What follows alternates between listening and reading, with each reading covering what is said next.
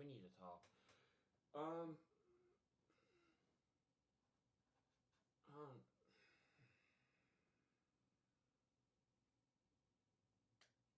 I'm not really sure how to start out these things anymore because I don't really have words. But dude, the world's getting crazy, man. The world is getting crazy. If you've seen it like in recent memory in the last couple of weeks, last couple of months, maybe even like after January, because January was like full of so much stuff. Like January was full of like so many crazy things, from the helicopters, the helicopter and the plane crashing over JFK to the rivers starting to blood to the cold. They said it was the coldest weather we've had in a long time. The drop in temperature to like 0 degrees, where it was like freezing cold temperatures. Um, and this year's been really crazy. Been like nothing I've ever seen before in my life. Tell you the truth. And and what else?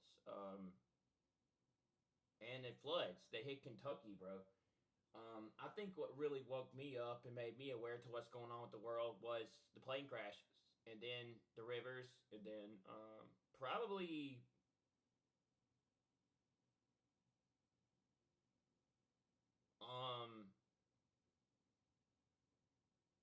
the floods in Kentucky, the massive floods that hit Kentucky, and the snowstorms that hit that pretty much did a lot of damage to the northern and north certain parts of Kentucky. Um, because my friend Trav, he was going through a lot of that. Like that night, I went to Best Buy that night to look for something, and then we went to Outback, and there was some massive weather that night, and he got hit by a bunch of snow, got pretty much lost power, had a bunch of stuff happen, and then a bunch of places got destroyed in Kentucky, and then the floods, and then and then what really made me interested in what really made me turn to start studying eschatology and prophecy. If you guys don't know, you don't know anything when it comes to writing. It made me want to start paying attention to what's going on with everything. Is it had to do with what was going down with the Middle East and Israel. When I saw that there was so much stuff coming, so much stuff unfolding in the Middle East in Israel, and that's supposed to happen in the end times, especially a lot of Revelation. It says a lot of the stuff is going to take place in the Middle East and around Israel. It's going to take place around the country of Israel, and not to mention, I watched something on the fact that the Antichrist is going to be the one involved with bringing peace to the Middle East. And I started seeing a lot of stuff really pick up. Probably around February, March, probably. Cause and everything. And then I started to try to get my hands on whatever I could read that was free. As far as eschatology, right? And everything. February had some really significant signs and stuff that's very biblical and very honestly very very significant.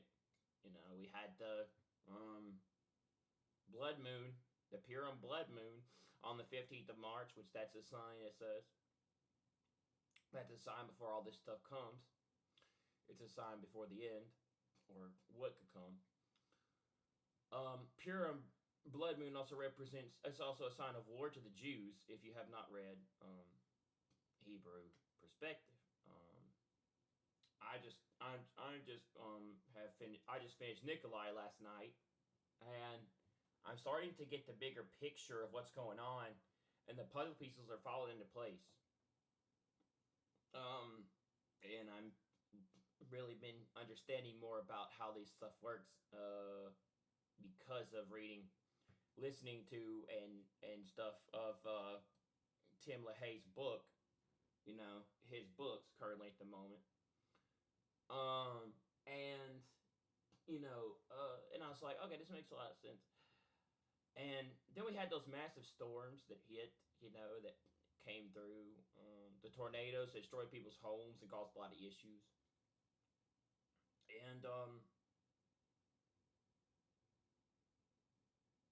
And it took place those 3 days, over the weekend, three days of sorry, the three days over the weekend.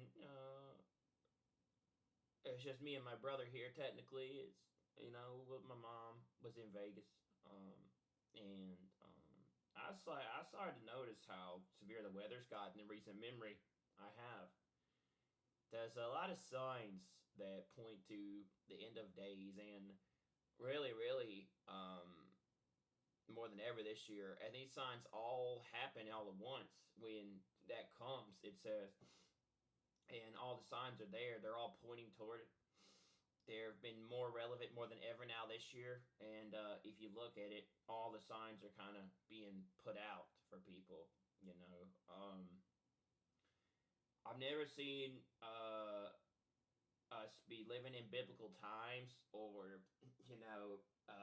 this stuff like ever, like I haven't ever seen before. I've never seen every, like, a lot of biblical stuff and can strive together. um and all these events happen like they have this year primarily. I've never seen us be living more in biblical times than ever, probably this year. And how all the events are unfolding, and a lot of people have been talking about the end times, the end of days, right? But it's more relevant now this year than ever. They've been saying that it's the last days for like a long time. I get that, but if you look at this year especially, it's more relevant than ever that a lot of things are happening that is in prophecy and biblical if you read it. And it's like it's coming to life. If anybody knows about the Daniel prophecy, where he's told to seal the book, shut up the word, seal the book till the time of the end, and people will go to and fro, and knowledge shall increase. That is happening this year.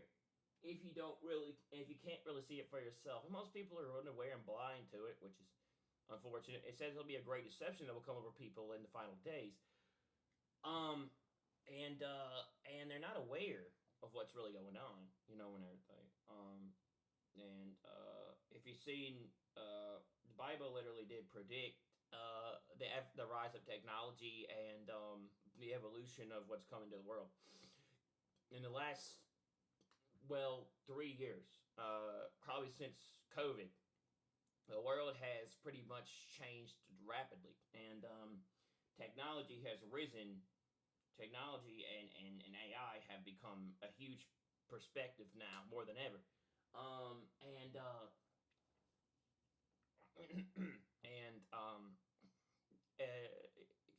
and technology and AI has grown rapidly, and we live in the most technological age we've ever lived in, probably this year in a long time. Um, I've never seen so much growth with technology and computers, and how stuff has evolved, and how powerful and everything's gotten, like I have this year. In the last 3 4 years, technology and the evolution of everything has grown rapidly. Has AI has gotten smarter, computers have gotten more stronger, everything's gotten faster, and to a point, technology's gotten so much more advanced. And not only that, but now you don't even have to wait for load times. You can just bring up something at the you bring up something you can bring you don't have to wait for load. You can bring something up with like the click of a finger or the perspective, depending on what you're doing. Don't even have to wait. Something comes up instantaneous. And nowadays, social media and the YouTube and the internet, you can get everything. Everything just is right there. You get everything right there in an instant. Through everything, news and whatever you're trying to look for. and everything. And look, you can really find anything you want to find with the search of a button or going to Google or Siri or Alexa or whatever. Smartwatches, like I said, all this stuff is in it is to make like the biggest rapid advances in technology. Google's Google's making the Willow chip, which a lot of people assume could be the microchip, could be a possibility of the future of microchip. The technology has gotten so advanced that I believe we're living in the Daniel prophecy. We're living in the times that it was told to Daniel. We're living in the time where Daniel was told to seal the book and shut the or seal the book till the time of the end. That has been revealed and has come about or has been made aware to people in the last 3 years. I think we're literally living in what was told to Daniel, pretty much. I think we've been living in that since COVID. I think this stuff has been revealed to people since COVID. Because and everything. I think that the stuff that we weren't supposed to know has come to life now. That was that God was told to Daniel to not be revealed until later. And everything. Not to mention, I think that say what you want about Trump, but he's being used for a bigger purpose for something. We don't know what it is, but he's being used for a bigger purpose for something, obviously. And everything. And then a lot of stuff has been revealed a lot now that Trump has been president or has been in politics for, well, like 3 or 4 years, practically, right? Well, not 3 or 4 years, but the last 2 times he's run for president. And this stuff that was once hidden is now been brought out into the public or has been revealed to people, including the U.S. citizens. America is being told this stuff. It's now coming unfolded like never before. Daniel has the stuff that Daniel was told is now being told to the public, is now being represented, now being shown to people. Kind of things that they were once supposed to know, and everything. I do believe that COVID woke a lot of people up and made them aware of what's going on in the world and what they're doing. And I think that was a lot of it. That was God. I think God was trying to warn the world or tell them what's coming, that there was something bigger happening. If COVID didn't make you see things, if COVID-19 or the pandemic did not make you see what's really going on with stuff, then you're not aware of what they're doing. It comes to and everything. You're not. You're not aware of what's coming or what they're doing. That COVID did not make you understand what was really going on with things. And everything. And COVID has pretty much, so much stuff has changed in the last couple of years. COVID is pretty much was the beginning of everything, and it pretty much put everything into place. I think the Daniel prophecy is coming to life that was told to him. People have gone to and fro. Knowledge has increased rapidly in the last 3 or 4 years. Technology has got so advanced. You can pretty much know everything at any time from the internet, social media, and YouTube, and other sources.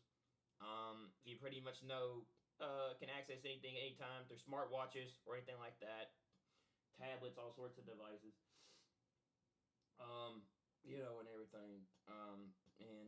The advancements in AI technology. Now you don't even really have to put in a code for your phone. You can just scan your face and boom, you're in your phone, which I think is scary. That's why I don't use it.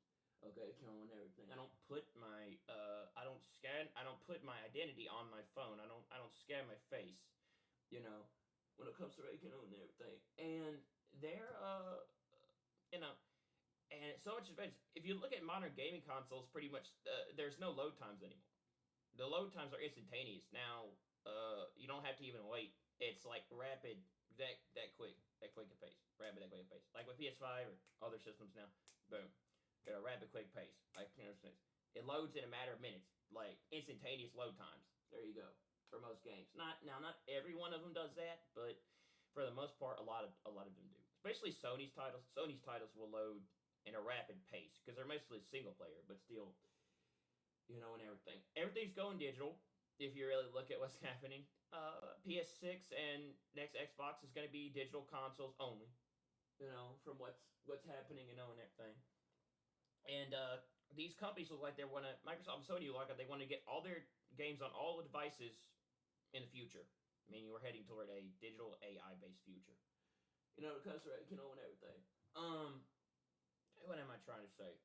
What was told to Daniel is now being revealed to people that have discernment and can see it. What it says in the Bible as the chosen ones are the elect, or the prophets, right? The ones that have the idea to know, and everything. We see it. Some people don't see it. Unfortunately, we see it because we're able to know, or we've been through it and we know what's going on with everything. Okay, but most people I don't think are aware to the bigger concept of what's coming for them in the future, or what's coming possibly, and everything. We see a lot of it. Okay, and everything. And phones are now becoming extremely like intelligent with AI, and stuff, and smartphones are becoming like smartphones are becoming like so advanced that now you can literally play games, like you can literally play games that were meant for a PC or a console on phones. Like AAA or like these big blockbuster like graphical titles you can now play on mobile phones, and everything. And how these things are just becoming rapidly like rapid it's becoming rapidly uh more advanced and stronger. I don't think I've ever lived in a day and age like I have in recent years, or in the last couple of years, or today, where things have gotten so advanced and smart and rapid, and technology and stuff has increased at a rapid pace like it has in recent years, and everything, and how everything's just become so advanced. I'm 27, and I'm pretty much, well, I mean, I grew up in the 90s, bro, and everything, and I was born in the 90s and lived, from the 90s to 2000s to now. I've seen a lot of things in my life. 27. Um, Not a lot of things surprise me anymore, but like I think it's like AI, like I've seen a rapid technology has advanced so much in recent years, like has advanced to where it's become so strong and so smart and so like so advanced that I do think we're getting to a point where we might be reaching maybe the end, where human beings are going to be not here on this earth anymore. They're not going to be.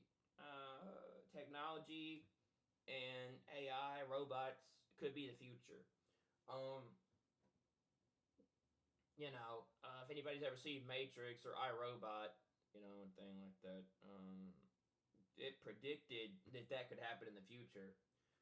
Um, what am I trying to say? It's like we just live in such a technological age. We do that. Now robots are pretty much becoming the perspective of humans, because and everything. Now, all we got to do is just go to Amazon Alexa, or you know Chrome, or Microsoft Assistant, or Microsoft, or Cortana. Does anybody remember Halo? A long time ago, I don't know if it's just me, but does anybody remember Halo, and how like Halo was a very interesting concept of a futuristic perspective into the world?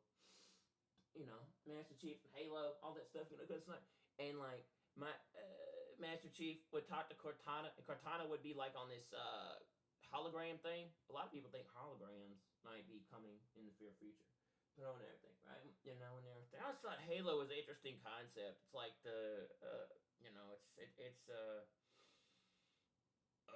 looking back on it, I think Halo had something to do with uh, the end of the world. Um, stuff taking over the earth. The stuff, um, just fighting back against the earth. There's also hell divers, right? And I've looked at that game now, and I'm like, wow, that game is, the last couple of years they've been not shy about trying to, you know, put things into perspective with the end times. No, they haven't. No, haven't. They're never shy about revealing their plans and doing all this stuff and revealing this stuff and corresponding with the Daniel prophecy. And now look at it like, oh yeah, this is it. Games now even have elements in them to make you look at it like, yeah, they very well could be making stuff that's similar to the end times or similar to perspectives, like they know it's going. Yeah, Helldivers talks about a time where there are creatures and all sorts of stuff in like, massive destruction and things and all sorts of stuff on the earth, and they're fighting against these things, and it's this big massive war, and it's like they're living in hell. Yeah, they're living in hell. In other words, they're throwing it right in your face that they know what's coming, and even they acknowledge that the end times could be here eventually, or it could be here possibly this year or pretty soon, and everything, right? It could. They made a game on what I believe is tribulation. Now I'm not saying that for a fact, but that's just me. They made a game based on tribulation, and I guess I didn't really understand it then, but I do now. And Helldivers is supposed to be the end times. It's supposed to be Armageddon, basically. It's supposed to be apocalyptic world. And everything. And if y'all noticed, they've really made a lot of apocalyptic shows in recent memory in the last couple of years. It's like they know that, it's like they've been preparing for this, or they know what could be coming, and everything. If you really look at it, the post-apocalyptic, yeah, Helldivers is basically tribulation. Really think it. So it's like they kind of know that that's coming to the world pretty soon, and everything. And the bugs and the bugs and all sorts of stuff and things on Earth, those are demons. Those are like demons, like locusts and all sorts of stuff. These things that fight us military. They're they're demons, and everything, and all sorts of stuff, and stuff that tortures the earth, and everything, and it's just this massive fight against these things, but like it's not what people think. And the thing is, if you play Helldivers, there is a flag, which is weird. They literally, like they predicted this or something. There's a flag where that showed a symbol, and on that flag, it looked like Donald Trump in that game. Now, I'm not saying that's a fact, but it's all. There's a the Helldivers. What's interesting about that game is I did want to play it, but I never have. But I thought it interesting concept. The game is basically the philosophy of the game is we're basically fighting for democracy. We're taking back democracy. We're fighting for democracy. Okay, when it comes to we're fighting to restore democracy to the world, and because there is because in the end times it talks about there is a complete global takeover by somebody in the future. Because and everything, right? And in that time, that's going to lead to the 7-year tribulation and hell upon the earth. And everything. Not to mention Ubisoft is doing the same exact thing. See, these people are beginning to mock and make fun of and, come out, like, reveal this stuff because they can't hide their agenda anymore. They're starting to tell you what they're really doing, and everything. They made a game. They made a game based on the life of Jesus Christ. They did, and that's true. That's honestly a true thing. Go look it up, and everything, right? And everything. They made a game called Hexy, which is basically based off of witchcraft and some other shit. They're not hiding this stuff, bro. And everything anymore. It's being revealed. They can't hide it because in the last couple of years, people kind of know what they're doing. But yeah, Helldivers is pretty much a concept of a post-apocalyptic final day scenario, or where the earth is overtaken by bugs, creatures, demons, whatever you call it, and they're fighting back against these things, and there's a massive war, and these things are trying to kill human beings and torture people and all sorts of stuff. And that is during the tribulation, unfortunately. That's what people don't understand. That is accurate. They're beginning to actually make things based off of biblical principles now. They're beginning to take stuff in prophecy and the Bible and actually take and make it now. They know that they don't have much time left, and they know that pretty much this world's about to change. And so they're beginning to show you what they're doing. They've been hiding it for years, but now they're like, right. It even says that Neil Druckmann is mocking beliefs in religious philosophy. The Last of Us Part Two is actually mocking the and everything. All right, so it's actually making fun of that, and everything. Also, Last of Us Part Two is a post-apocalyptic world, kind of similar to COVID or the end times where all this stuff comes upon the earth, including zombies and all sorts of stuff. So like, yeah, they're beginning to not hide it anymore. I've never seen like in recent years how they literally don't hide stuff anymore, and they just throw it in front of your face, and they literally just reveal it. They just show it to you. Now they're literally putting it out there for people to see. It's no longer hidden. Now people know what it is, and they can't do it. The woke agenda and all these other things that are coming about. Dude, I've never seen in the last couple of years how much everything has changed and how much now they pretty much do not give a damn anymore. They do not hide it. They don't care. They do not care. They don't care. It's blatantly thrown in your face, and like they literally like let you know, and everything what they're doing. They don't care, and they're showing what their plan is. MLB has pretty much announced. All right, get this right. I know I can't upload this for 14 days, but get this right. Hold on a second.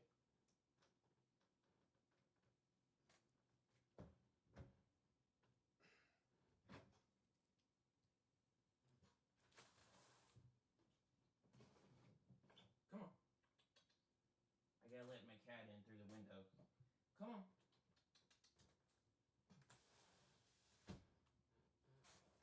Alright, get this, right? MLB is pretty much now accusing the Yankees of cheating, even though the Dodgers cheated in the World Series back in 2024, right? And it was a political agenda. Everyone knows this. Okay. If you're gonna shoot the former president, well, you have a former agenda, right? Obviously. But 2024, in my opinion, Dodgers cheated. In my opinion, of course, you don't have to agree with me, Again, it's my channel. But still, okay. I believe that game was set up for the whole time for LA to win. I believe it was rigged from the point that they started this World Series. And it was against the Yankees from the beginning. Now, I'm a Yankee fan. I could be biased, yes, sure. When it comes to and everything. But I've been waiting for them to win a World Series for years. That's beside the point. But yeah. Okay, and everything, right? There's a bias. Okay, and everything. Biased. It's a bias, basically. They're basically, it could be biases. Okay, I think we got a lot of bad calls, and I think that they rigged that game from the start for LA to win, because again, it's political. Everything's political nowadays. As Eminem said, it's all political and sing from the moment back a long time ago. That's why I like old M compared to modern M. Okay, because and everything. He was not afraid to tell people the truth and speak out, and that's why they hated him for it. A lot of people think that, they killed him, they cloned him, and now he's a former puppet. Now he's a puppet of the Hollywood elite, or the elite that run the world. All right, now let me tell you something, man. Here, okay, basically, he died. He died in a car crash, so they cloned him. They got rid of the old Eminem and replaced him with someone else.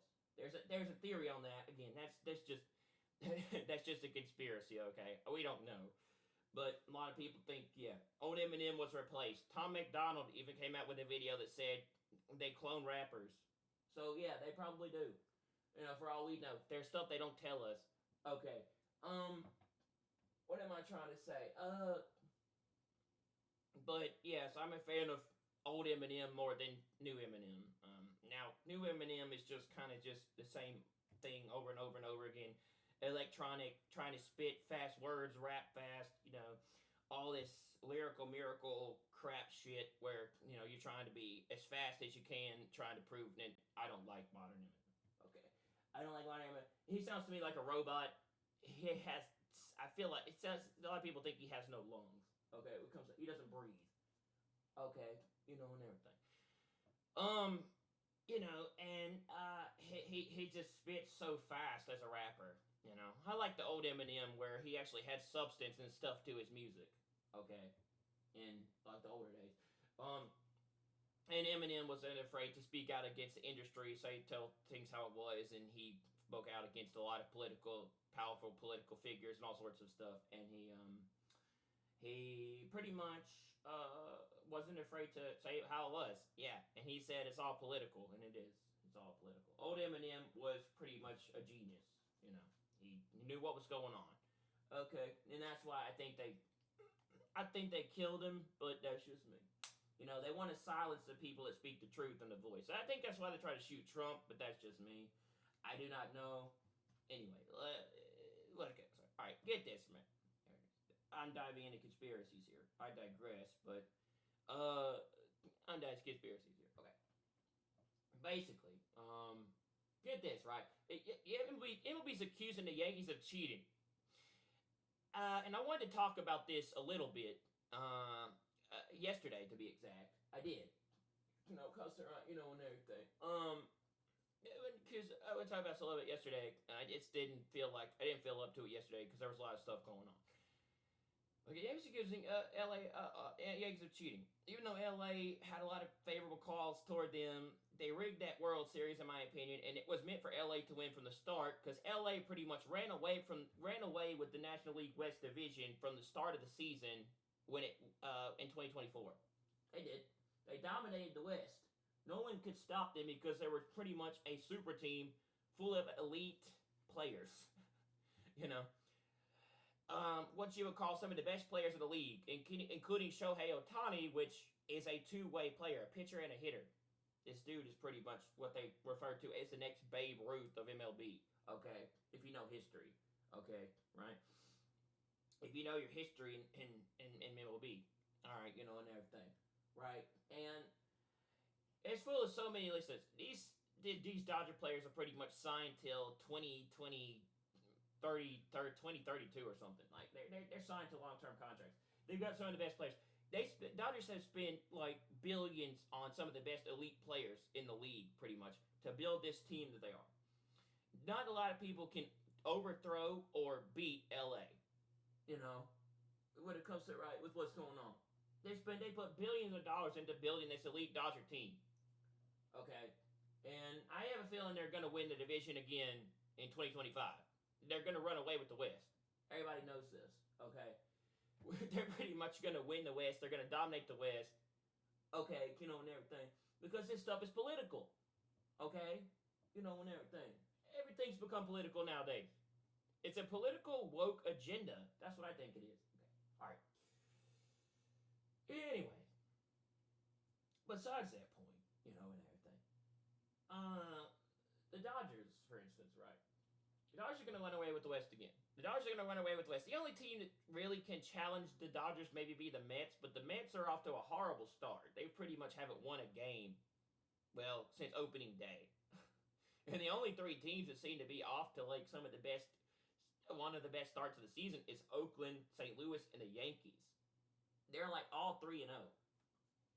So, and everything, right? So like it's just, and if you look at this, right, the they're accusing the Yankees of cheating when they put billions of dollars into building a super team with LA. That probably will not be beat for years to come. Man, more than likely will not be beat. Mostly will not lose a lot of games even this season. It comes right, and everything. And again, LA is a Democratic state, right? It's a blue state, so yeah. It always has to do with political stuff, man. Again, listen to me here a minute, right? I may have a point. A lot of people don't want to listen to me when I have a point. Okay, so what is it? So what's up happening here is, and I honestly think that Freddie Freeman grand slam walk off in Game One was rigged. They gave him that pitch to hit. They did. They gave him an easy pitch to hit for a walk off. I believe that was rigged. I really do. You know, Freeman was hurt that night, and you gonna tell me that he somehow came in and pulled a Kirk Gibson from 1998, 1988? Does anybody remember? I was literally watching. I really found this stuff the other day. I was looking on the website. I was looking up, trying to find. I was interested for some reason, and trying to find, you know, stuff. What was it? These dates, like dates in baseball history. I was trying to find like dates, like what happened on this date with baseball history, and I found across a website where they literally let you access or have ability to the archives of classic baseball and some of the moments in history, and some of the week, some of the, and on a certain day it would tell you what happened on that day. And it also gave you some. It also lets you listen to some of the classic games from the league and everything. Right? If you play this, and I came across Gibson's 1988 home run where he supposedly hurt himself. He injured his leg or he did something in the season. I was like, that's exactly like Kirk Gibson's walk-off home run. And everything. I was like, are you telling me that they replicated that shit? And everything, right? And stuff. And I was like, okay, and everything. And I know my history when it comes to Major League Baseball. I've been watching it for years. Years. I've practically grown up on it. Okay? I have all the books. I played all the I've played all the MLB The Show games, and I know, like, a lot of the history. I went to Cooperstown. Well, I was just thinking about this the other day when I came to it, right? I went to the Cooperstown Hall of Fame, when my dad was still alive. We flew to Newark, New Jersey to go to the Cooperstown Baseball Hall of Fame. So, because, and everything.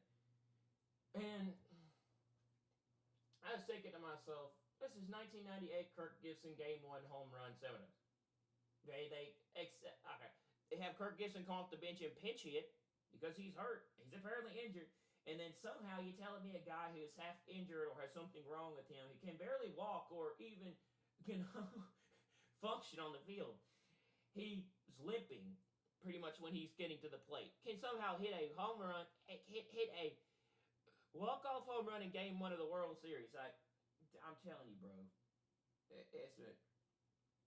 Freddie Freeman got hurt that night.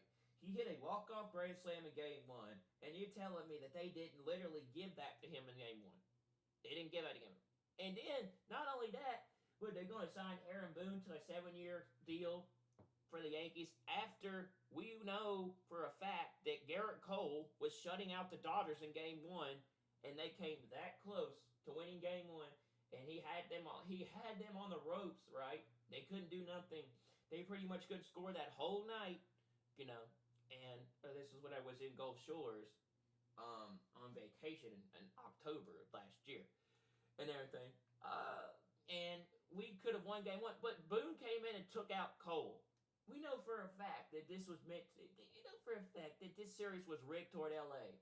Okay? And if it didn't explain to you that a lot of stuff they do is rigged, concerning other things, look at the Super Bowl game from this year. And look at how so many people put down billions of dollars on, let's just say, the Kansas City Chiefs in Vegas. They betted. So many people betted on KC, right? And everything, to win. Eagles won that game. And do you know people lost millions, billions of dollars betting on, putting down money on Vegas? People lost a fortune back in February on that stuff, bro. And everything. People were pissed that they lost, like, billions on going with the Chiefs. I honestly think they tell you stuff, they tell you things, or you think and then they literally flip it. They pull the carpet out from underneath you, not knowing what's going to happen. Okay. But I don't know. Their agenda in the last couple of years, it's been hard not to know, or for people not to be aware of. In the last couple of years, it's kind of been hard for them people not to know what they're doing, and that's the reason why I think we're getting to a point where the world's going through a shift. Anyway, I'll get to that in a minute. Okay, all right. So, yeah. Anyway, Freddie Freeman's grand slam, you telling me, was kind of similar to Gibson's 1988 walk-off home run with the Dodgers. It was. And he was also, and this is Freeman, and this is Freddie Freeman with the Dodgers. Okay. All right. Both of these dudes have been the only two people in history to come off to hit a walk-off in Game 1 of the World Series while injured. Or injured. He was injured, because and everything. And you're gonna tell me somehow he came up and was a hero of this shit without them doing something to make him hit it? Because and everything, right? Yeah. Like, you telling me that they didn't literally give him that game? I think they did. Because then Dodgers went on to come back and win when the Yankees were all like, And then Shohei Ohtani, right? Game 2. He got hurt, right? He got hurt too, and he was out most of the series. And you gonna tell me somehow, some way, they managed to win after he got hurt? Okay, and everything. When he's one of their best players. So, and everything, right? And Ohtani's probably one of the best players in MLB currently today, in modern MLB. Maybe next to Aaron Judge. Aaron Judge is, like, probably one of the best players in the league by far. Okay, because, right? Especially on the Yankees. But Ohtani, you gonna tell me that he didn't do a lot in that series though. But for some reason he managed to come back. So the Dodgers really didn't get a lot of offense except for Freeman and certain players. And you're gonna tell me that somehow they won that series by far, hands down. It wasn't rigged. They didn't have it in favor of the Dodgers, and we got unfavorable. Sorry, we got a lot of bad calls, and we got treated unfairly and biased, and we pretty much got screwed out of that World Series for the first time. This first time we've been in the World Series in over a decade, since 2009, and you're gonna tell me, oh, okay, we somehow got screwed out of that World Series. And I think yes, I still think since last year we should have been the better team to win. In all honesty, on paper, we were better than LA combined. Not to mention we had Juan Soto, one of the best players, probably one of the best, or if not one, probably the best, or not probably one of the best, or probably might be up there as one of the best players in MLB.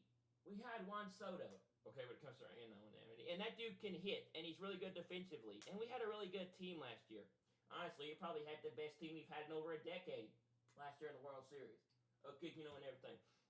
We were stacked. We were evenly balanced on all sides. We pretty much, in all honesty, had one of the best teams we've had in the league in years. If I wouldn't say that for a fact, okay, when it comes to it, right? Meaning that Soto played a major factor in helping us get to the World Series. Everybody knows that, right? But still, what am I trying to say? The Yankees, for instance, right? They were evenly balanced on all sides pretty much. And that was it. And last year was a year where they pretty much didn't have hardly any injuries. And they were pretty much healthy most of the year. And they made a massive run, winning the East and the World Series. We had probably the most evenly balanced team we've had in a long time, including we had a great pitching staff and really good. We had a great pitching staff and a really strong bullpen going into that World Series. You're telling me that we weren't, that there's no way we couldn't walk away with that win or take that. And I still think, yes, I think we should have won it. And I still think we were better on paper, when it comes to it, right? And I still think, and going into that series, Dodgers had a lot of injured players compared to us that were healthy. And we were better. We were better, but LA they pretty much made it, they rigged it or made a lot of unfavorable calls, or they did a lot of things to have LA win. They didn't have a lot of healthy players. That's why they had to that's why LA had to rely on Freeman and Ohtani to carry them in the World Series. It was pretty much Shohei and Freeman that did most of the offense for the Dodgers. Now you had Mookie do some stuff, and then there were some couple of other players, but most of it came from Freeman and Otani. So it comes to and everything. Most of it really came from Freeman, if you think about it. That's why Freeman won MVP. But seriously, honestly, think that series was rigged. But yeah, and everything. And everything. And so many Braves fans are still upset to this day that Freeman went to the Dodgers from the Braves. They think if they wasn't, they think that shit was rigged. In all honesty, for Freeman to go to LA, and that it was all played out like that. Scott Boras messed up, made a mistake in Freddie Freeman's contract with the Braves, and he went to the Dodgers. But Freeman said he wanted to stay in. Freeman said he wanted to stay in Atlanta with the Braves. And then there was some other stuff that happened with Otani and the Angels too. That's why Otani and Freeman ended up on the Dodgers, because there was like contract disputes. But money talks, bro. And obviously, when money doesn't get past, when money doesn't work in the MLB, the players split. So it comes to and everything. So like that's what ends up happening. Anyway, that's serious. Okay, so what I'm trying to get at here is when I say World Series, right? When I say that I think the series was rigged, and MLB favors the Dodgers, right? In a lot of ways. And I think that really it's funny that MLB is now being hypocritical about this stuff when clearly they cheated and they had LA win. And let's not forget 2017 Houston Astros sign stealing scandal that they refused to admit to, that they didn't do nothing about, that they let happen for, let me think, about 3 years until COVID happened, and then they threw that shit out with the film. They threw all that stuff out. They threw all of that. They threw all that apparently they said that MLB got rid of all that film footage and all that stuff that happened with the game. They threw all the sign stealing footage out after COVID. It's like after they had this massive event come to the United States, they got rid of all that footage, because guess what? They're trying to reset everything.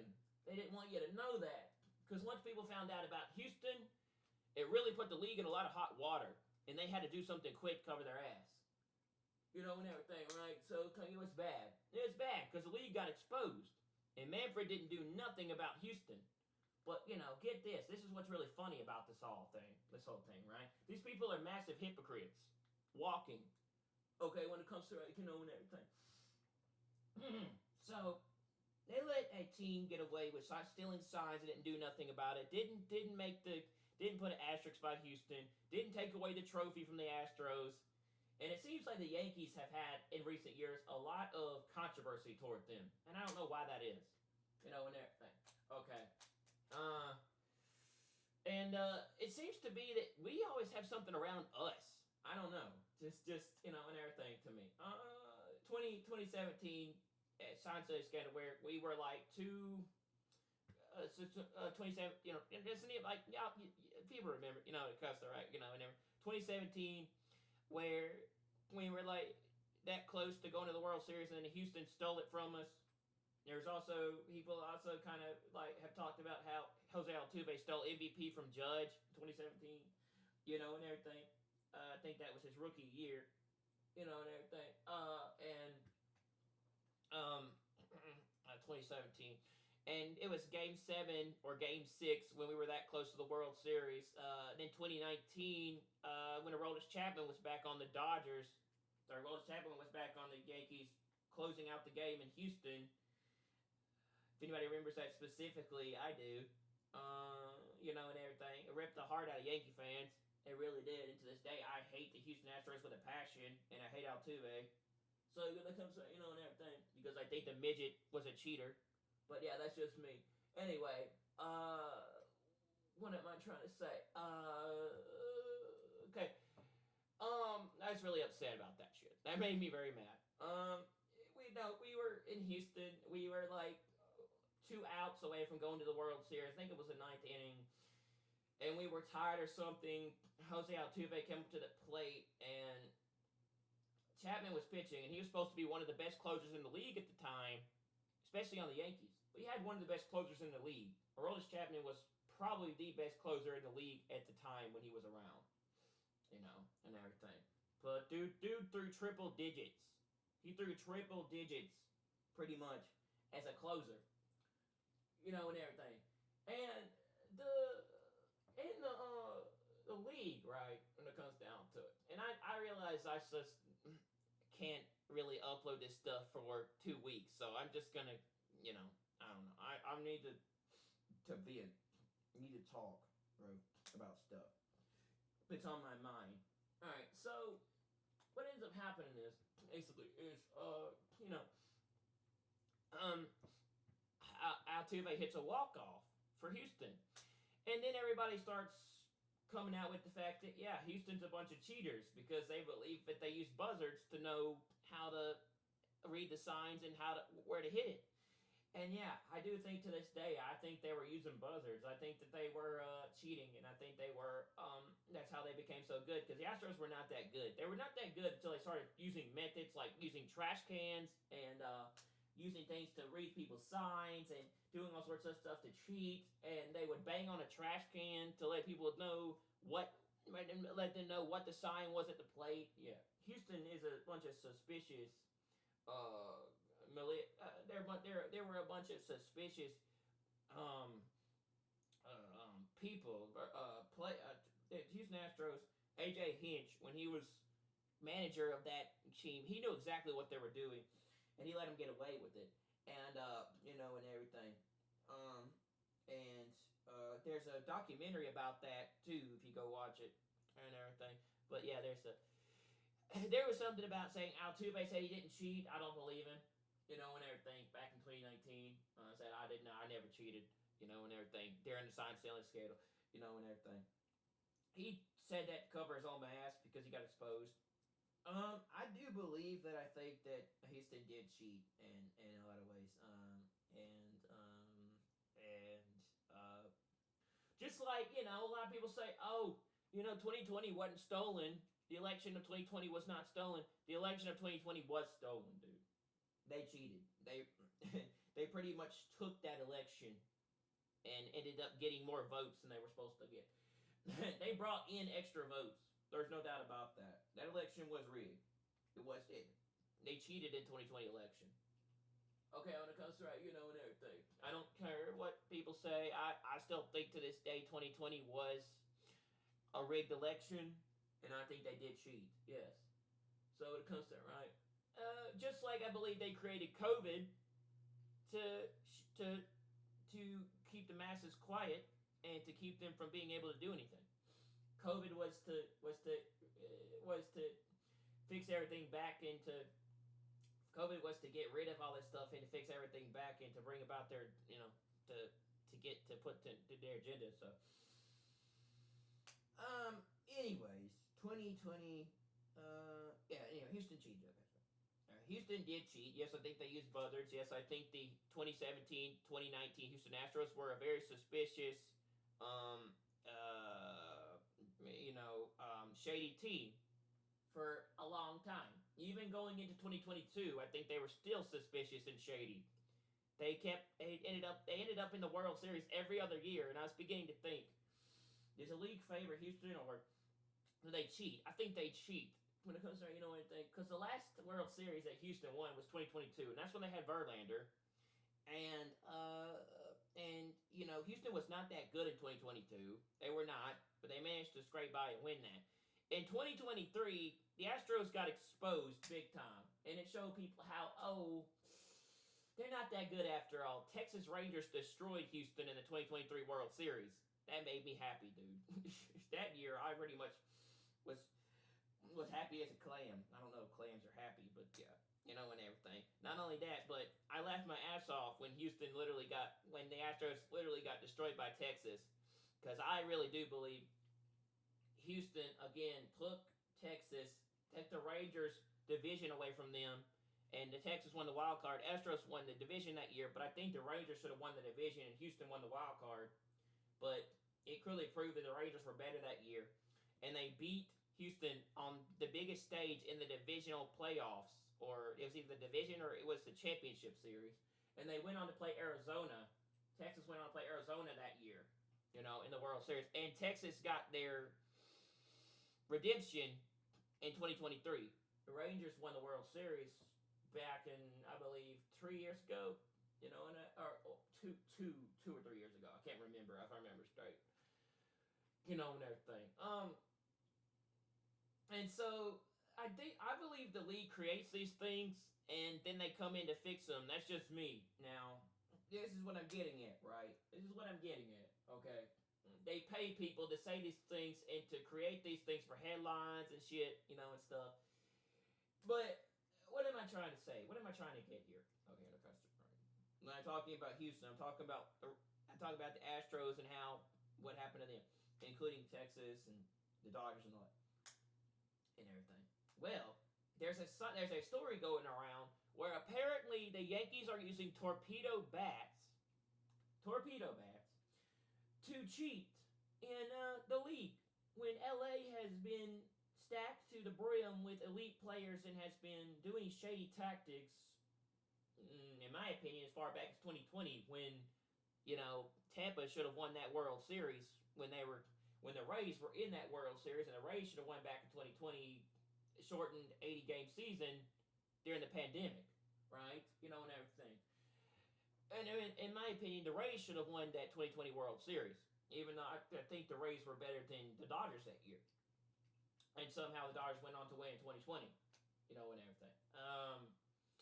And stuff. And, and the Dodgers have been doing shady stuff since like 2020, all the way probably to 2024 and beyond. And the World Series was rigged, and MLB rigged it, and the Dodgers pretty much had favored throughout that whole series to win that series because MLB pretty much made it. They rigged it for them to win the 2024 World Series. The Dodgers were favored to win that series going into it pretty much, and if you look at the odds, you look at the betting odds, you look at the Vegas odds, you look at the odds for the World Series, the Dodgers were pretty much the team to win the World Series all along. And everything. Or if you really want to look at it from the standpoint, it says the Dodgers were highly favored to going into that World Series to win it. All along. They were going to win it, and everything. I think they had them possibly even being up there as the favorites to win again this year. And it's like, when you look at it, right, and they were like highly favored. Okay, so you're gonna tell me that MLB did this last year too? They did this last year. They did. They got upset at the Yankees, and I got upset, and they feared and they worried that the Yankees were again becoming a really good team. They were becoming hot. They were becoming the best team in the league. They were like dominating the East. They were like the best they were the best team in baseball again. And MLB feared and were scared and afraid. MLB did not like the fact. And MLB did the same thing with the Yankees last year where they were getting worried and upset and nervous about the fact that the Yankees could beat LA. They could beat the Dodgers, and everything. And MLB accused the Yankees again last year when they had Soto. They didn't want them getting Soto, because, and everything, right? When the Yankees got Soto, that's when the league started to kind of get a little bit the league started to change their mind about the Yankees, and there was this whole controversy around Soto when the Yankees got Soto, and everything, right? And all this stuff. And they did the same thing last year. They was like, oh, Yankees cheating. They can't be this good. There's no way they're just laying the league. They got to be doing something to exploit the league and mess with the season, all sorts of stuff, and do all these things. And that's why they're being so good. That's why they're so good, and that's why they're able to do this stuff. No, dude. MLB never wants to admit that we have a good team, we have good players, and we probably have the team good enough to make another run, possibly even make the World Series. They don't want you to know that, dude. And everything. They don't want you to know the Yankees probably have a good enough team and have rebuilt themselves after the World Series into another contender, possibly even to go further than the division. That they pretty much rebuilt their team with new players and better players since the World Series. And everything. We've got Goldschmidt, we've got Bellinger, we've got Jazz Chisholm Jr., we've got a lot of really good hitters, despite the injuries. We got a lot of injuries, yes. But despite the injuries, we have a really good team, and we still have a lot of healthy players. And Aaron Judge is just a good hitter in general. We know that as a Yankee player, as Yankee fans, okay? We know that. We know Judge has been one of the best players on the team for years. Okay, and everything. So for MLB to come out and accuse the Yankees of saying they're cheating and somehow they've won a lot of games and playing really well is, dude, did people watch spring training? MLB are hypocrites. They're never going to admit to this, but they're hypocrites. Did y'all watch spring training and how many good players we have in the minor leagues and prospects and a lot of young talented players? Do you see how many young talented players and how many talented players we have that are really good? A lot of them can slug the ball and hit. A lot of them are home run hitters and power hitters, and not only that, but we won more games in spring than we lost, even with the injuries. It comes to and everything. And despite the injuries and losing Cole, we still did pretty good. And everything, right? And it's just funny to me when you look at it that when you get down to it, the Yankees were still slugging the ball. They were still hitting home runs, and they were still hitting a lot of home runs and slugging the ball, even in spring training. You know, Austin Wells was off to a hot start in spring. Jazz Chisholm Jr. was hitting very well. Volpe was doing pretty good. Judge didn't really do a lot until, opening day recently, and everything. But, the team was looking pretty good in spring, so it's like, I don't know how you can accuse them of cheating. Now, yeah, people are going to say, well, it's not possible to hit 9 home runs in one game. That's not possible. That's just not realistic. That's video game numbers. It'll be the show numbers. There's no way. You can only do that in the show. And yeah, in a sense you can. Sure. Okay. Yeah, that's right. It's not possible to hit 9 consecutive home runs in one game. They got to be doing something to cause that. That's never been done in the history of Major League Baseball. Well, if you go back and you look at the history of MLB, there's been a lot of things that never said would be done that have been done. It comes to, and everything, right? Including the fact that Reggie Jackson's 3 home run game in the World Series back a long time ago with the Yankees and so on. I could go point to you the record book of how many things have been broken in MLB that they literally said have never been done. When it comes to it, right? Could point to the track and everything. There have been 4 homer games. There have been 5 homer games. There have been players that have actually done things that just aren't possible or realistic on paper. Okay.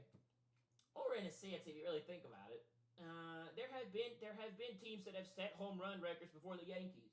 Okay, and everything, and have done things. And to a degree, Joe DiMaggio's hitting streak that he had back a long time with the Yankees, this 62-game hitting streak, it's never been done. It will never be done again.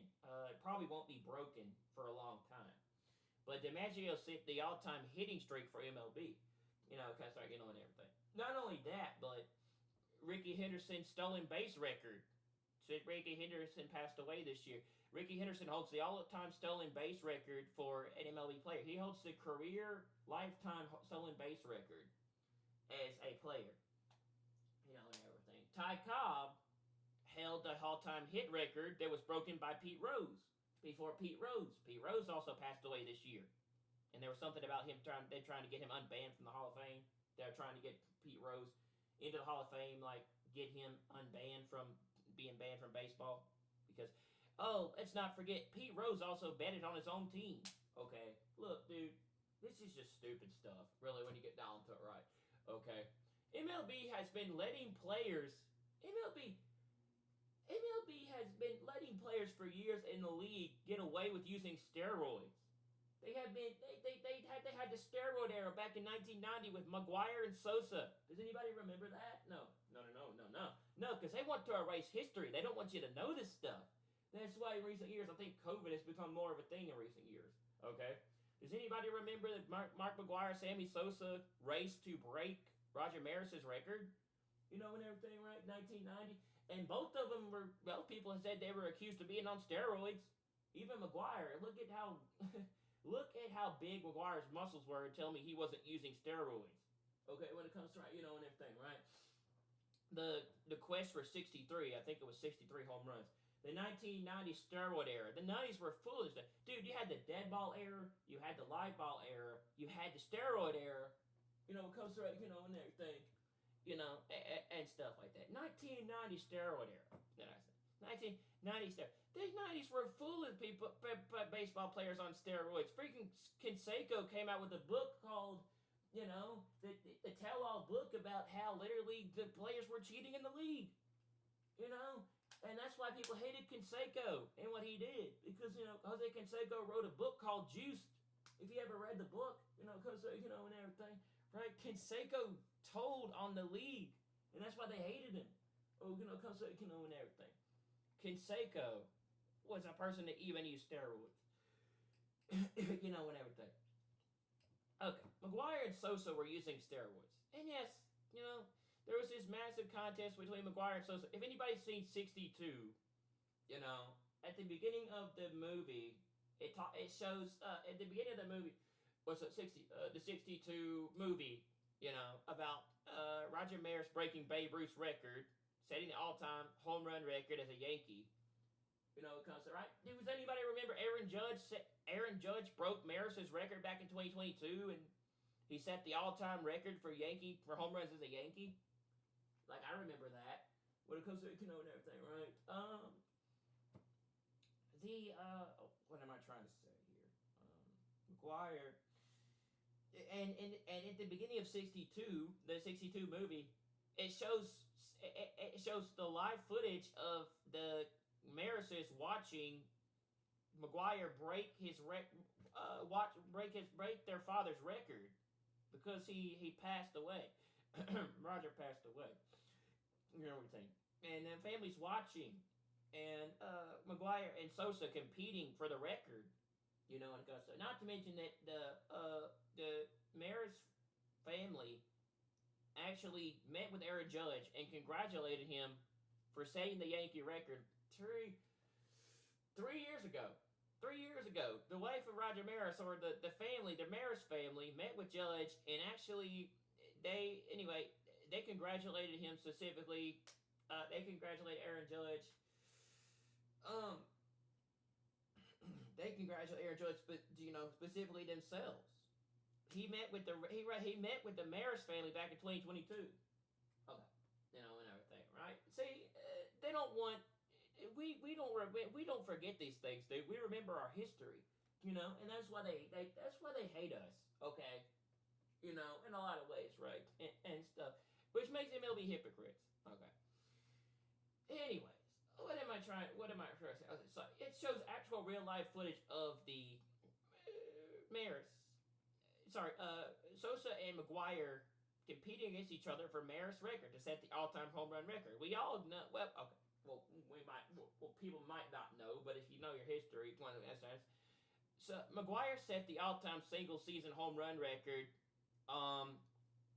He set the single season home record with like 73 or 72 home runs, something like that, all time. He basically was the new home run leader after Maris. Okay. And then not only that, but Barry Bonds broke Hank Aaron's record before he died. If you even want to say that he broke it, I think Bonds was a cheater, but that's just me. Bonds was on steroids. There's a book, too, called, In the Shadows. Yeah, they don't want you to know that, do they? Because they're not. In the Shadows, the history of Bonds and Balco. Go read that book. Go read Balco. It's talking about his trainer, Victor Conti, giving him stuff to boost his perspective while on the freaking San Francisco Giants. Bonds, using steroids, somehow setting their all-time home run record, over Aaron. Aaron... Coincidence, I think not. Hank Aaron passing away from fucking COVID vaccine, and saying it was okay. Yeah, these people lie, bro. So, comes and everything, right? Bonds, setting the all-time home run record for, the all-time home run record over Aaron. He broke Aaron's record. Whether you're going to say that he cheated to do it and use steroids or not, people think he was on steroids when he did it. Bonds was just way too strong and powerful when hitting that everyone in the league was afraid of Bonds, so they chose to walk him because they didn't want to face him. And everything, right? Bonds led the league in walks when he was in the major leagues. Okay? Bonds led the league in walks when he was literally a major league player, bro. He was. led the league in walks. Okay, um, and stuff. You know, also Barry Bonds. People don't know this, but this is actually an interesting concept. Barry Bonds is the only player in the history of MLB to go to a World Series and not win it. Bonds never won a World Series. He was like one of the best players in baseball those years, especially when it came to hitting home runs, and he was probably one of the most biggest threats in all of MLB in his time when he played in his career. And yes, he hit 733 home runs. I think was the record that he set. Yeah, he chased Aaron all the way for years. Okay, and he broke it. 700 so Hank Aaron's original home run record was 715. 715 home runs. Bonds pretty much surpassed that and more and set a record that probably will never be broken. The only way it's going to be broken is if you pump yourself up with a shit ton of steroids, which he did. Okay, and everything. All right. And Bonds cheated. And people think to this day Bonds did cheat. There's no way. Even his own fans think he cheated. They threw steroids on the field and all sorts of stuff. And they said Barry's a cheater. If you watch the 2006 Sports Center DVD, which I have, it talks about Bonds and his own fans accusing him of being a cheater. Then Barry being a cheater, throwing a freaking needle on the field or a sign, it comes right, and everything. Barry's a cheater. At the same time, when Barry was chasing Aaron's record and doing all this stuff, bro, a book came out called League of the League. I can't remember. I read it. A long time ago. Okay, I've got a lot of books on Major League Baseball and the history of stuff. I've studied it. I've read it. I grew up from a young age reading about the league in Major League Baseball, and I've read a lot of sports stuff. I did my research, bro. Anyway, the other thing I realized is Bonds comes to right here and everything. It was called the League. Anyway, something Shadows. I forgot what it was called. And it was talking about Bonds and his steroid use, his trainer Victor Conti, and a bunch of other stuff. And Balco, which was huge, bro, when it comes to it, right? There was a documentary that came out not too long ago about the Patriots and what and the more in-depth detail into Tom Brady, Bill Belichick, and what was it? Robert Kraft. It's called the Patriots. It's called the Dynasty. It's on Apple TV, or you can watch it for yourself about why Brady left New England to go to the Buccaneers. All right, and everything, right? Anyway, how all this stuff has everything. Okay, so how all these things are all in common, basically. Okay. Anyway, Barry cheated. People kind of assume that, and everything. Hank Aaron hit 715 home runs.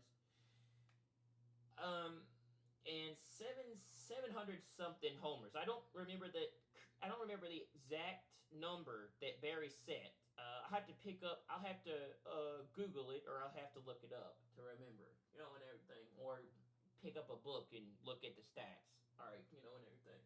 I don't remember, but Barry pretty much had to set a home run record. Okay, people would sometimes when people talk to me, they think I'm a walking encyclopedia. So yeah, all right, but the thing is, when Barry kind of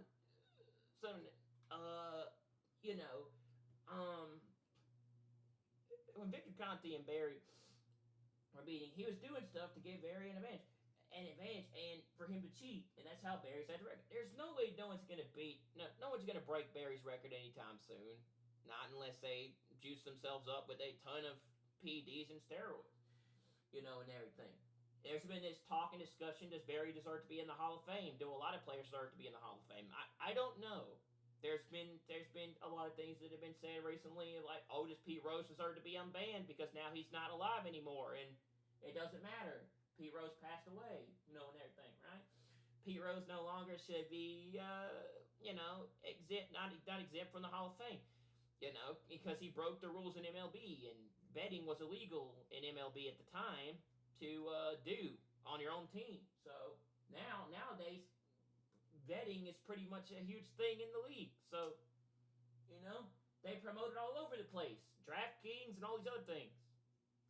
When it comes to, and everything, right? So, do I believe that that's another discussion, dude. Do I think that Pete Rose should be on? Do I think that Pete Rose should have his ban lifted, and he should no longer not be able to? Sorry, should Pete Rose have his ban unlifted, and should he be able to be into the Hall of Fame? Yeah, I think he should. If you put players that have been accused of using steroids in the Hall of Fame, then yeah, probably so. Because there are some players that have been accused of cheating or have broken records that are up for debate whether that was actually legit or not. And everything. And Rose. So, and stuff. And yeah, Pete Rose also broke Ty Cobb's all-time. Pete Rose also broke Ty Cobb's all-time. Hitting. Sorry. Hitting record. He said. And everything. So, anyway, dude, stuff has been broken before and has been set, and seven though. It's like Eminem said in what is it? It's like Eminem said. This is sort of like Eminem to this day to a degree, because not as much now as modern Eminem, but I like Shady. Because Shady's not afraid to Shady's I'm a fan of Shady, because Shady is the side of Eminem where he don't care. That's what I like about anyway. So when it comes to so and Eminem says, he says every time I come out they expect me to reinvent the wheel. It's like and stuff. These people do this stuff, so anyway, I'm just trying to say, I just like what he has to say in I think Head Honcho. So it comes from and everything. But what am I trying to say? Okay, so when I said these records have been set before, and yes, Ricky Henderson set the all-time stolen base record for a player in his career. That probably won't be broken for a long time. It probably will not. There are some records that will not be broken. Nolan Ryan's 7 no-hitters that he pitched before he left baseball. There's a documentary. If you want to know more about that, it is called Facing Nolan. You can go watch it. Okay, and everything. Anyway, Nolan Ryan's 7 career no-hitters will never be broken. Probably in a lifetime. That's something that probably never will be broken in the time of the league. Okay, and everything. Nolan Ryan's all-time strikeout record. Well, actually, I think that was broken by Clemens. But yeah, and everything. So, look, anyway, getting off of the whole thing about records and achievements and players, this stuff being done before, or players have done this before, or this is, or let me say for instance, right, that it's never been, the players have never hit a consecutive number of home runs in a game. They have, if you go look at if you go look at if you go look at the record books, I think at one point that a team hit, they set a record for a number of home runs they hit in one game. And I think at one point somebody also had a record number of foul balls. It's like he hit 20 something consecutive. He ended up fouling off 20 consecutive balls at the plate when swinging, something like that. I literally read a book or I watched something, and it's like, dude, this is why y'all need to know your history and these things, because they're trying to take it from you. All right, and everything. 20 consecutive home runs. Pick up a book and read it. It's worth it. You'll never regret it. All right. Okay, 20 consecutive phrases. Nobody reads books anymore. They don't. Everything's electronic and done through devices and stuff. This is what I was trying to talk about. We live in a technological advanced age where everything's done through devices. When it comes to right and everything. That's what I was referring to as the Daniel prophecy. telling him to seal the word, seal the, shut up the, shut up the, seal the words, sorry, seal the words and shut up the book till the time of the end. Yeah. Anyway. So what am I trying to get at? Yeah. And you can go to the record book and you find the stuff that's, I think 20 foul balls or 28 consecutive. I don't remember what the record was for how many foul balls or how many fouls. Like, what I read somewhere, that was what that was. So, yes, dude, I have a ton of books on sports and baseball stuff, Major League Baseball, and everything. So what I try to get, okay, yeah, Yankees using torpedo bats. Okay, yeah, okay, sure. Did you ever think about the fact that maybe it was that the players have a lot of power and they're good hitters and they might be better than the Brewers? Now the Brewers are pretty good in the Central, sure, and the Brewers are not a lot better than people give them credit for. The Milwaukee Brewers are not a bad team, but I don't know if they're on the level of the Yankees. Because and everything, and I also don't know if Milwaukee is as good as people think they are. Because when you look at the Central, there's way better teams than Milwaukee. And everything. Milwaukee's in the Central. You got the Cardinals. Look like the Cardinals are way better than Milwaukee. You've got, you got the Cubs, which the Cubs look like they're going to be off to a really hot start this year because they got Kyle Tucker and other players, and everything like that. And you got a lot of keys. So, Milwaukee's good, but they're not on the level of the Yankees offense. Do you know how much, do people even come to the realization of how powerful an offense the Yankees have with what they've done? I don't think they do. Like how many good hitters we have now. Not to mention we add Cody Bellinger and Paul Goldschmidt, which are two really good hitters, and they're good defensively. So, and everything, right? So, that does. Not to mention we've got Aaron Judge, which is already a good hitter. And I don't know. Jazz Chisholm Jr., he's not that, I wouldn't say he's that great of a hitter, but yeah. So, the whole thing about torpedo bats, I don't get it. I don't get it. The league's like, the Yankees are cheating, and this has never been done before. This is not possible. Okay, MLB, y'all are hypocrites. You do realize that y'all have done this stuff before in the past, yet you don't want to admit it. And everything. And that you have had this happen, but yet you're not going to do anything about it. And we know you're not going to do anything about it. And for all we know, and for a perspective, y'all probably freaking gave them those bats, or y'all let it happen. And now you're trying to act like, that it's not a thing. Justin Verlander came out in 2022 and said that they had juiced the baseballs to make it to where there were more home runs hit. 2022. Verlander came out in an interview and said this. Freaking, God, what was his first when it comes to right, and everything. What am I trying to say? What's his face? Like, people loved him, and now he's not around anymore. And everything. Controversial dude. Trevor Bauer. Trevor Bauer was talking about the league for years and sowing this stuff and telling people these things, and he didn't even care. It even said he told people the pitches that he threw, and yet they still missed it. And everything, right? And Bauer was so controversial, it got him thrown out of the league, and and suspended off the team. And then something about him and domestic violence, I don't really know, And then he got removed. No team wanted to sign him because Bauer, Bauer was so controversial and had a lot, and until a point. It's like he was exposing, or he was saying stuff, that they didn't like. That the Dodgers removed him off the team. LA removed LA removed Bauer off the team. Bauer went to Japan. He said, "Fuck the league," and everything. He's like, "I'm not gonna be here." And he said, "Fuck the league." He said, "No, it's not league. I'm not gonna leave." And everything. He said, "I'm not gonna stay in Major League Baseball. They literally threw me out. With what I did." And everything. But Bauer was so loved because he was such a guy who did not care. He was controversial. Yeah, he wrote in the dirt. He wrote in the dirt when in a game. BD did 9/11. Yeah. Bush did 9/11, bro. I'm telling you, bro. It is crazy, bro.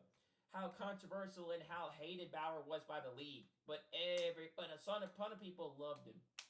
They did. He got thrown out by Major League Baseball, and everything. And stuff. And all sorts of stuff. But the whole Trevor Bauer story is awesome. If you go watch Baseball Does Not Exist, you can understand. He has a documentary on what happened with the Bauer scenario.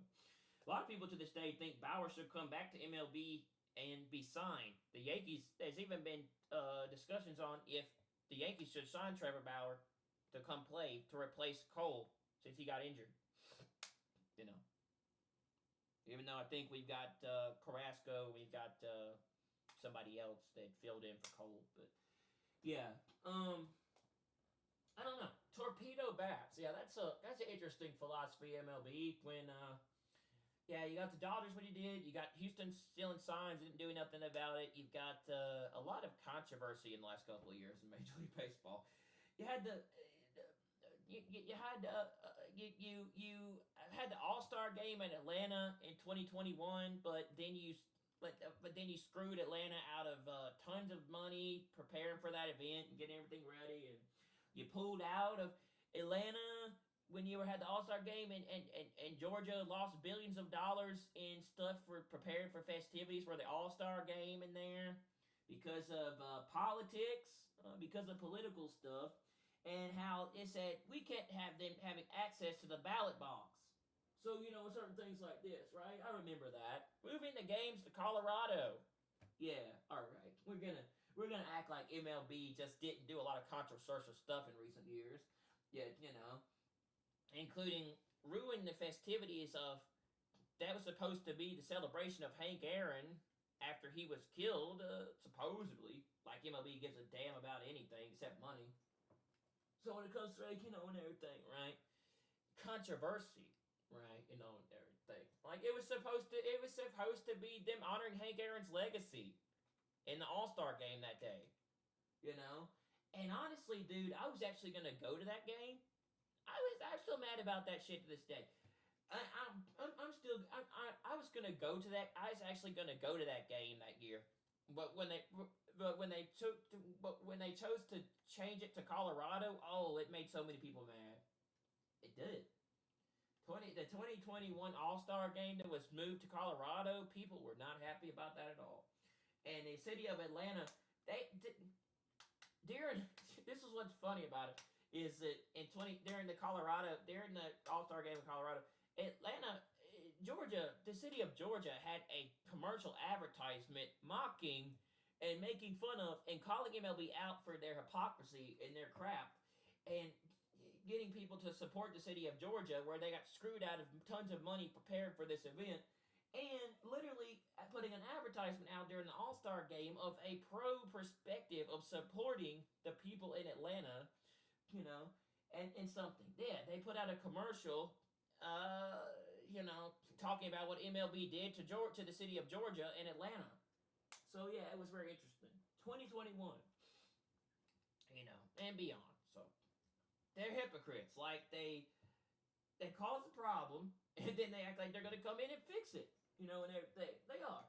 And it's like, yeah, like now we're trying to act like, oh, we're just trying to act like we're just trying to cover up the fact that and everything, and act like, oh wow, okay. Yeah, and everything. Yankees are cheating. 9 home runs. Let's go investigate this stuff.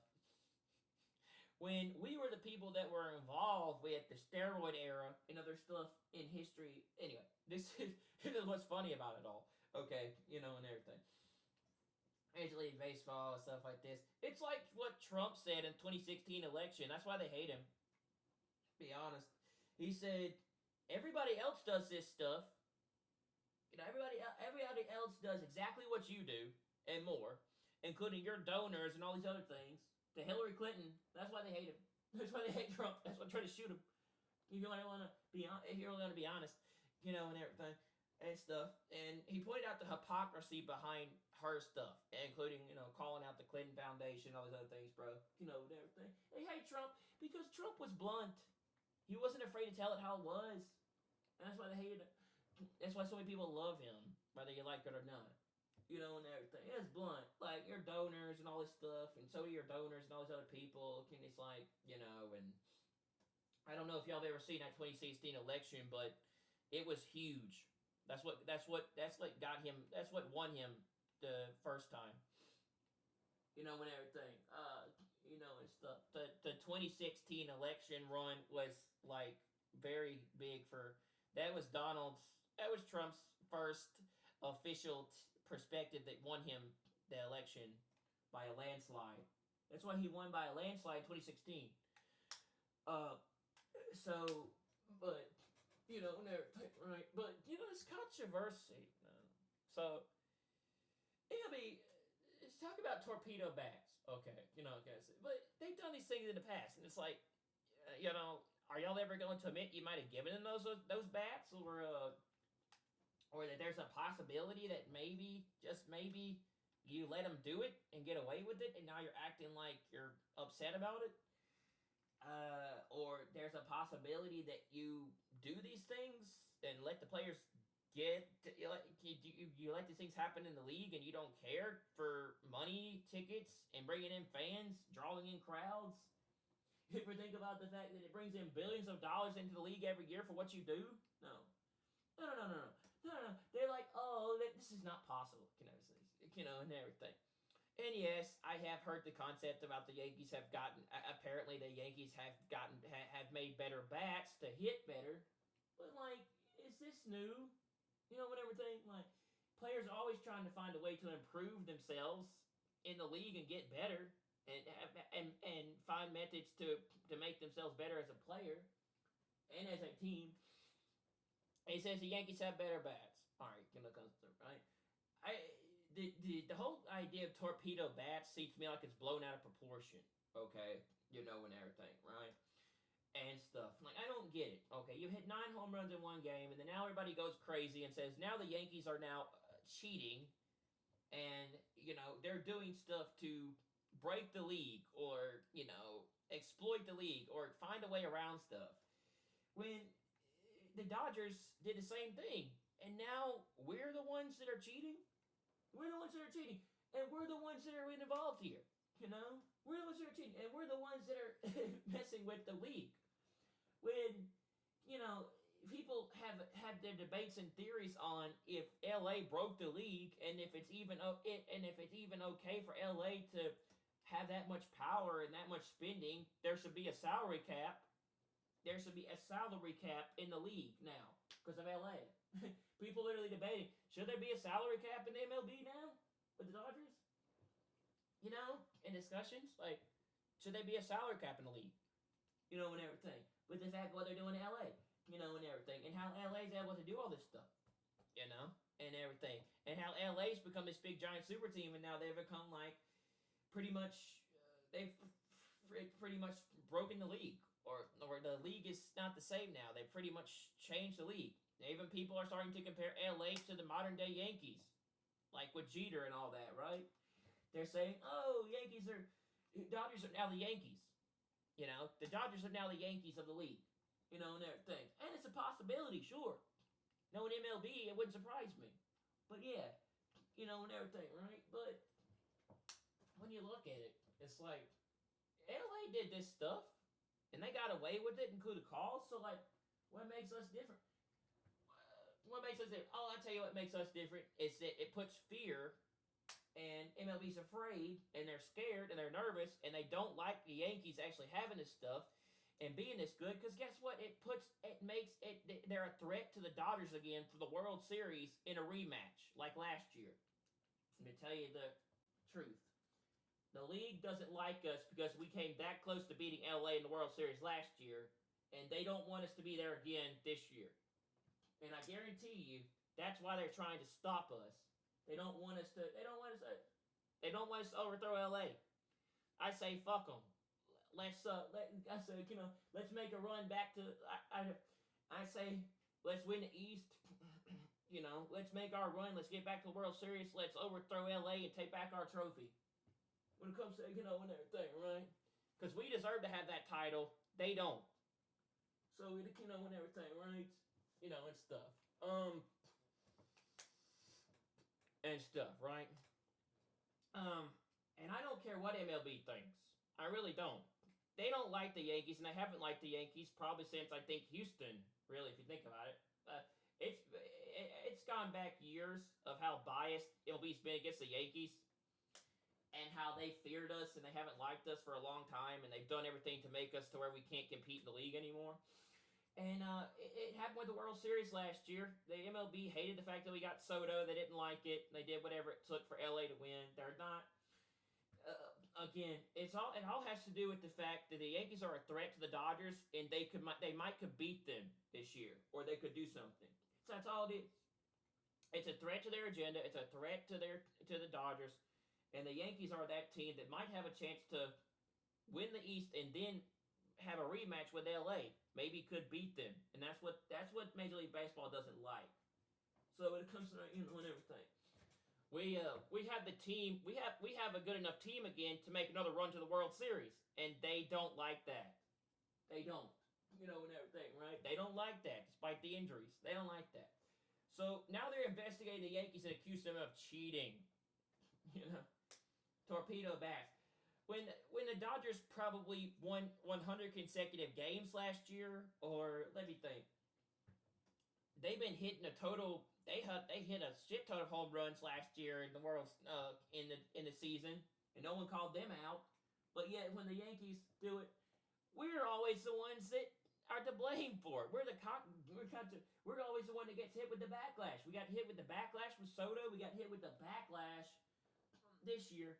And now we're accused of cheating because we're hitting very well and we're off to a hot start and we're hitting home runs and we're winning games and we're pretty much lighting the league on fire like we were last year.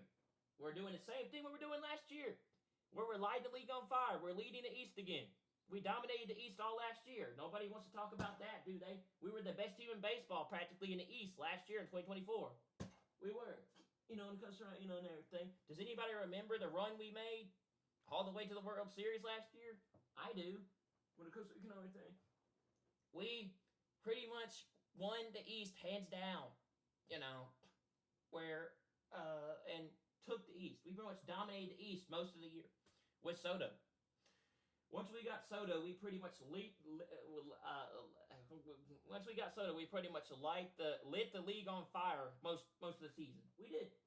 We dominated the East. We're probably going to do it again this year. I'm not saying that we will. We do have a lot of injuries, I do admit, but if we keep up this pace, yeah, MLB's going to hate us, and I don't give a damn if they hate us or not. I want to see us back in the World Series. I want to win a title. I want to see the Yankees I want to see Yankees get their redemption.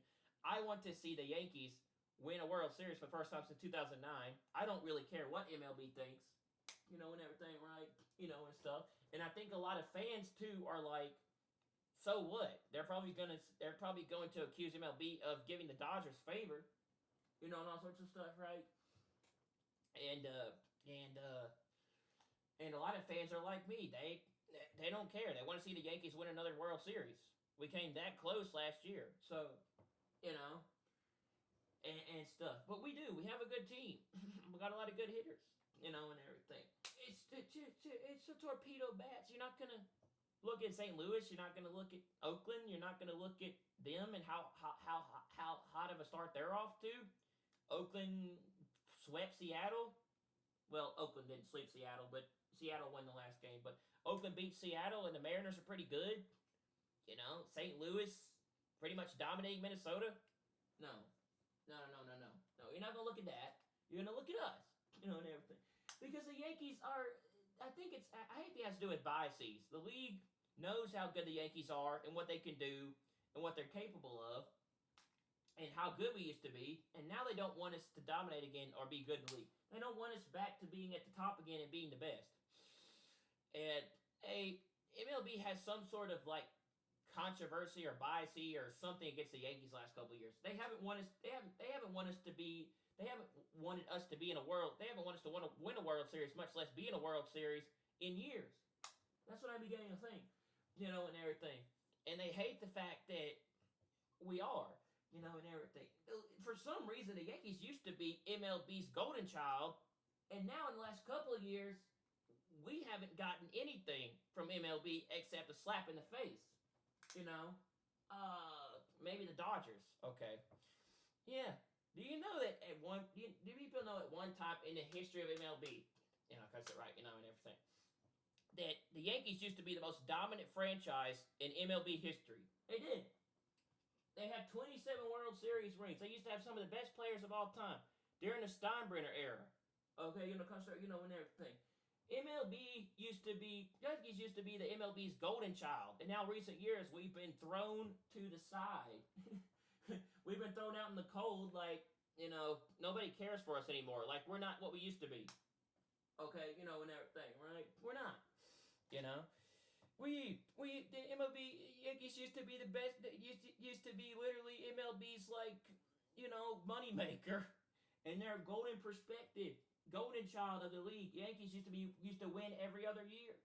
And for some reason along the way we used to win so much that people got tired of seeing the Yankees win. I don't know. I don't know where that went to. I don't know where along the way what happened to the Yankees, but if anybody remembers the history, we the Yankees used to be the greatest franchise in MLB history for over a decade. You know, with people like Jeter, Jorge Posada, Andy Pettitte, CC Sabathia, and so on. We used to have some of the best players of all time. Okay, and everything. And we used to win. We used to be in the World Series, and we used to win a lot of stuff every other year. And everything, right? And we used to be the greatest team in the league. We used to pretty much be the golden child of Major League Baseball, and MLB was pretty much favored the Yankees for years. I think when it came to it, right? And like as far back as I think Commissioner what was it? Commissioner Bud Selig, Commissioner Selig, when Selig was still commissioner of the league, he the Yankees were like dominating those years. They were the best of the best. They would do nothing but win. They dominated the league so much people got tired of them. They've even referred to the Yankees as what they call the evil empire, right? The empire perspective. The Yankees used to be an empire. And then it's still to this day there are a lot of people out there that hate the Yankees. They do. There are so many people out there that hate the Yankees that you could count on your finger. So many people out there hate the Yankees, and they still hate them to this day with certain things that have happened, and everything. And I don't know. But I know like 13 pennants, 27 World Series, and the Yankees had like quite a history of winning and being really good and being a dominating franchise, and they were an empire for years. But somewhere along the way we got off track and we lost the team how good we were, and the team wasn't the same anymore, and we just weren't what we were anymore. I guess it started with Houston and then went to LA. Like I said, when Houston started selling signs, but we were really good even back then in 2017, 2019, right? We were. Well, 2017 was by far our best year we ever had with the Yankees at that point when Aaron Judge was right. But yeah, I think it all started when we went downhill with Houston and the sign stealing scandal. I really do, because we were supposed to win those years and we never got that. So we were better again. We were the better team again, and we were supposed to win those years, but Houston stole it from us. Okay, and everything. And I still think to this day, in my opinion, that we got cheated out of those things by the Astros. We did. In 2017, 2019, whatever it was. Okay. That I think was the beginning of the fall of the Yankee dynasty. Or maybe it was when Jeter left. I don't know. Some people believe that the Yankees stopped being the way they were after Jeter left. When Jeter retired in 2014, and I actually got to go to New York to see Jeter's last game in New York before he retired. When Jeter left the Yankees, when Jeter retired in 2014, that was the end of how good the Yankees were. That was it. They weren't the same after he left, and everything. Or people point to the moment that the Yankees, the dynasty fell, or it declined, or it wasn't the same anymore. They weren't good like they used to be when winning, or they wasn't that team anymore. was when Jeter either retired or decide, or when Houston started doing methods to exploit stuff and cheat, and the sign stealing scandal. When Houston did the sign stealing scandal, that was the fall of the Yankee dynasty. That was when we just started not being as good as we were. Our team fell off after 2017. In 2019, Houston playing against the Astros, and everything, right? And we've gotten better again in recent years, and we built ourselves back up, and we're good again. But and I think we're getting back to that point where I believe one of these years we'll be able to make another run and win a World Series, and I think we're getting there, but we're not quite there yet. But I think 2024 was our best team we've had in years. And I think the Yankees are rebuilding and they're working to build themselves back up to win a title, but it's taken a lot of years, and everything. I think 2022 was a good year for them. I think 2021 was also good when they went and got Anthony Rizzo from the Cubs. I still think they should have kept Rizzo. The Yankees chose to, in all honesty, just throw Rizzo out, after a one-term deal. I think Rizzo was a pretty good player, and everything. Glaber went to the Tigers, so the Yankees have lost some of their key players. When it comes to right and everything, they got rid of Trevino and a bunch of other stuff. So 2021 was a good year for the Yanks. I think that 2021 was a good rebuilding year for the Yanks. That was the first time that was the worst year we've had in a long time, where we barely hung on to win a wild card. And I guess that really made Brian Cashman and Hal Steinbrenner really think about what to do with the team going forward. And they started rebuilding. And then 2022 was a really good year for Judge and the team. And then 2023, we didn't make the playoffs. And I think 2024 was by far the best team we've had in a long time. I do think that we might have a shot at being able to get back to the World Series, but it's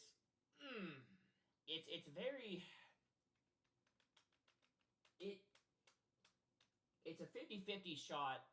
It's going to be tough with the injuries, including losing Cole. But do I think that we can? Sure. I do. Despite losing Stanton and DJ and all these other players, I do believe that maybe we might be able to. But yeah, the league's pretty much stopped.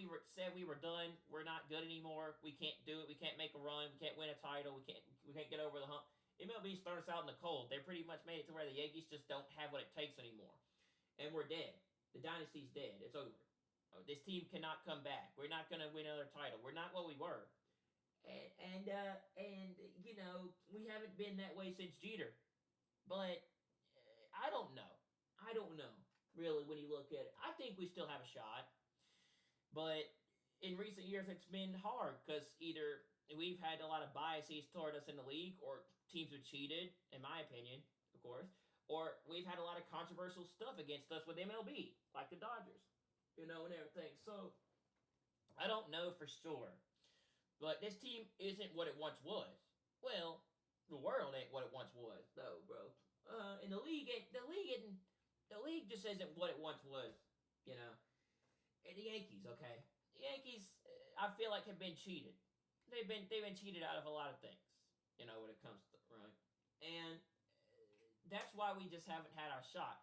We came that close to winning last year, and I do think that World Series was rigged, but that's just me. Okay. A lot of people think the dynasty has been dead since 2009, to be exact, right? And the last time we were actually that good was back in the playoffs with Jeter. And when Jeter retired, that was it. His team wasn't the same anymore after he left.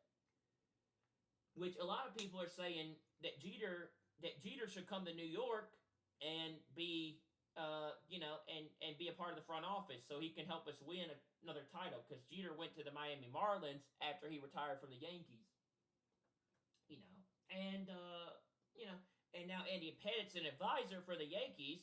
Like, if anybody didn't know, Andy Pettit's now an advisor for the Yankees. He's now a part of the Yankee coaching staff, He's an advisor for the team, and everything, right? If anybody remembers straight, okay, and stuff. And it's interesting when you look at it, but do I think this team still has a shot at winning a title since 2009? Yeah, yeah, I do, and I still think we can do it, but it's going to be tough because the Dodgers are stacked, bro. Look at them; they put billions of dollars into this team and making them an elite super team, and not a lot of people can beat LA. But I think the only team that can actually beat LA or has a shot at at the Dodgers is the Yankees. That's why MLB hates us. That's why MLB hates us and they don't like us. That's why they accuse us of a lot of things. We're the only team that stands in the way of being able to beat LA or challenge them again. I don't think a lot of players in the league. I don't think a lot of teams in the league can come close to LA's level like the Yankees. And I think hardly anybody can beat the Dodgers. Hardly anybody, because they're stacked and they got such a group of really good players, pitching, hitting, and defensive. Offensive and stuff like that. Wise, LA's got pretty much. They're stacked. They've got a team of really good players. Not only that, LA's good on all sides of the spectrum. They're loaded with players on all sides. LA is pretty much the Dodgers are pretty much, in my opinion, equal on all sides of the spectrum as a team. Pitching, hitting, defense, whatever. When it comes to it, right? Not a lot of teams can beat them. Maybe the closest team the team that come close to like challenging LA is the Mets with Soto, but Soto's not doing a lot with the Mets since he signed with them last year. So a lot of Soto's not really doing much like he did with the Yankees with the Mets. He's kind of off to a horrible start. He's 0-3, I think. So yeah, but it's just when you look at it, not people can throw the Dodgers. Not a lot of people can overthrow the Dodgers. Not a lot of people can beat them or go against it because they got such. They got Ohtani. They've got Mookie Betts. They've got Freddie Freeman. They've got a slew of players. I don't know who they all are. Then they got like former Cy Young Blake Snell, and you name it. LA's got a lot of good players. And they're stacked, and they're really good on all sides. Not a lot of teams can beat it. Not a lot of teams gonna compete with them in the West. LA's just too good not to lose in the West that they're gonna win the West. Or MLB's gonna make it to where they can win the West because that's just the way it is, and everything.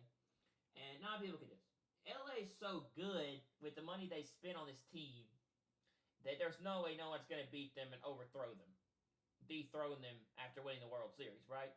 The team is going to come the closest is the Yankees. If they even have a shot to make a run back to the World Series and have a rematch with LA with the injuries, we don't know. I think the Yankees can win the East despite the injuries, but I don't know if we're going to have the depth with the injuries to go into October and the postseason and maybe the World Series. So when it comes to and everything, but we have a shot. I know that for a fact. But is it as good as last year's? I don't know. Last year was probably our best chance. Depending on where the world goes this year, right? Because stuff is more important than baseball right now. Depending on where the world goes, especially in the Middle East, if it blows up pretty soon, we might not be here. So we'll see. When it comes to and everything. But if we even make it to October, I don't even know if the Yankees gonna make it to October this year. But yeah, I mean we have a shot. We do, and everything. But LA's good, man. You got to look at it from that standpoint. But Yankees do have a much more improved pitching staff. We have a lot of really good players. We got good arms, and we have an improvement to the rotation with some of the players that we got. Our pitching has been improved even more after the World Series, and we've got a lot of changes to our offense, and we've made some much improved defensive upgrades and things that we need. And so, to a degree, I think we've got a better team than last year. But I don't know if we're as good without. I don't know if we're as good of a team without Soto. We'll see how that plays out. If we're still good enough to win even without Soto. So that was a big ouchie when we lost Soto to the Mets, but we'll see how that goes. And everything. But yeah, I think the only team that is capable of beating, and I hate that I can't upload for 2 weeks. That sucks. But the only team is capable because I wanted to upload this I wanted to talk about this and tell you guys what I thought, like discuss this issue. The only team that was capable of the only team that is capable of pretty much matching the Dodgers or being on that level or probably being able to make a run with the Dodgers is the Yankees. So, and maybe can challenge them in a rematch. I just don't think you have any other teams that are on the level of what the Yankees have done that can match LA. No. The Yankees have a much more improved offense. They have a way better pitching staff and bullpen. And defensively, they've had a lot of defensive upgrades. So, yes. Because, and everything. So, do I think that we could do it? It depends. But not having Cole in the depth and not having the players that we have, it might suck. But we might get some of them back, hopefully, later on in the year. Might get Giancarlo, we might get DJ. We're not going to get Cole back because he's having Tommy John, but yeah. Okay. But yeah, do I think that we have a shot? Sure, it's 50-50 though when you look at it. But yeah, the whole thing about torpedo bats is just, I think it's dumb.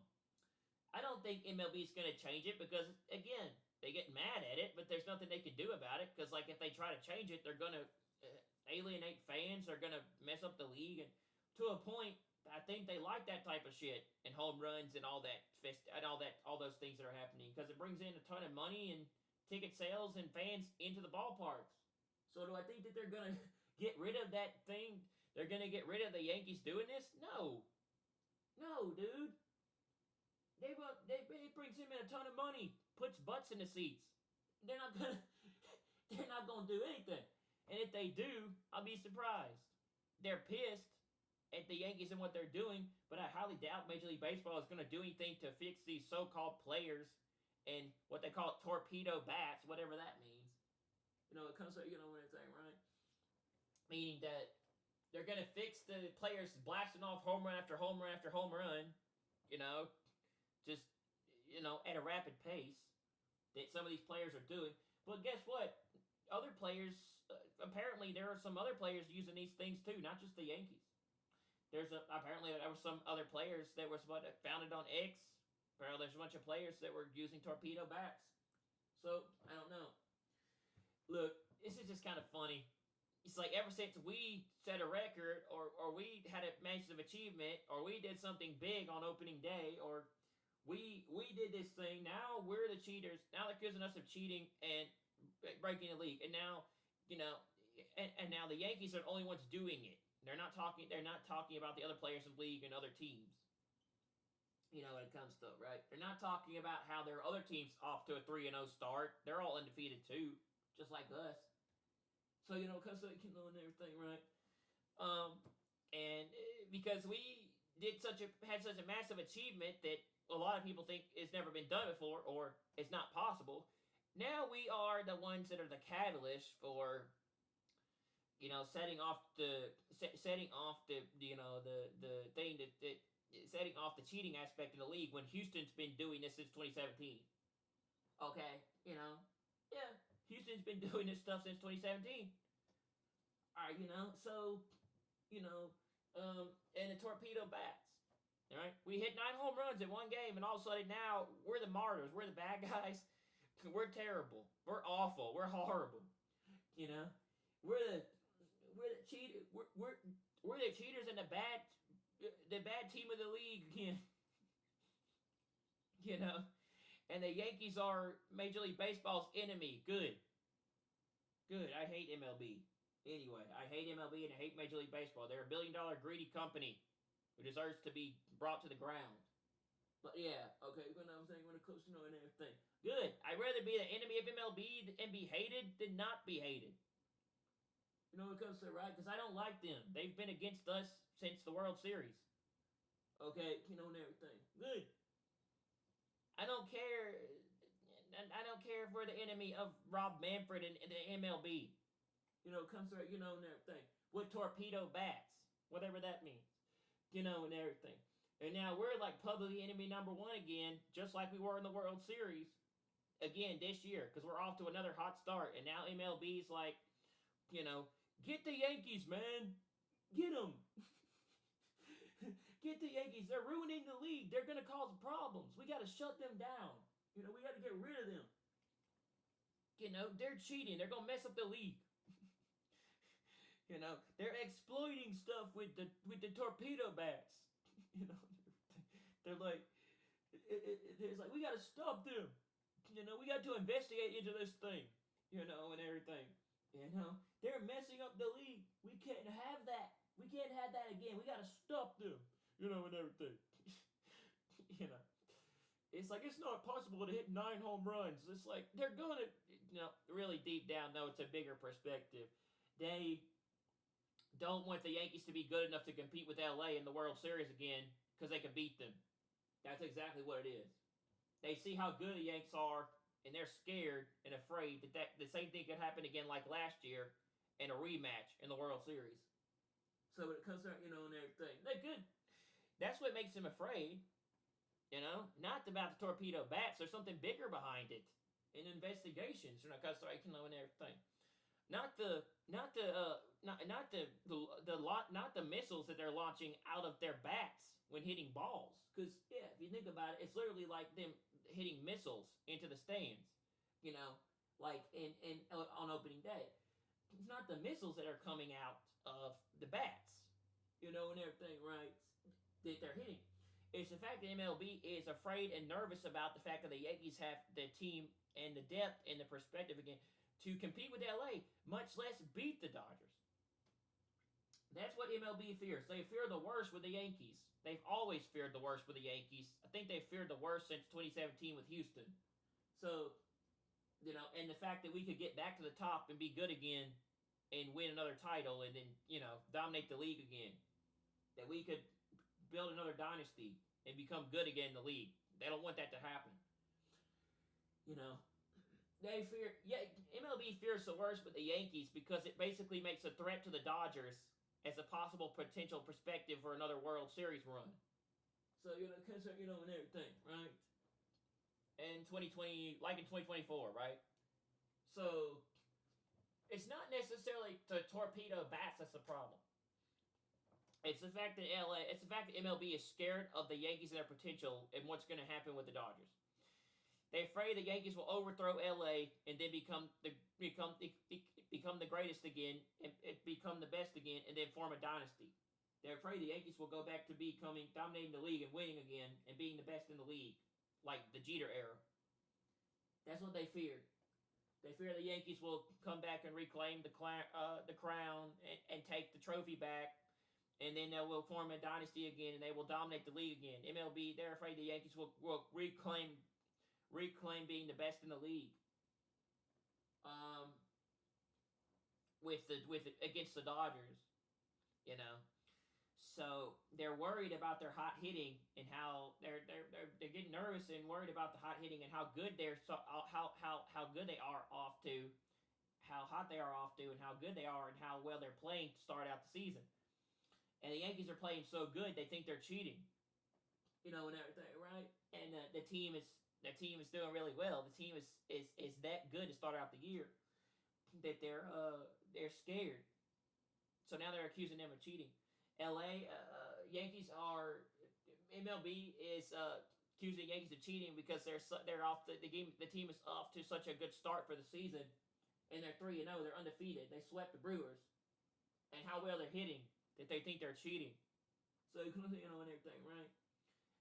No, there's more.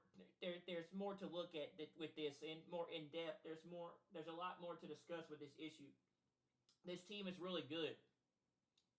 They're really good. They're way better than last year, despite the injuries, and they've upgraded a lot of things with the team compared to the World Series. They've upgraded pitching. They've upgraded defense. They went out and got a lot of key hitters and good defensive players. They went out and got Goldschmidt, Bellinger. They got Jason Dominguez. They got a really good team, and Aaron Judge. And Jazz Chisholm's not a bad defensive player. So this team, despite not having Soto, is still pretty good. Are they as good as last year? Only time will tell, really. You know, but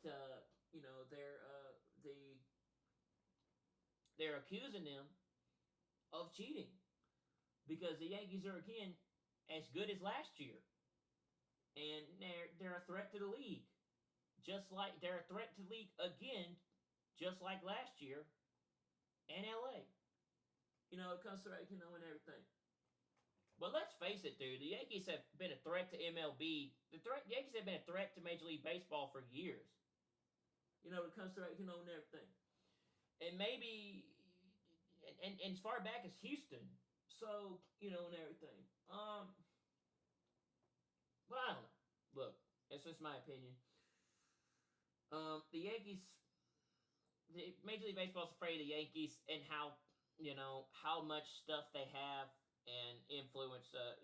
How big they are to be dominating the league and stuff. And yeah, they're worried about how good they are and how off to a hot start they are and how good of a team they are, and how despite the injuries, the Yankees are still managing to do really well and win.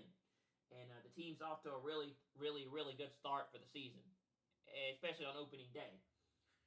To a point that they thought they were so good that they were cheating and they were exploiting the league. Now, we don't know that for sure, and we don't know if that's true or, everything. But MLB thinks the Yankees were off to such a hot start and they were playing so well, and how they beat Milwaukee in those two games, and Yankees kept coming back and winning, that they think that Major League Baseball thought the Yankees were cheating and they were exploiting and using things to get an advantage in the league. Okay, and everything. And there's no way they were this good. There's no way they were this good to be able to beat the Brewers. Like 3-0, right? And stuff. There were no way they were this good in retrospect, right? It's just not possible. So they started looking into it, and maybe they were cheating, maybe they weren't. No one knows, and everything. The Yankees had a really good team last year. They have a really good team this year, and it's the Yankees, man. They're just good and known for winning. And in recent years, there's been a lot of controversy around the Yankees and Major League Baseball. I'm convinced doesn't like the Yankees and they hate us, and they try to stop us and keep us from winning because we're building the team back better than ever and making it better than it was and stronger and better. Or Donald Trump's philosophy, making America great again. That's why they hate us. Okay, because right. So,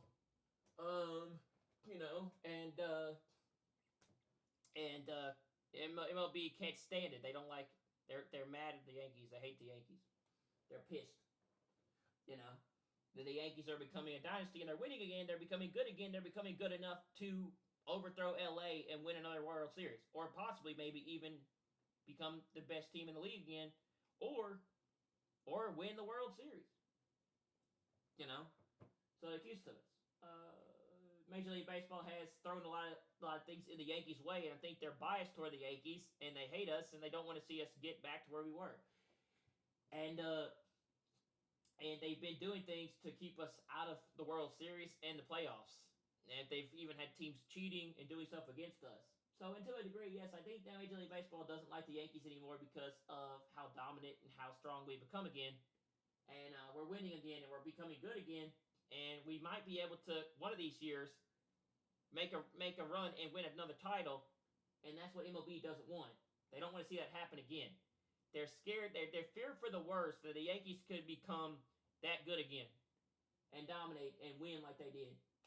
And that they have a chance to win another title. And that overthrows their plan and their agenda and what they're trying to do. That overthrows what they have planned for the future. So, and everything. That the Yankees can come back and win and take that back. MLB fears the worst with the Yankees, and the Yankees are going to one day reclaim the World Series crown and become the best of the best again and dominate the league and be winners again. and take over and be that team that they were back during the Jeter era, and they don't want that. MLB fears the worst about the Yankees becoming literally a dynasty again, and making that run to take back the World Series, making that run to win another title, take that stuff since 2009. The Yankees don't want that. MLB doesn't want that. MLB fears the worst for the Yankees because we have become winners again, good again, and we're building our team back up to becoming the best again, and we are good enough to again win the division and make a run of the World Series possibly if we can. That's what they don't want. They don't want you to know that the Yankees are literally good enough to win a title possibly if they can stay healthy. If they can stay even more healthy than they already are. They don't want you to know that the Yankees are on the level of being able to compete with the Dodgers. So, or maybe they do. I don't know. Maybe they do. But MLB does fear something. They do. Deep down, they fear something. There's more to this whole torpedo bat thing than we think. And deep down, MLB fears something. They wouldn't investigate this stuff if they didn't fear or worry or something didn't bother them or they wanted or they're nervous about something. That's why they're looking into this stuff. And everything. Deep down, MLB fears the worst.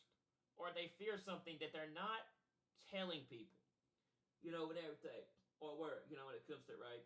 Or they're wondering about something. So it really comes from fear and being nervous and worried about something. MLB is investigating into this whole torpedo thing because they are nervous about what the Yankees can do and what's coming. And they're afraid about what could happen. And everything, right? So that's the reason why they're looking into this. MLB fears something deep down that worries them about the Yankees and makes them nervous. And so that's why they're doing this. And that's what that's why the league doesn't like the Yankees, or teams don't like the Yankees, or some fans don't like the Yankees because they think that they do stuff. Now I'm not sure. Okay, when it comes to right and everything, but MLB cheated with the Dodgers in the World Series, so I think kind of funny. But yeah, MLB does fear the worst. Deep down, they're really nervous and afraid. They fear the worst about things with the Yankees. They have the last 2 years. They fear that they could become good enough again to win the East and then go on and then go on to the World Series and win a title and overthrow the Dodgers and then become a dynasty again and be the best in the league. They fear that they could overthrow their agenda about what they want to do with the Dodgers, and take it back. In other words, the Yankees could be good enough to win another title and take the World Series back, and beat LA. And they fear that the Yankees could become. They fear that the Yankees again could become, They could become They could become another dynasty after the Steinbrenner era, right? They figure that the Yankees could literally become the best team in the league again. So it's the same thing with what people think about Trump. They don't want Trump in power. They don't want him in office. They don't want him as president because they fear Trump could, he could, build a Trump could overthrow their plans and their agenda and rebuild it in his own perspective, and he can make himself into literally an empire, which a lot of people have their theories on if Trump is the Antichrist or not. But kind of funny how the Yankees correspond with the Dodgers. How the Yankees go along with the Dodgers, and Trump is from New York, and the Yankees are a part of New York, and Trump is in office. So, what if the Yankees were to win this year because Trump's in office? That'd be crazy. It would be. That would be a crazy perspective if somehow the Yankees were to win the World Series because Trump's in office. So, when it comes to, right, and everything, right? Because he's from New York, right? Just the theory he put. I'm not joking, bro. That's just kind of funny. And Trump just literally passed just literally signed into law a uh, an executive order to stop price gouging with tickets on sports and sporting events. He literally signed into law to stop high prices and sports gouging with fans when they enter into when they go into events. So yeah, it's pretty interesting, bro. What's happening right now? This world is entering into a phase where I think we don't know what's coming in. I do believe that the rapture is. I do believe that there is. We are going to have a rapture this year, and the rapture is very close. And I do believe that this is the year of the rapture, and it could very, very well be happening in April or May. And everything. Well, technically, today's April 1st, but April and May. But yeah, and everything. And it would be crazy. It would be crazy if, like, somehow Yankees were to win on the same year Trump became president. So, I'm not saying it's a coincidence, but, wouldn't that be interesting? I don't think the Leafs going to let that happen. I think they got the Dodgers, again, favored to win this year again. But if the Yankees somehow manage to overthrow LA, won't that be interesting? That's what MLB fears the worst. That's what MLB fears as the worst, is the Yankees doing that. So, I don't know. Trump and all that stuff happening this year is interesting. But yeah, a lot of people have had their theories on if Trump is a beast or not with what he's doing. I I don't know. I don't really know, to tell you the truth, but they have their ideas, and I'm not gonna say they're wrong, but I don't have a clue. Um, but yeah, that would be quite interesting. Trump's from New York. The Yankees are Trump's from New York. The Yankees are a big part of New York, and Trump is is a New Yorker, and the Republicans are technically New Yorkers. A lot of New Yorkers are voted to go with Republican. They're Republican conservatives, and LA is Democrat, and they're where the liberals are. So, like, it would be very interesting to know, kind of have a concept of Trump being in office, you know, with the World Series again this year. So it's very interesting if he won. I don't know, just a theory, just pointing that out as a theory. But I'll give a point to him as being the beast. It's kind of a dynasty. Trump being the Antichrist. So it's just an interesting concept. But I've often thought about that. It's like, you know, that's what MLB fears the worst, is the Yankees somehow winning and overthrowing LA and winning the World Series and taking back winning it all. And with Trump in office, that's going to lead to some very interesting stuff if the Yankees win this year. So, it's just a theory. And Trump, yeah, he passed an executive order talking about trying to stop them having high prices in sports and price gouging. In other words, it's to stop scalpers and certain things from raising ticket prices and certain things. So, yeah, it's interesting theory. Trump is pretty much trying to stop certain places from having high prices on things. So I don't know. It's a theory, and everything. And today's April 1st, and I do have some stuff to share with you guys, by the way, that I forgot to talk about yesterday. But I don't know, the whole Daniel thing that was talked about in the Bible, that's all coming to light, I believe, and it's all happening this year, especially. So much stuff that was hidden, that he was told not to reveal or show to, or people to know until the time of the end is coming about this year and happening. It's unfolded a lot since COVID too, and 2024 was a huge year too, and this year's even bigger. And so it's like it's a very interesting concept. It is. It's just so much stuff is happening like it said it would in front of our eyes that was in the Bible, and I don't know. It's just it's hard not to notice that this could be the year of maybe the end or leading up to the end for a rapture. This very well could be the year of the rapture and tribulation. This very well could be like the end of what's coming. So, so I don't know, bro. It's just the concept. It's just a very interesting perspective, but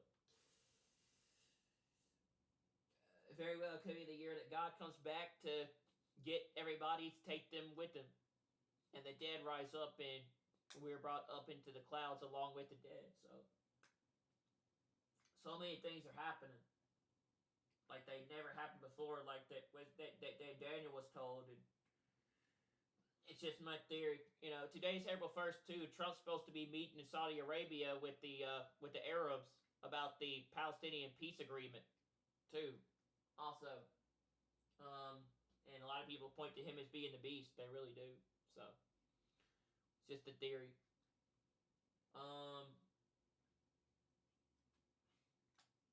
And I just finished Nikolai, and I find that book to be pretty interesting. I do, bro. Getting kind of hungry.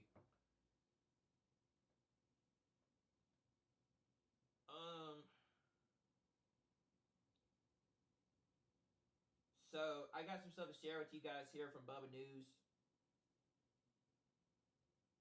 So if you want my take on what the whole torpedo bats thing is, MLB fears that the Yankees are just going to be good enough to win the East and then go on to the World Series and beat the Dodgers. That's what I think. That's why they're scared about them off to a hot start and doing so well and playing so well in the East. So they're accusing them of cheating. And no, they're not going to stop it, but they're feared and they're worried about that. They don't like it. But I don't think they're going to do anything about it or try to stop them from doing it. And no, I don't think the Yankees are using torpedo bats. I don't think there's no such thing as torpedo bats. I think you're just using regular bats, and they're just a good team, and they're hitting really well, and they're just off to a hot start. That happens. And they're playing really well. They got a good team. So, like last year in the World Series. So, yeah. And it also said that the bats do not exceed the limit of what the league has. Just regular bats. And everything. Maybe the players are just good, or maybe they just can hit, or maybe they just have a good offensive team.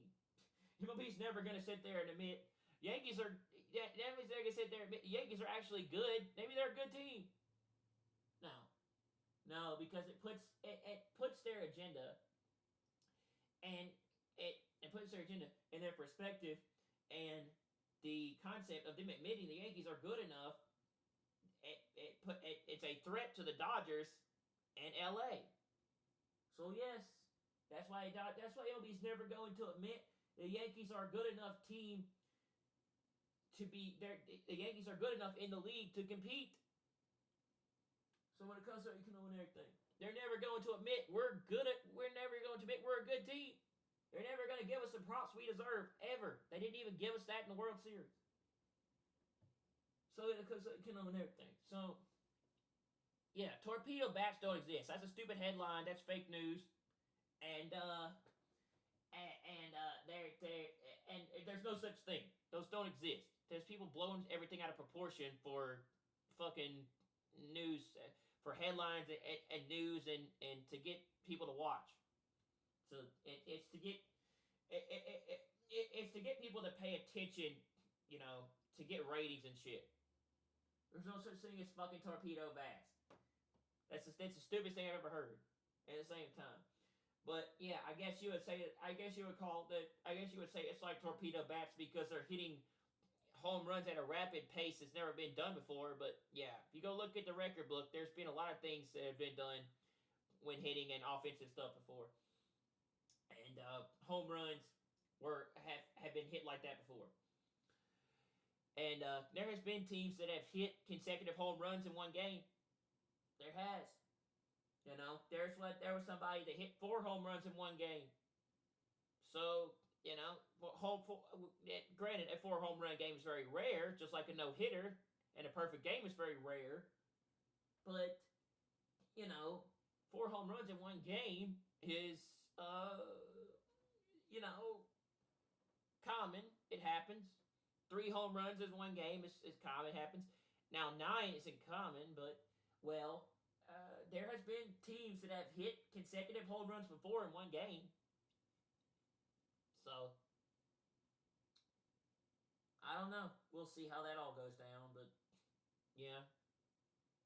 So 9 home runs, then Yankees hit 9 home run. Yankees hit 9 home runs on opening day, and then 3 home runs came from Aaron Judge. And then they hit 4 in Game 3. So I don't know, but it's just interesting theory. Yeah, no, there's not there. Torpedo bats don't exist. What they're trying to what they're trying to say is that the Yankees were hitting home runs at a rapid pace. It's never been done before, or it's not possible. Okay, meaning that torpedoes, like things like stuff launching out of stuff like torpedoes. Them launching torpedoes like at a rapid pace, right? So Yankees hitting back to back to back to back to back to back to back homers, like at a rapid pace or in succession every time one comes to the plate, and everything, right? Or hitting that many home runs, it's like torpedoes, right? It's just not possible. But maybe they have a good team. Maybe they're just good, and stuff like that. But yeah, that's what they meant by that, not just hitting 2 or 3 home runs in one game. That happens every now and then. That's common. Sometimes 4 at the least, at the most. 9, though, a lot of people are saying that's just not, that's just not possible, right? Or not common, So that's what they meant by torpedo bats. Rapid succession of home runs. Coming up and hitting home run after home run after home run. Not just 1 or 2 home runs maybe per team, per player, or home run per game. Or maybe sometimes one player has three homer game, maybe a 4 homer game, maybe a 2 homer game. And everything, right? But each player comes up to the plate and hits home run after home run after home run. In back-to-back succession, in rapid succession. Now it's common in the league sometimes to go back to back to back, but to back and back and back and back and back and back, that's not common, or that's not. It's very rare, or that doesn't really happen. So, I don't know. I guess that's why the league is investigating. I don't really know what that's all about, but it'll be interesting to know what happens with that. And everything, right? But yeah, every now and then you have a game where a player hits 2, maybe 3, maybe 4. He has a really good night, and everything. And every now and then you have a team that will hit back to back home runs or back to back to back. Sometimes 3 homers in a row from 3 home runs in a row from a team. Like 3 players hit back to back to back home runs or back to back in the same inning, right at the plate. That's not. That's not. That right there is not like. What am I trying to say? That right there is. Not. That right there is just normal. That's not odd. That's a rare occurrence every now and then. That's not odd. That's a normal occurrence every now and then. That happens every now and then in the league game. Or they do this, or every now and then they'll hit back to back or back to back to back homers. But it happens every now and then. It's rare, yes, but it happens every now and then, and sometimes it's normal in the league. Or a player has a really good game and he has like 2, 3 RBIs, maybe. A hitting streak. Maybe he hits for the cycle, which is like a single, a double, a triple, and a homer. Or he has a 3 or 4 homer game. Or every now and then you have a pitcher that pitches a no hitter, or he has a perfect game. But those are rare occurrences. But yeah, that's what they meant by like, the whole torpedo bat situation is like, Yankees hitting rapid succession and home runs. Like, it's just not possible for a person or a human being, or a regular individual to hit 9 consecutive home runs in one game, much less a team. Is it possible to hit 9 consecutive home runs in one single game? You know, the team will have sometimes have a good night, and they'll have back to back or back home runs. But it's not like it's like okay, it's just like it's not common to have consecutive like have a team come up and hit like consecutive homers like at a rapid pace like that. Even though Aaron Judge is a really good hitter, and if you think about it, he's one of the best hitters in baseball. So a lot of them came from him. A lot of the offense mainly came from Judge, mostly on opening day, which he hit 3. So Aaron Judge is already a good hitter. Judge is a good hitter in general. So you know, it had a lot to do with Judge. But when Aaron Judge is healthy, he's a good hitter and he can hit bombs. So I don't know, man. Just saying. Well, no, I don't know really what all that's about, but man, I mean, I know the Yankees got a good team, including pitching and stuff. But I know they have a lot of injuries too, but they're still playing really well despite the injuries. So, and I swept the Brewers. And honestly, I think after opening day, I don't think the Yankees had the same thing they did after game 2 or after the first game. Game 2 and 3 weren't not as like that. So I mean, they still won. Yankees still got a good team offensively, and they still got a good team. So do I think that they can win the East? Sure, if they can stay healthy. But this whole thing about rapid succession this whole thing about torpedo bats with rapid succession home runs in this 9-homer game. I don't know. I guess they're going to investigate it. I'm not sure, but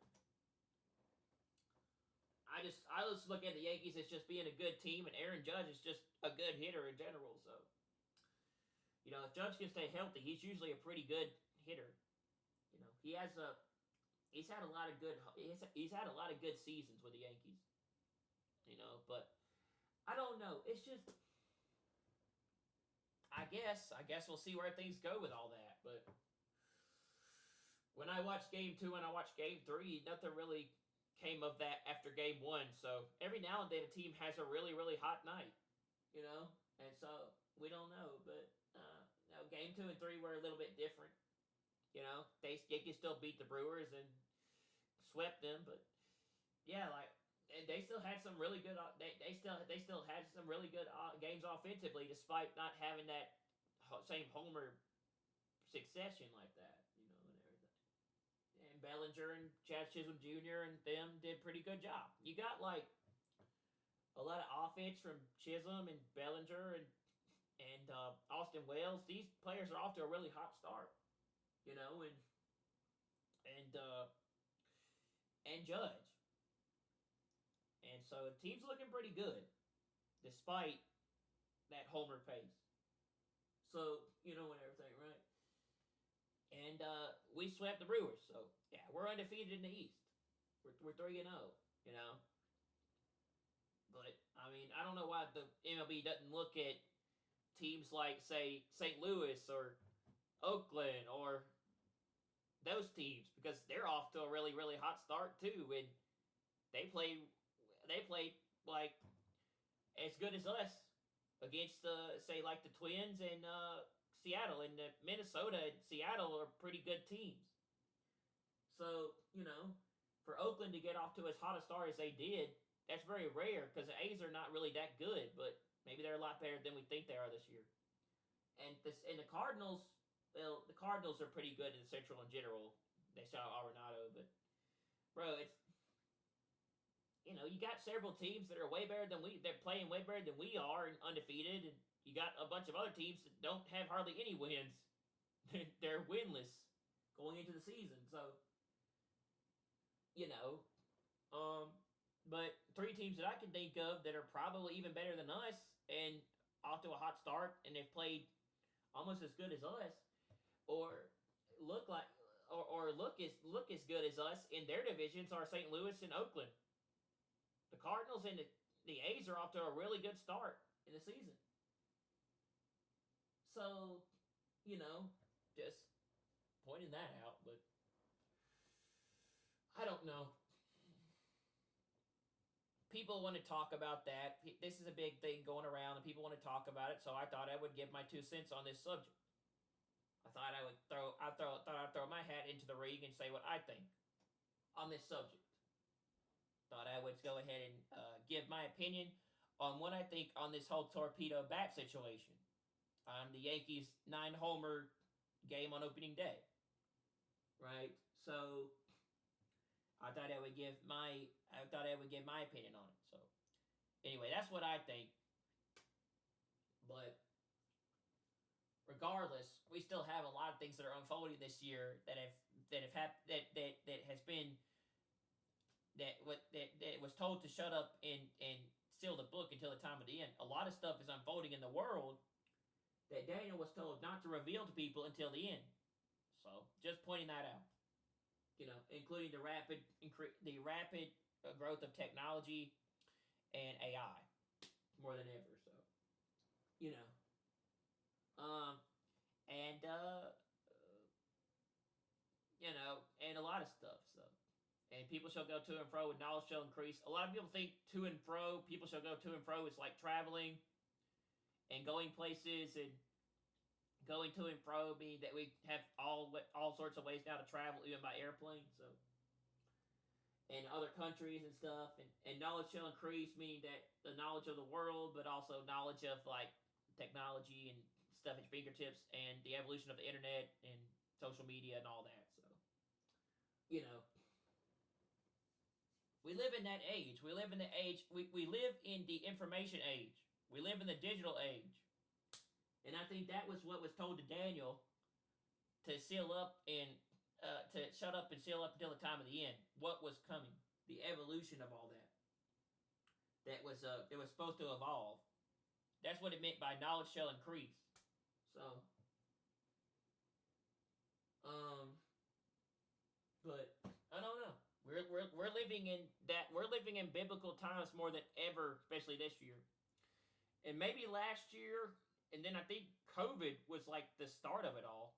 COVID was really the beginning of the unfolding of all that. So we're living in biblical prophecy and biblical times more than ever. And what's happening? Because I don't think they would shoot the former president if he didn't have like knowledge and information and things that were being said that they didn't want people to know. They wouldn't shoot him if Trump didn't have a role to play in what's coming in the future. And he'd have a role to play and for something bigger, and maybe he's, a lot of people think he's being used by God for a purpose. We don't know what that purpose is. But people believe that Trump is being used by God for a bigger reason. Whether that is to bring about the rise of the Antichrist, or if Trump is the Antichrist, to bring about the Antichrist and the rise of the beast system, or if Trump is the Antichrist and is building the beast system, for what's to come. But people think Trump has a bigger purpose. That's why he's still alive. Biblical times, bro. Biblical prophecy. So, I don't know. We got a lot of stuff happening in the Middle East. A lot of crazy shit boiling up with Iran and the U.S. and the Houthis. And we got so much stuff unfolding in the world, including with weather, earthquakes, and all sorts of stuff. Persecution of real believers and Christians, all sorts of stuff like that. And just so much stuff happening this year like never before. And tornadoes and hurricanes, and rumors and wars and rumors of wars, nation against nation, kingdom against kingdom, and all this stuff, and so many things, bro.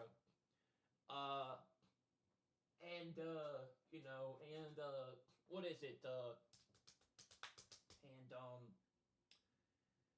And so much, and a lot of biblical prophecies unfolding according to a lot of people, including the Watchmen.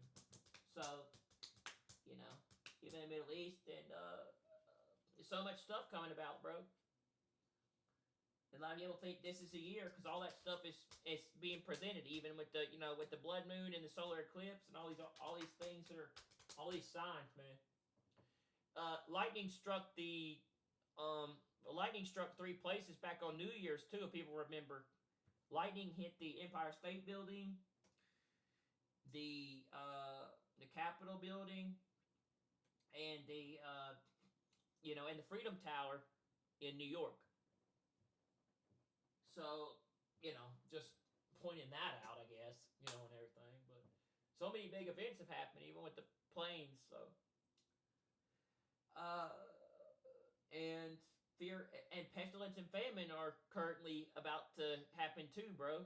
With the bird flu and other stuff, and the tariffs, pestilence, because the first horse is about to ride onto the scene pretty soon, I think, and want to and proclaim peace, and trying to and to conquer and go forth and conquer. The white horse is about to ride. It's the first horse of the apocalypse.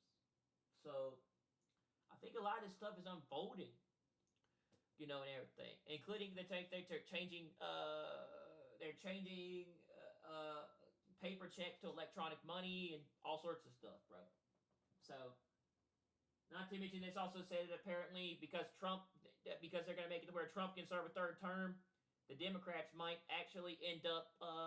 Now this is crazy, but the Democrats might actually end up having Obama run for president in the future. Because I'm telling you that our world is pretty much, yeah. If you see what I see, I think this is the year of the rapture. I really do. So, and everything, right?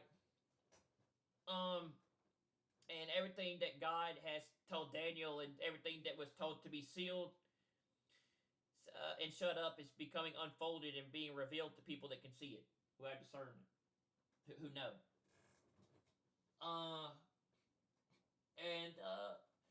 And yeah, there's a 7.1 magnitude earthquake that hit the other day too, bro.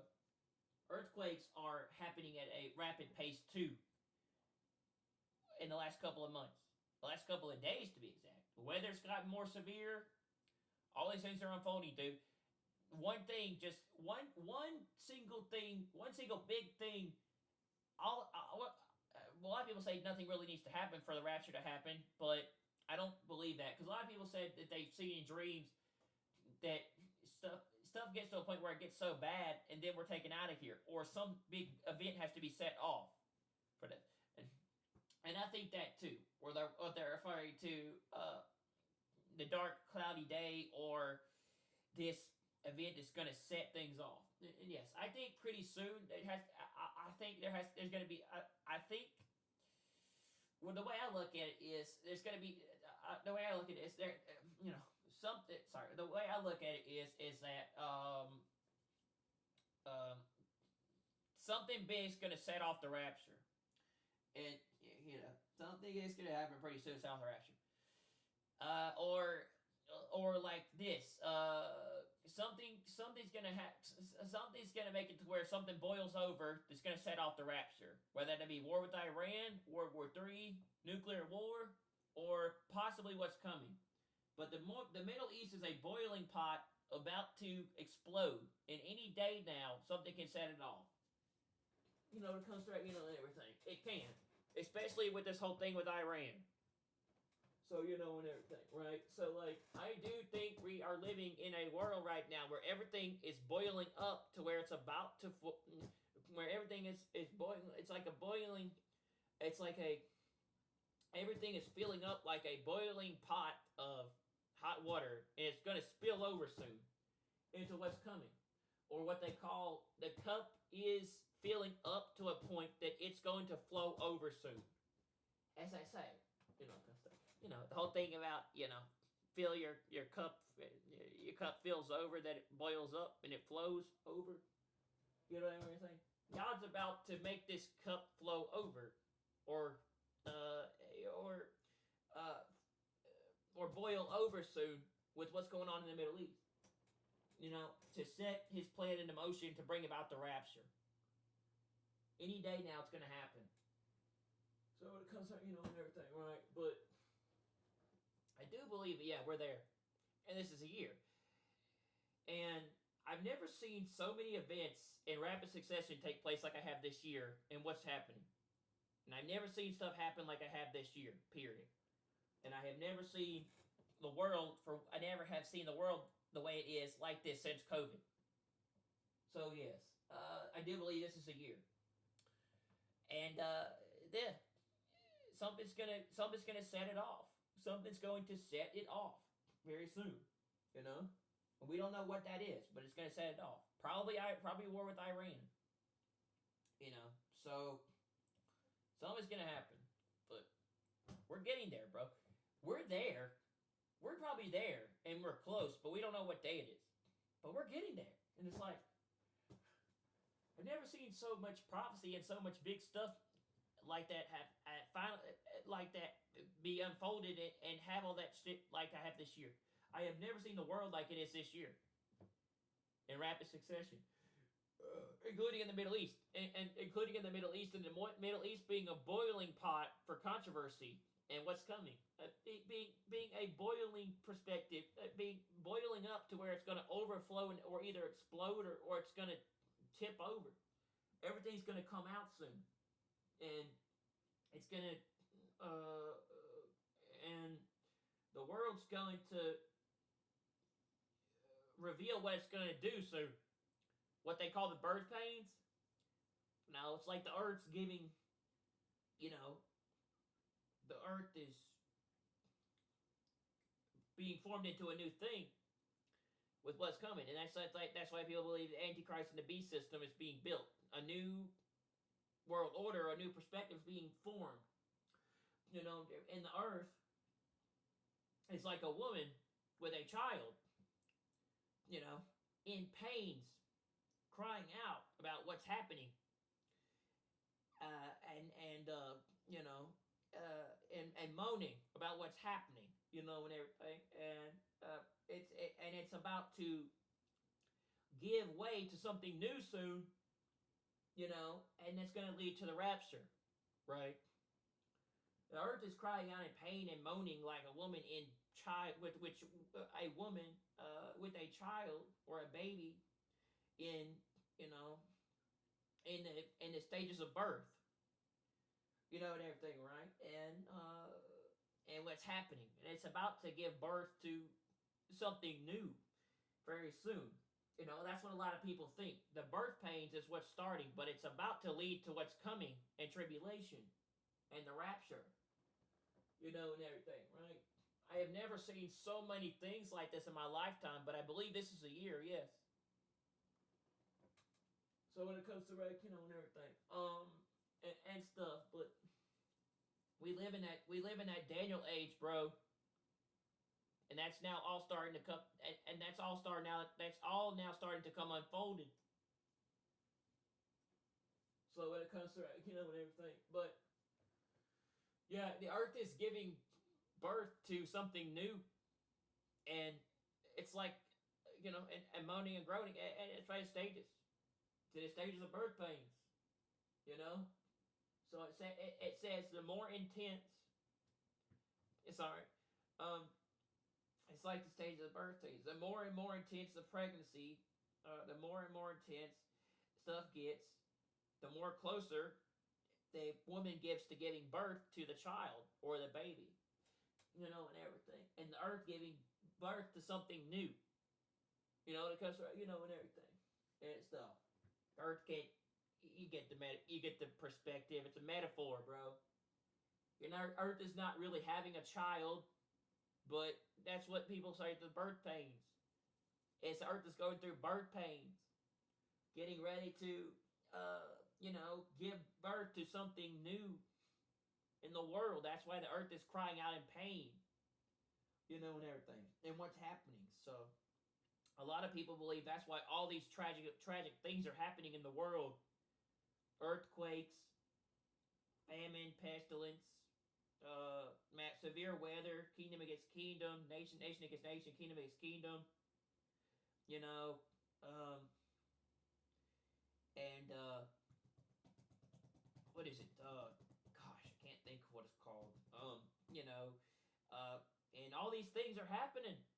All these things are happening, including with the Middle East and Israel and and uh, uh, and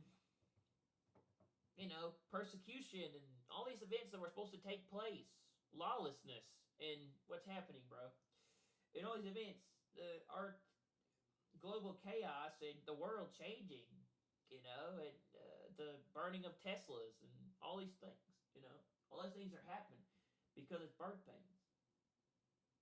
The bird flu, COVID-19, all these things have led up to what is now, you know, and they're like, okay, so I don't know, bro, just a theory, but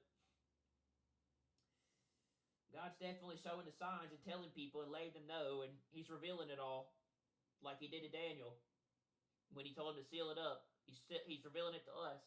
He's telling us and the world, for people that can see it, this may be the year and the rapture, and all these things are coming. All these things are being revealed and shown to people, and He's telling us loud and clear, get on board the ark like Noah did, before the flood, so you won't be left here. So something won't happen, or you won't be left here with what's coming. So, I do believe, yeah, we're in that year. And the earth is the earth is about to give birth to something new. That's what they call the New World Order, or the one world order, the one world government. I don't know. And there's a lot of talk around Trump, so be watching, man. Be watching April and May like a hawk, because it could very well lead to the rapture date. Very well could lead to the rapture, and it could lead to a rapture. So be watching the Middle East and Israel like a hawk. Be watching April and May like a hawk. Be watching what's coming like a hawk, because it's something's about, because the Middle East and Israel is, it is a big giant boiling pot about to overflow any day now, especially with Iran. So, I don't know though. We'll see, but I do think this is a year. Yes, I might not make it to my 28th. I might not make it to my 28th birthday, bro. I might not. I might be out of here by April 20th, because April 20th is Easter Sunday, and my birthday's on Monday. So I might not turn 28 before I'm raptured out of here. I very well might be gone out of here the day before my birthday. But yeah, be watching April and May like a hawk, man.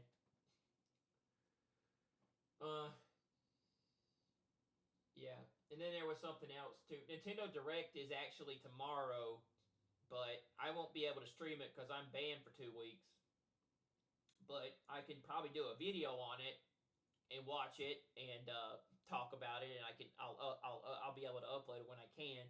But I might watch Nintendo Direct. I might cover Nintendo Direct or make a video on it. I might watch it live and do a video on it, but I can't upload it until after I'm unbanned. So yeah, so much stuff happening, bro. I'd be watching big time. I'd be watching more than ever now and looking up and paying attention to what's coming. I'd be watching the Middle East a lot. I've been watching it every day now just to know what's coming, because it's going to lead to our redemption and a rapture. It's going to lead to our redemption drawing nigh. What's going to happen in the Middle East? So, and everything. We're getting there. When God said, when you see these signs, look up, because your redemption draws nigh. Our redemption is about to draw nigh, bro. It's coming. It's close. And I think there's going to be something that's going to happen soon, in April or May. But our redemption is drawing nigh. It is here. People need to get on board and get ready before it's too late. But yes, our redemption is drawing nigh. I said, look up when you see these signs. People are looking up and watching, because they see it coming, and that redemption is here pretty soon. So when it comes to when everything,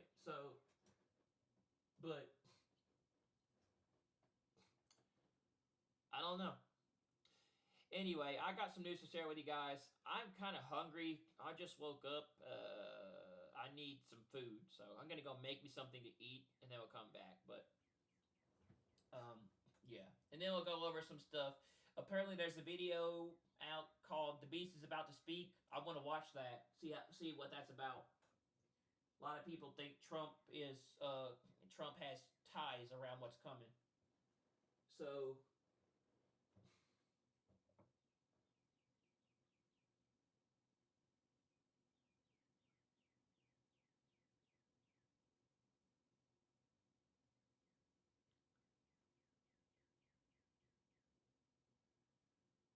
give me a minute.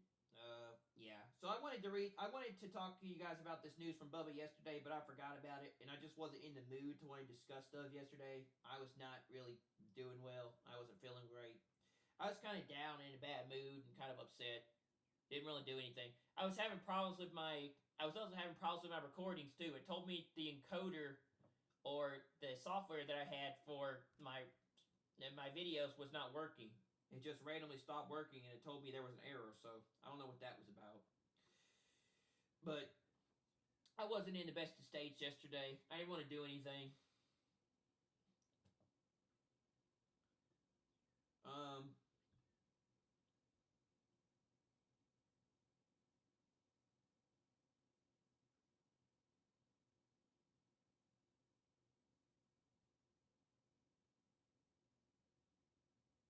yeah, dude. I was listening to Phil Collins.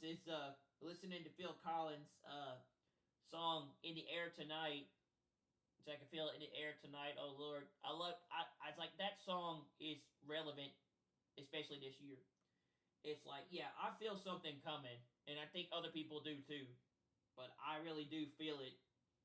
I do. I really do feel it with what's going on in the world. That stuff is really close.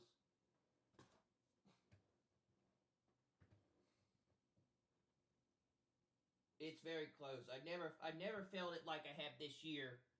And the dreams and the stuff I've been getting and the visions and the more time I spend with God, the more time I realize that I'm being revealed these things. The more stuff that I come to realization of what's going on. But the more closer and closer I've gotten to God, and I spend a lot of time like that at times when I don't know what to do, He's made me see that we're very close to we're really close to stuff coming. So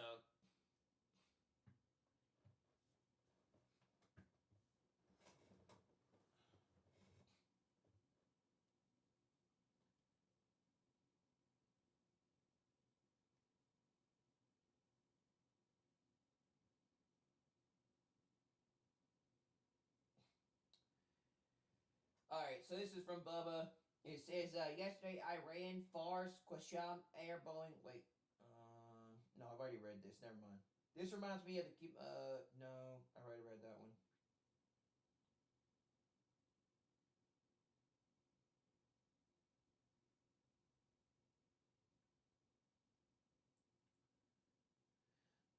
Egypt may be violating Israel peace with Sinai military buildup.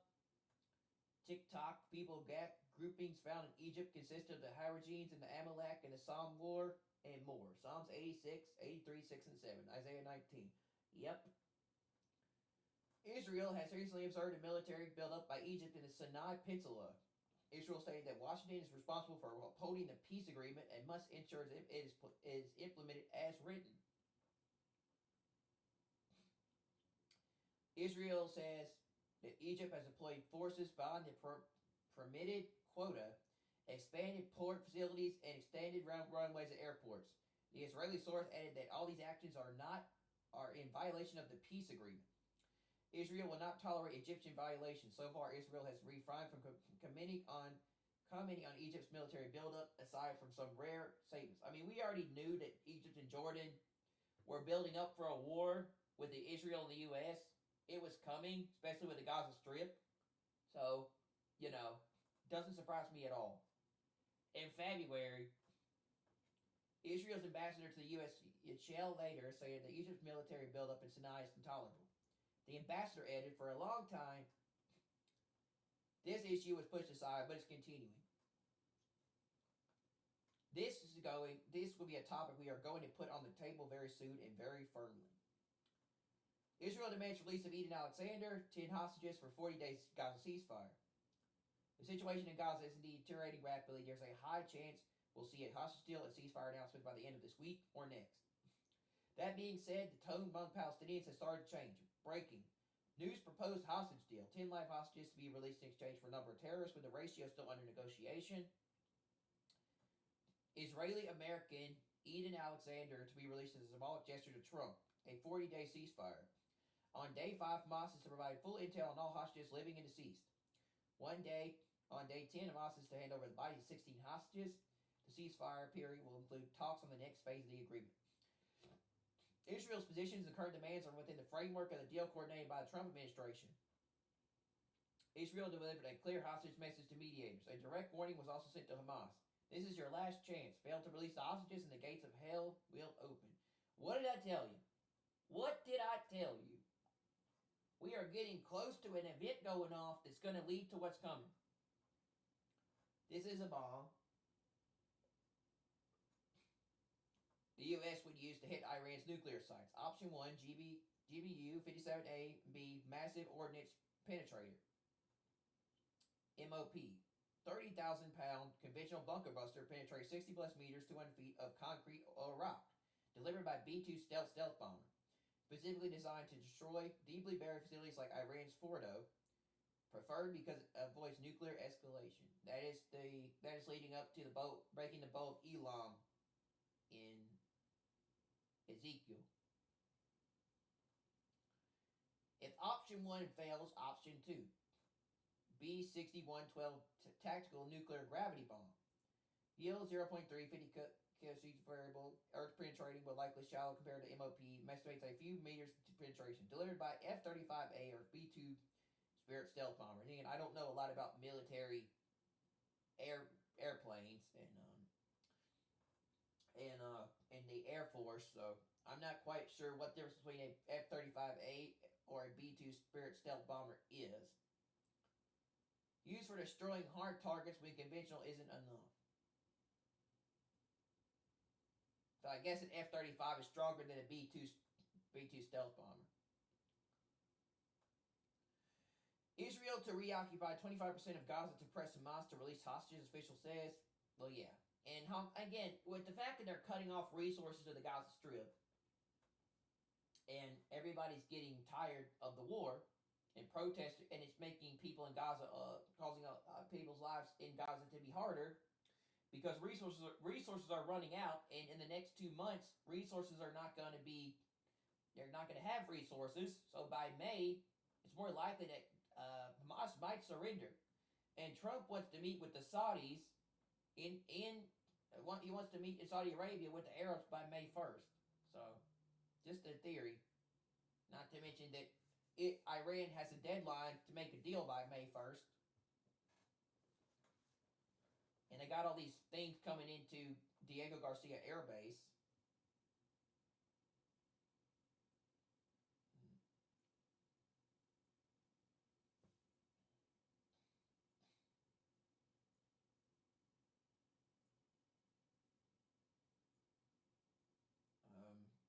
Crap. I went too far. Hold on.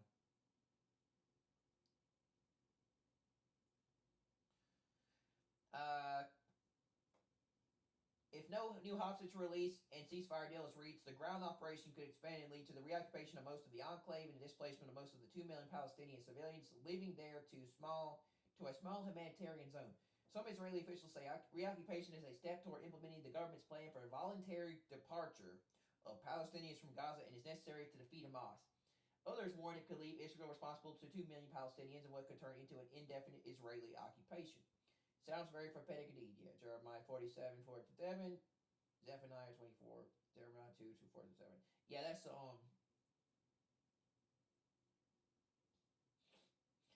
the Gaza prophecy.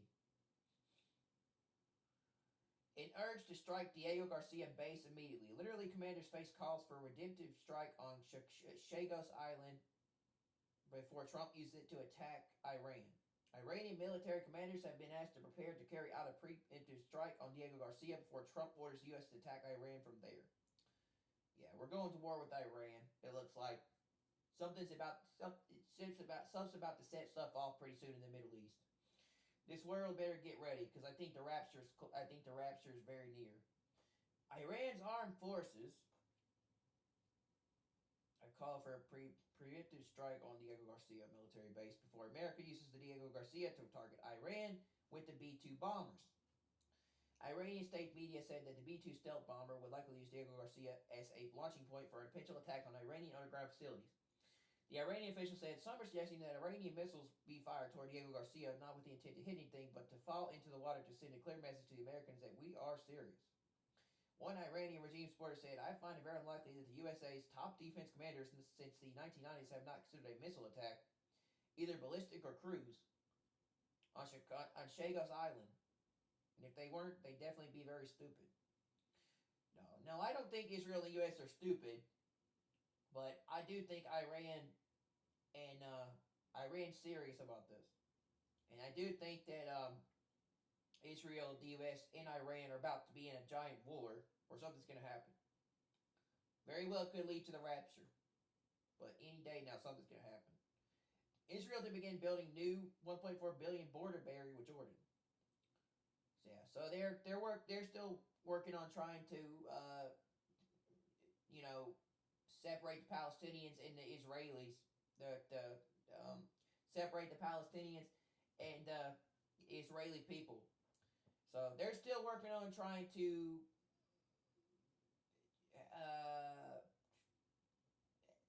make it to where they're still working on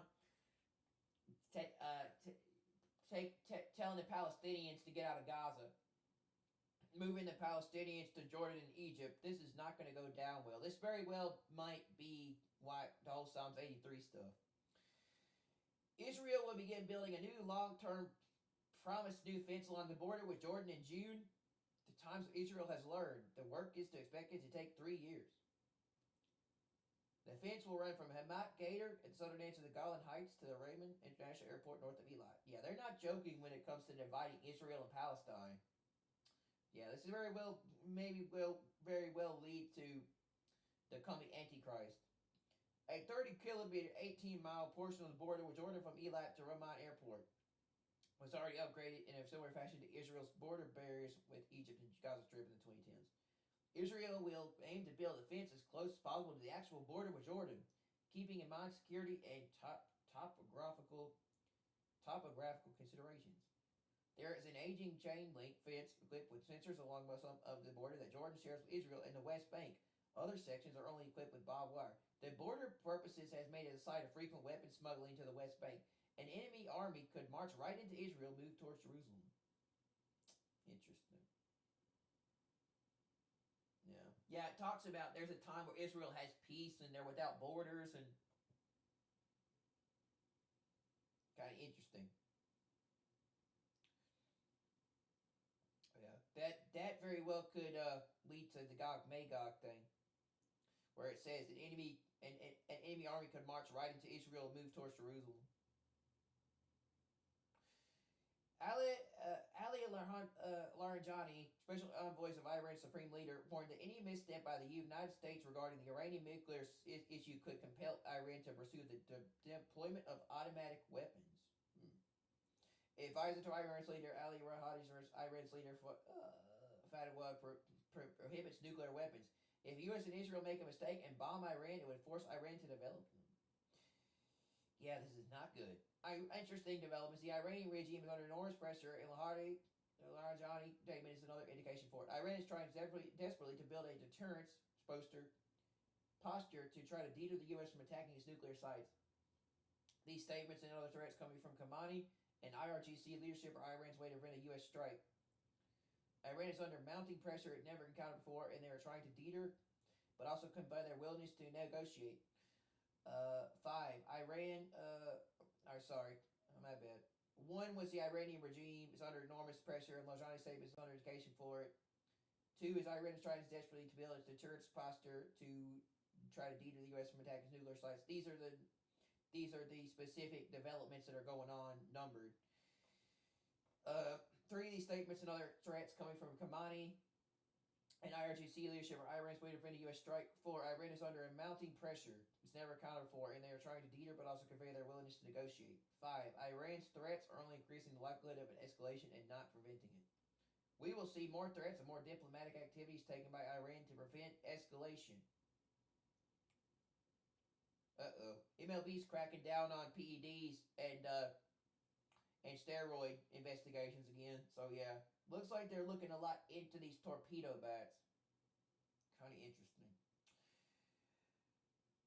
It almost took them a million years, considering, but still, considering the fact that I'm actually surprised they're doing something about this thing, considering they don't do much about a lot of things in the league.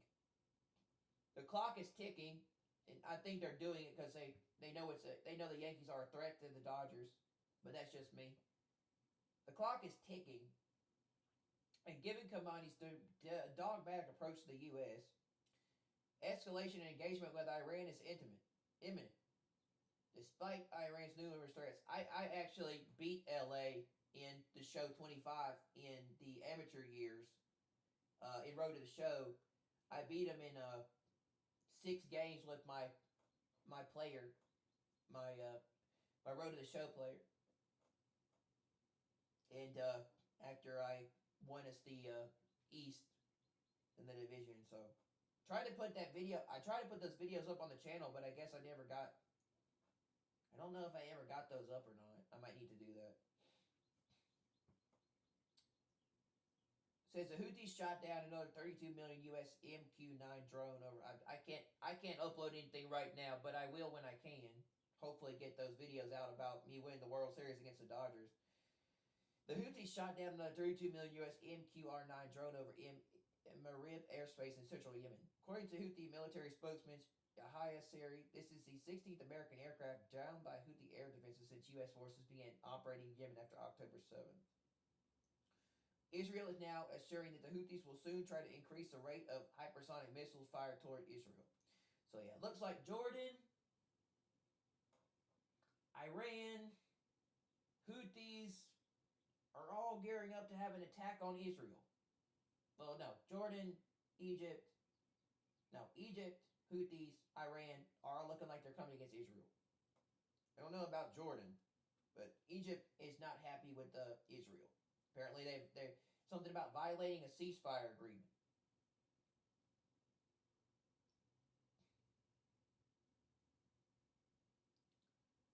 Israel is back to bombing terrorists in Lebanon, wherever they are. IDF attacks Hezbollah terrorists in Beirut, who directed Hamas operatives to carry out a serious attack on Israel civilians in the near future. At least 3 killed in an attack on a building in Dahaya, Lebanon, suburb of Beirut.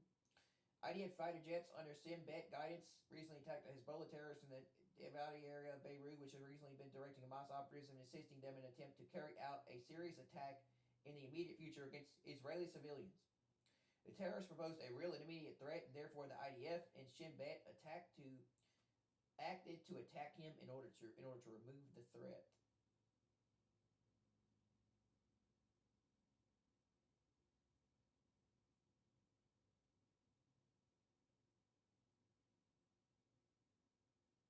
Okay. So it says that the IDF and the Shin Bet attacked the Hezbollah terrorist,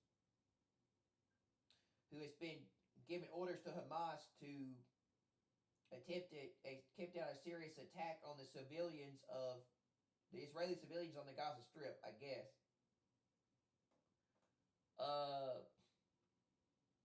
Says Turkey is on the move into Syria. Israel is not happy. Yeah, this is leading to the Psalms 83 war. It's looking like, or it could be Gog and Magog, but I don't think that comes until after the rapture. But I'm not sure. But it looks like Iran, Hezbollah, Houthis, Egypt are all surrounding Israel, which is when it says that God will send a sword after Israel's enemies and devour them and destroy them all, which I guess is the U.S. That's why the U.S. is teaming up with Israel to attack Iran, but I'm not sure. You know,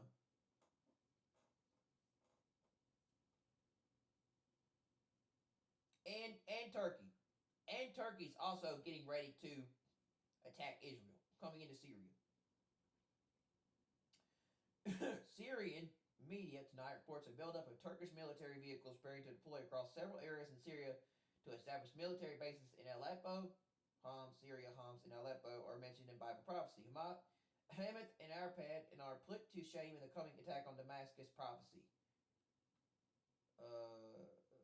Jeremiah 49:23. Okay, so Turkey is involved with the destruction of Damascus prophecy. Okay, so maybe they're not involved with Psalms 83. Okay. But that means that's but Psalms 83 is coming. Because it looks like Israel's being surrounded on all sides. That's why the US is teaming up with them. And right on cue, a little bit ago, the Turkish army brought large convoys of heavy military equipment and vehicles into Syria. Turkish military wants to use the P4 airbase in Syria, which is deeply alarming Israel. The IDF is currently operating freely in Syrian airspace and wishes to avoid any friction with Turkey. Turkey is also getting ready to establish 2 forward operating bases for the Turkish Air Force in Syria.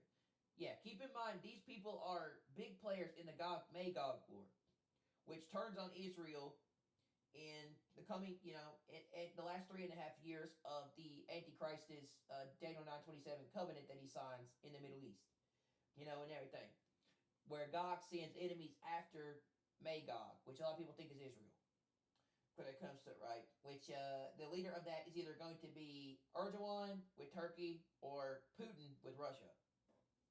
So yeah.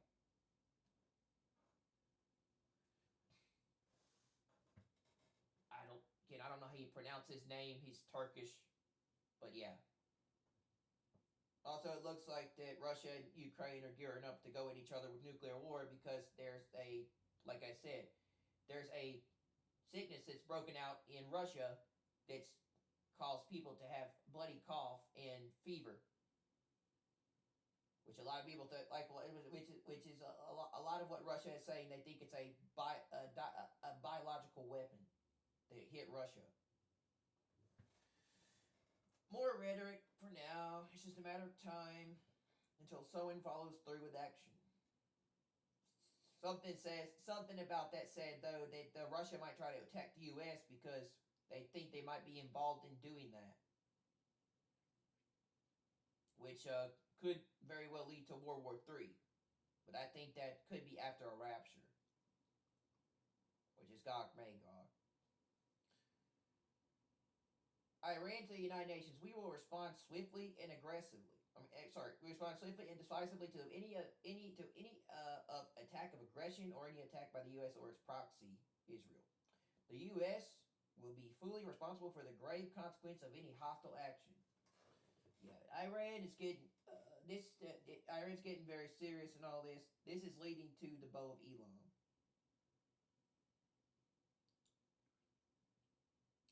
As today is April Fool's Day. Oh yeah, I forgot April 1st is April Fool's Day. That's right, yeah.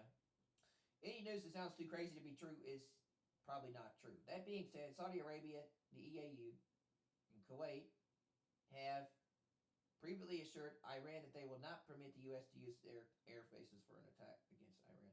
I only know that's Kuwait because my dad,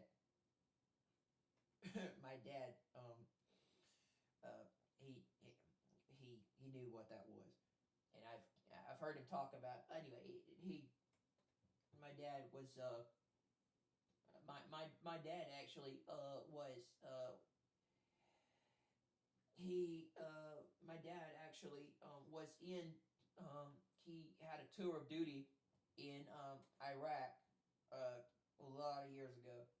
So like I know kind of like that's like what that is, but to use air bases for an attack against Iran. According to the Saudi source, so about I-24 News, we shall see. Israel's Channel 14 reports a large-scale attack on Iran will begin soon.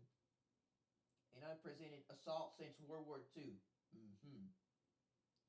Channel 14 is the Fox News of Israel. No one has claimed that it's happening in the next couple of days or weeks. Soon could be anything. The claim from Israel's Channel 14 about an impending large-scale attack on Iran, described as unprecedented since World War II, has been echoed across various posts on X and tied to reports from Al-Hadith, a Saudi-based news outlet. It's also being reported that two B-1 Lancer bombers are on their way to the Middle East. The rhetoric continues to build up each day now. Yeah, that's what I'm trying to say. The Middle East is a boiling pot for what's coming, and any day now something can set it off. So yeah, we're getting that close to a rapture. Probably will happen possibly in May or April. But need to get ready because they want to establish this peace agreement, this Palestinian peace plan, and all this stuff by June. They want to finalize all this stuff by June. Turkey moves to take control of Syria's strategic C4 air base sources. Ankara aims to use base to strike the Islamic State and deter Israeli aerial attacks in Syria, sources say. Turkey plans to deploy air defense systems into Syria. Turkey is moving to take control of Syria's strategic highest T4 air base near Palmyra with the aim of turning it into a forward air defense hub. The Hacer air defense system, like Hacer O or Hacer U, will be deployed to defend the base and establish airspace dominance. Ankara is planning a layered air defense network. Turkey is also considering deployment of S-400 missile defense systems pending Russian approval, marking what could be the first use of the S-400 system abroad. Okay, so we now know what could possibly be coming with Gog Magog, or what Turkey's doing. So Erdogan could very well have a role to play in the coming possibility of him being the Antichrist. You know, if you look at it. If it's not Trump, that is. Or, Jared Kushner is another person I've considered, but still. Erdogan could play a big factor because it said they're backed by Turkey. Or Putin could be the Antichrist because Putin has given approval to Turkey to deploy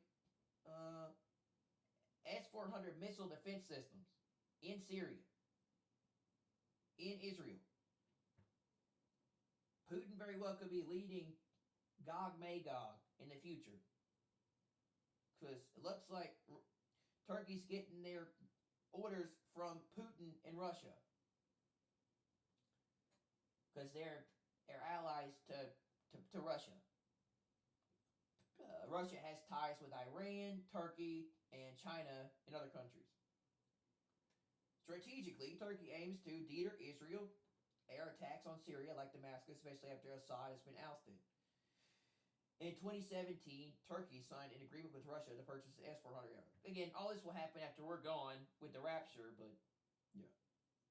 These are the players that are building up for the coming Gog-Magog war that's coming. Or very well could have to do with Psalms 83. To purchase the S-400 air defense systems for $2.5 billion, the S-400 is one of the most advanced long-range surface-to-air missile systems in the world. Okay, or maybe Russia thinks that Israel and the U.S. had something to do with attacking, had something to do with doing something to their country and launching a biological weapon that hit Russia that caused this sickness to break out. And now they're angry. And they're coming after Israel and the U.S. So, just a theory. Because it says that there's like this massive sickness. There's like this big sickness or thing that broke out in Russia where people had like a fever and were coughing up blood. So,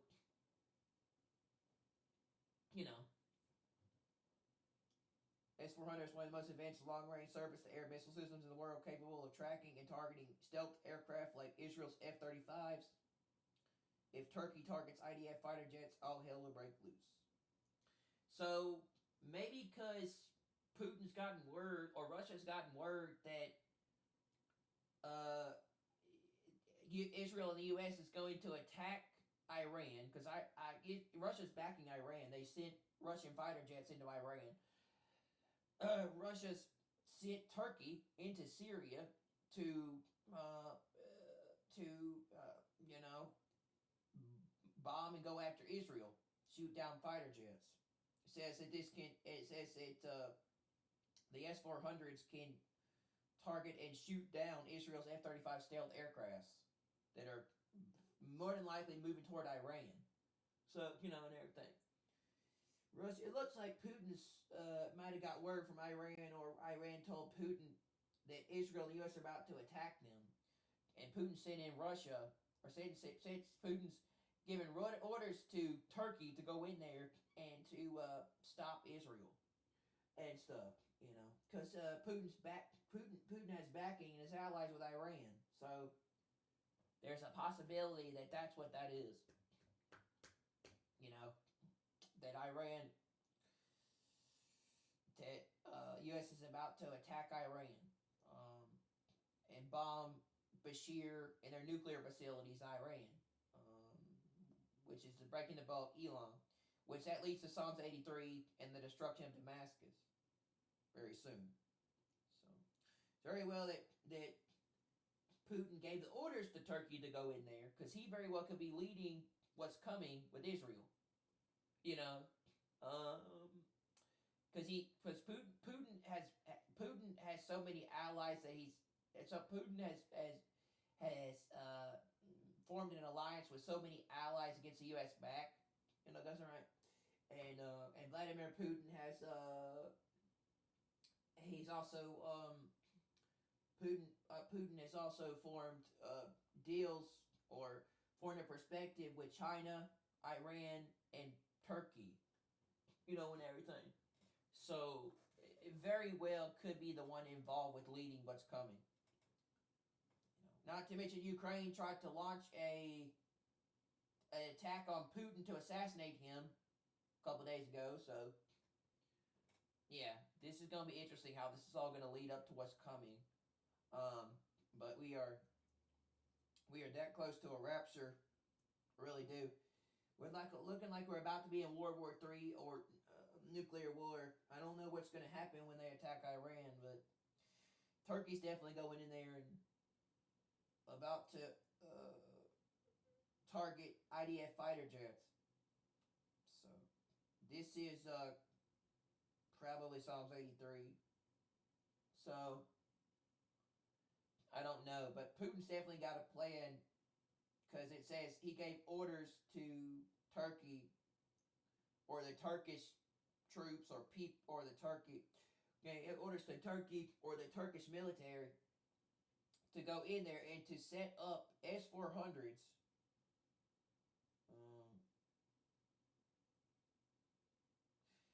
Turkey signed an agreement with Russia to purchase the S-400 air defense systems. In other words, Putin's giving supplies and resources to people like Iran and Turkey. 2.5 billion. He said giving orders to go in there and set up S-400 surface to air missile systems in Syria to shoot down, to track and target and shoot down Israel's F-35 fighter jets. So, yeah, this is interesting. Says that they got orders from Putin to do this. Russia said for them to do this. Or that Turkey is considering deploying S-400 missile defense systems, but they're trying to get the Russian approval to do it. And it looks like it's a possibility Putin might back Turkey. This could lead to what's coming.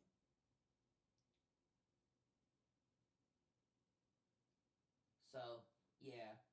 Vladimir Putin's a snake, and I told people that I don't trust him, period, at all. I don't trust him at all. I don't trust him and Zelensky, but I don't trust either of them. But it's like, I don't trust Putin as much as he's buddy-buddy with Trump. Putin is going to go behind the U.S.'s back. He's going to go behind them and stab them in the back. That's going to lead to World War III or Gog Magog. You know? So, yeah. And it looks like, pending Russian approval, Turkey says they're going to put S-400s in Syria. So it looks like Putin may be leading this coalition of nations of Gog in the future. Or Psalms 83. Just a theory. But it looks like Putin's forming this coalition of nations. It's a possibility Putin could be the Antichrist.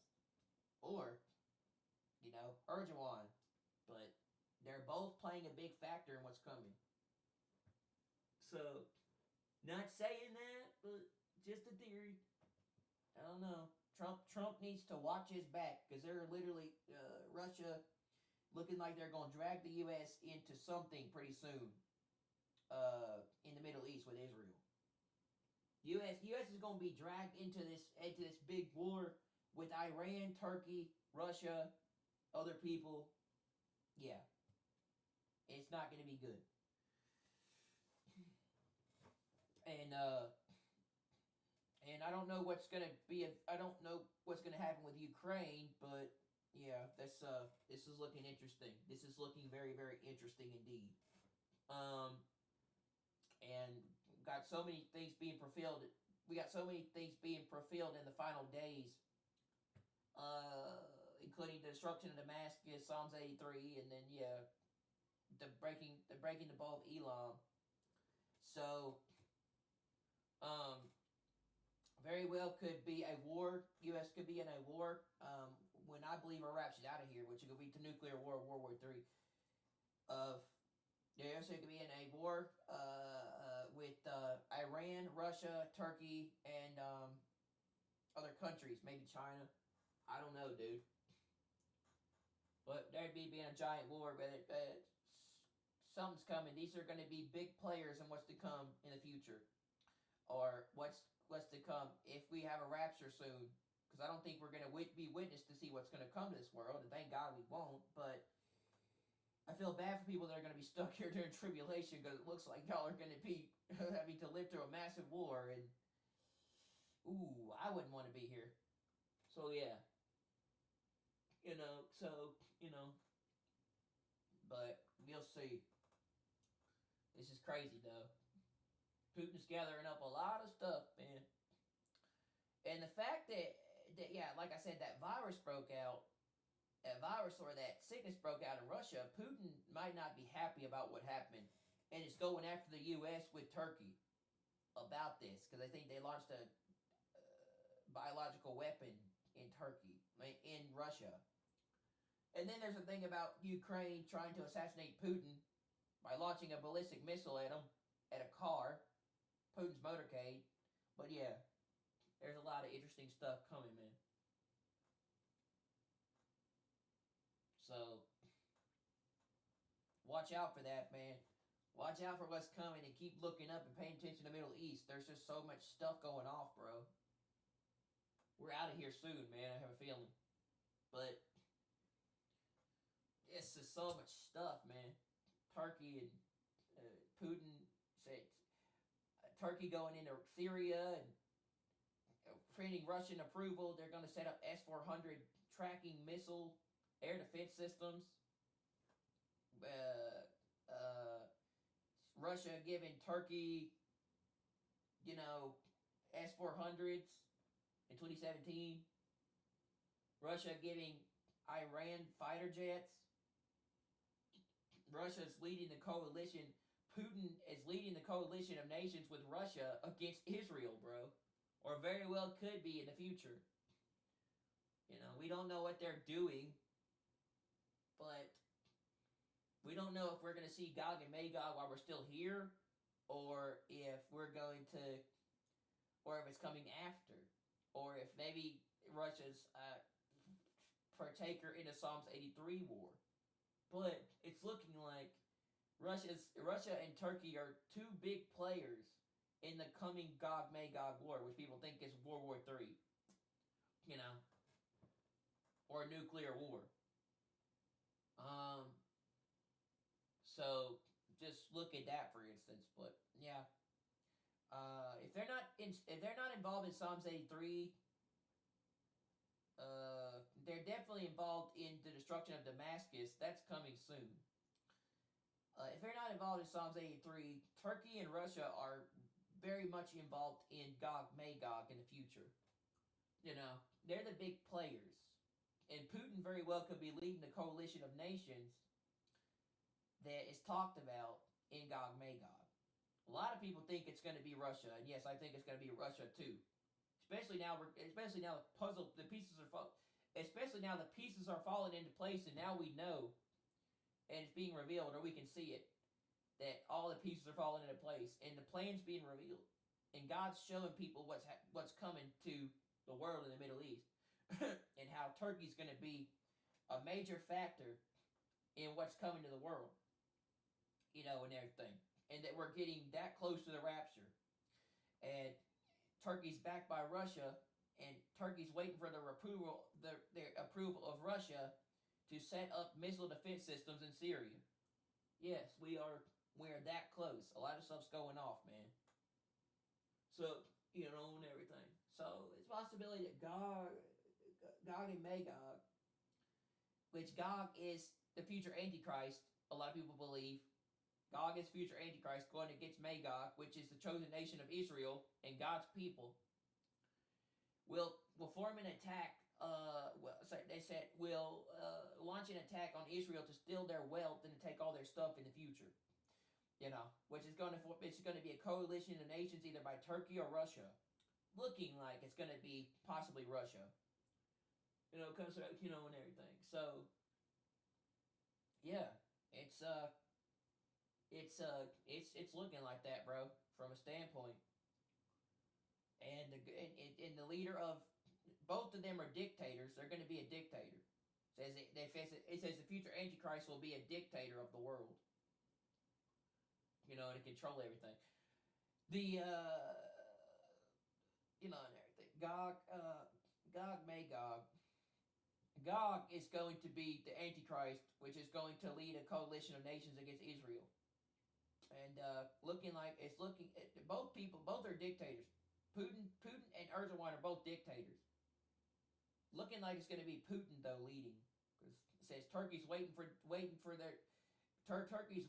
the orders of approval from Russia to set up S-400s, because they made a deal with Russia to give them S-400 missiles. So it's just a matter of time, bro, before the rapture's here. Everything's falling into place like I've never seen. Everything's falling into place like I have never seen before, man. And I just get it now. I can see it. I get it now. I can see it. I understand it.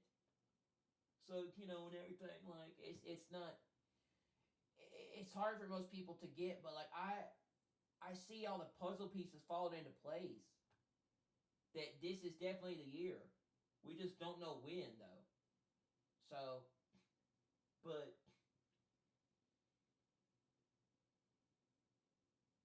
yeah, we've never lived in more prophetic times in the way stuff has been in recent years in the world than we have this year. And how everything is, and we've never lived in the whole Daniel prophecy, or the whole Daniel thing that we have more than this year, and how it's all being unveiled and revealed to people this year. It's like we never lived more in Daniel than we have this year, and all the stuff that's happening and has come unfolded, and it's being revealed. So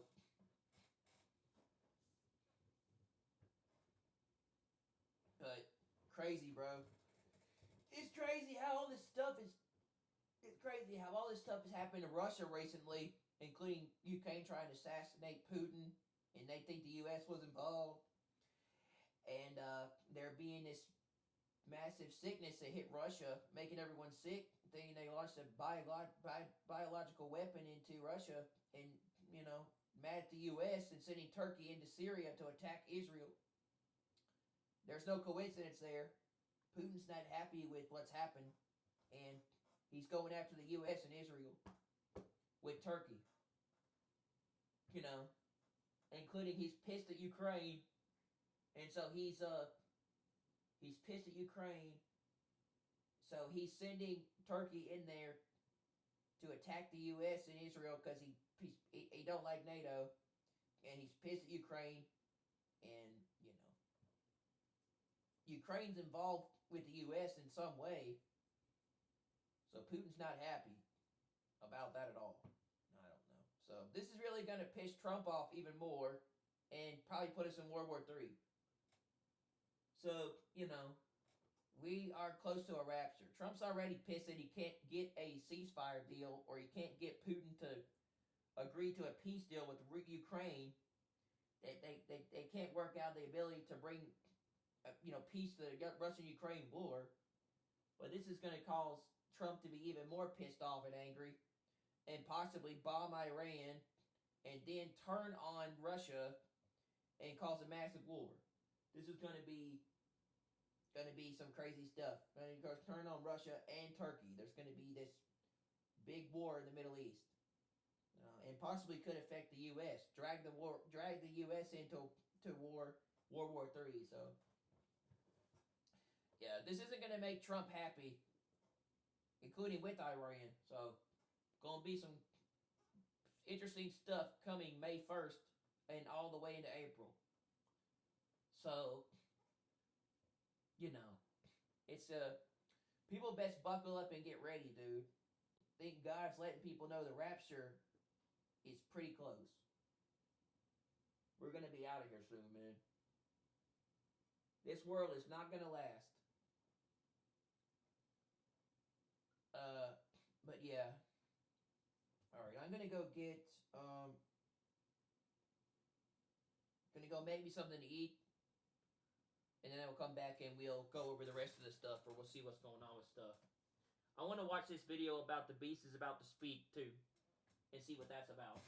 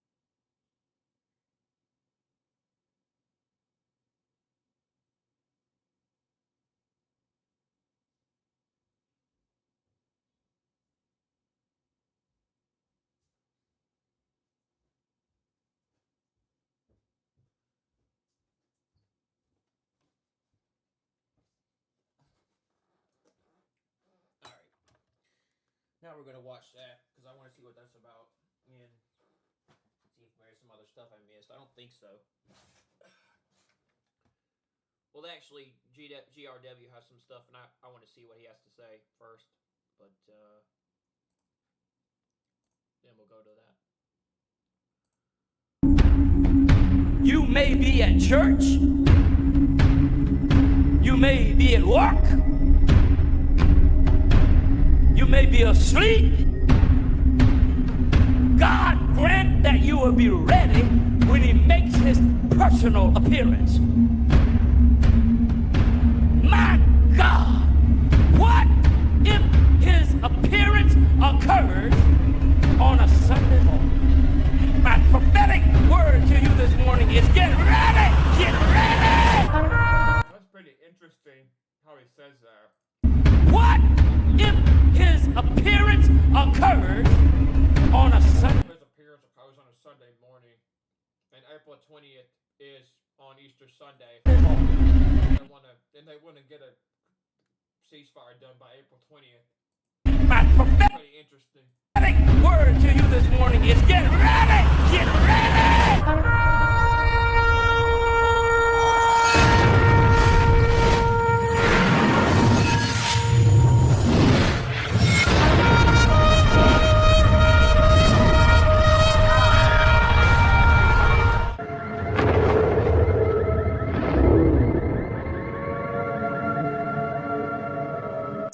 Welcome back to the channel. Share, subscribe, like this video. Make sure you put your prayer request in the bottom. Once again, the storms are firing up back in the areas that we started out with this mess. Saturday, Friday, and Saturday. So everybody, make sure you have those NOAA radios out. Have Ryan Hall, y'all, on your YouTube because he's going to keep you updated.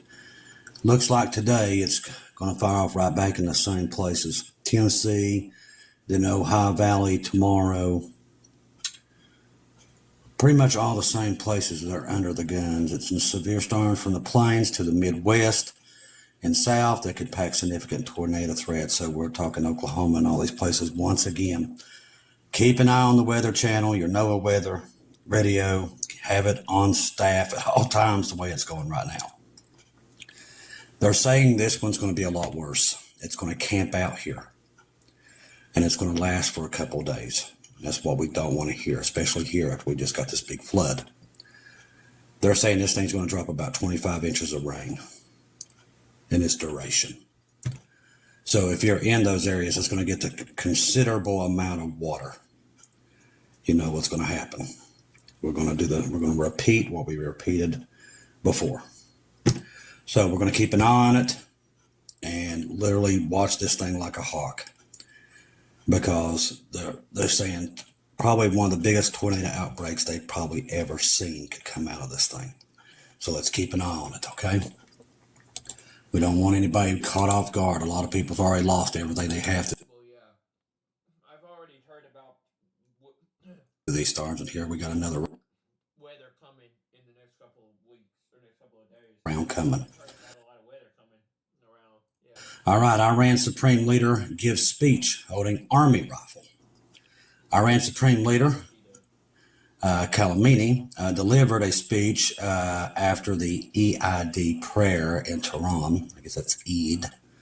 He spoke about Ramadan, its significance in the ongoing massacres in Palestine, Lebanon, and Yemen, that they create, and the state of Islamic world. He stated that the U.S. and its other enemies who attack Iran will receive a harsh response, and the Zionist regime must be destroyed. Now, God's going to destroy this regime. That's who's going to destroy it.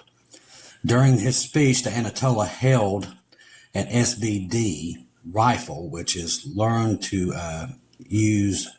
which he learned to use during his training in the Iran-Iraq War in the 1980s. SVD sniper rifle is a semi-automatic design marksman rifle, sniper rifle chambered in the 7.62-54 cartridge. The SVD was designed to serve in a squad support role to provide precise long-range capabilities to ordinary troops following the Warsaw Pact adoption.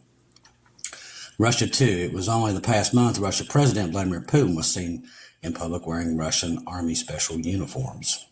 Putin in uniform, Kamali with gun. It's almost like, no, it actually is writing on the wall. And we've been telling It is. Yep. And then sending Turkey into Syria. you this. It's there. Right now, I know you're aggravated. You're tired of hearing how close we are. But we've told you from the beginning of this channel, this day that we've talked about, we call it the long, stormy, or the dark, cloudy day. It's got many names, the loud event. When it does happen, there's not a warning. It just happens. We're just letting you know constantly that it's coming. We don't know when it's going to fire off. It's like the rapture. It's going to happen like this, and it's going to be gone. There's going to be no road signs. There's going to be nobody with the magic number that knows exactly when this is going to happen. Nobody. If they do say they do, they don't.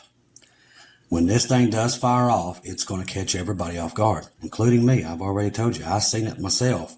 I was caught off. Now, I wasn't scared, wasn't frightened. I knew what was happening because we've talked about it a blue million times on here. So I wasn't shaken by it. I know what was happening when it took place. And you guys will too. Just watch this channel. When this day happens, everybody else going to be freaking around, running like, going crazy, but you will be calm and steady because you knew that day was coming. All right. Iran addresses Trump's bombing threat at the UN Security Council this morning. Iran has logged a formal complaint about the United States at the Security Council. Good luck with that. Over the U.S. President Donald Trump's threats of military action, branding his remarks as reckless and belligerent. Now, Trump recently threatened Iran. Trump's so far been the only one who had enough guts to do it. Iran with bombing strikes that likes of which we have never seen. And that is what Trump is saying. He said this is going to be nothing like Iran's ever witnessed. The Iranian leadership condemned the statement and vowed retaliation. Now, what we're hearing is a lot of Iran's upper, basically commanders, their generals are wanting to go ahead and attack Garcia right now while the B-2s are on the ground. Now, we've seen a lot of activity in South Korea and other places where C-17s are coming in and out. Now, if I was a betting man, they're getting Patriot missile batteries out of these locations and bringing them to Garcia. That would be the smart move. But I think that's what they're doing because that is not protected by any kind of air defenses at the moment.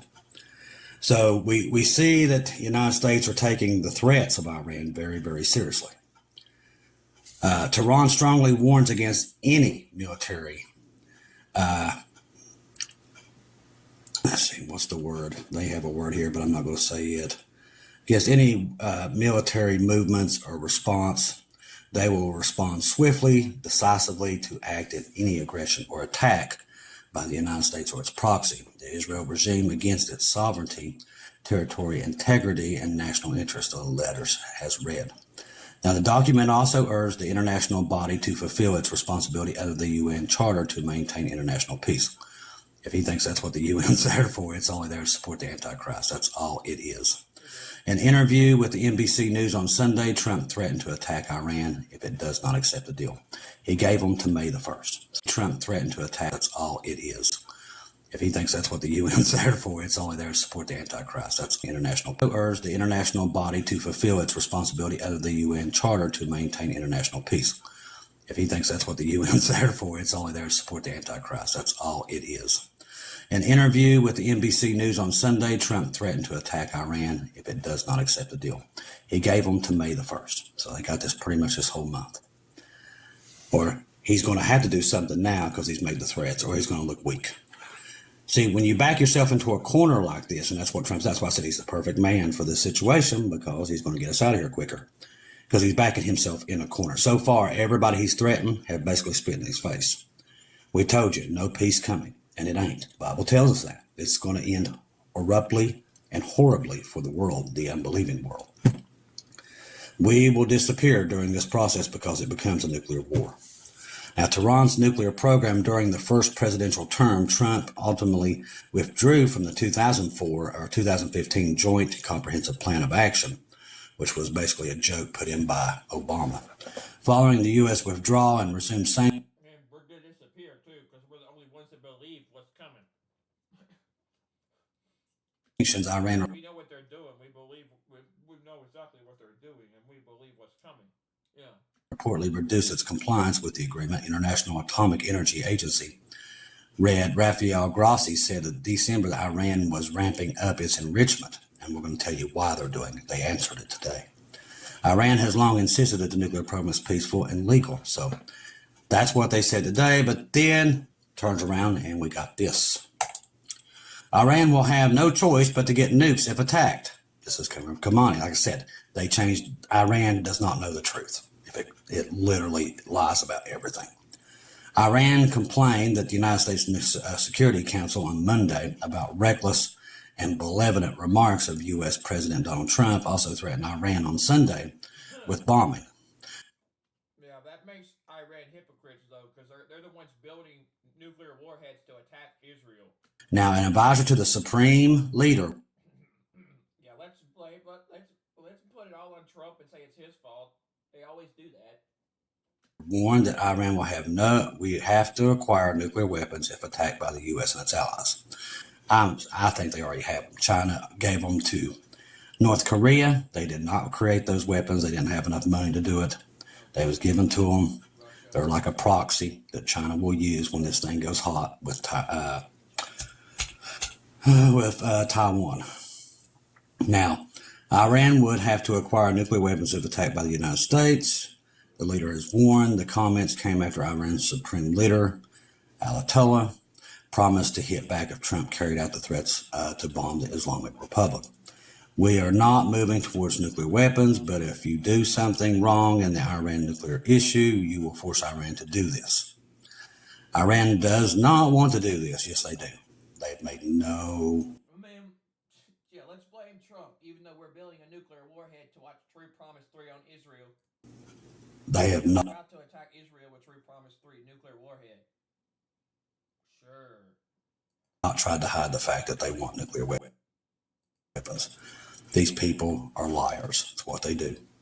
If at any point the U.S. moves forward towards bombing by yourself or through Israel, you will force Iran to make different decisions. They already have. This is already a done deal. Trump said on Saturday will be bombing if Iran does not agree to the nuclear deal. Like I told you, they gave them to May the 1st to go to the table, get it done, or World War III will begin with Iran. Because the Bible tells us in Daniel that Persia, which is Iran, is going to pull everybody into this. That's what you're seeing. You're seeing it unfold. That's why Jesus said, when you see these things start, be ready to go home. That is what's coming. That's why we know the rapture's here. Paul said, in the last days, you'll know. Don't be ignorant. You'll know. Now, Trump's tariffs' latest global cost of trade war revealed as says UK preparing for the worst. UK's Foreign Secretary David Lammy has said that Britain is preparing for the worst after Downing Street admitted Britain would be hit by Donald Trump's looming tariffs. Now, global markets have been rocked by Trump's administration prepares to unleash what is so-called Liberation Day tariffs this weekend. I don't know. I'm interested to know what that means. What exactly Liberation Day is on April 2nd. That's tomorrow, actually. I want to know what that means. That did interest me. I didn't even know about this. Now, with none of Washington's trading I don't know what Liberation Day is. partners expected Trump was talking about that, yeah. to emerge unscathed from the imported taxes anticipated by Goldman Sachs is an average of 15%. If the situation escalates, and we can already tell you it's going to, because the Bible tells us, into a full-scale trade war, it would cost the global economy $1.4 trillion. As I said, the tariffs lead to world war. The gold has hit almost 3,200 this morning. Now, what does that mean, Chris?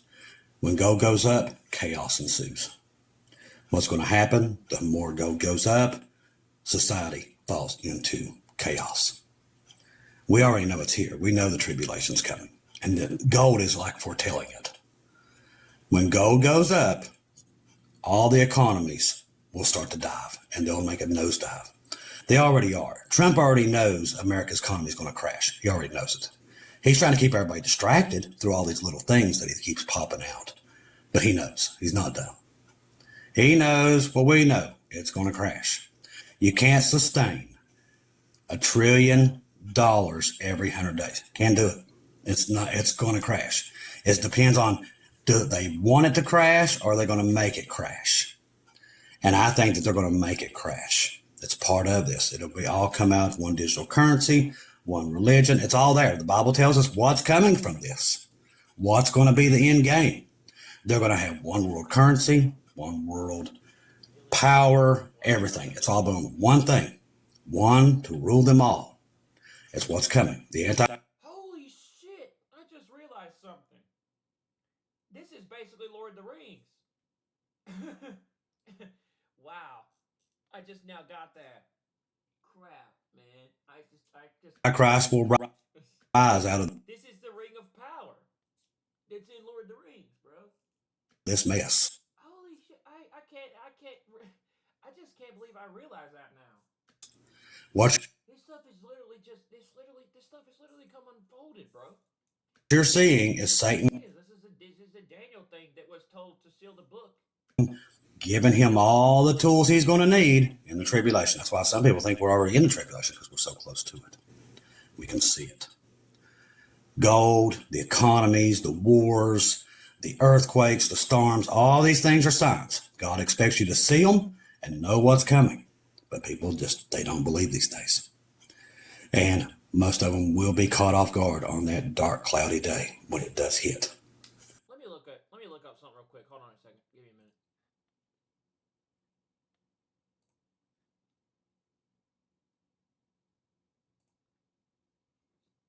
Was J.R. Tolkien a Christian?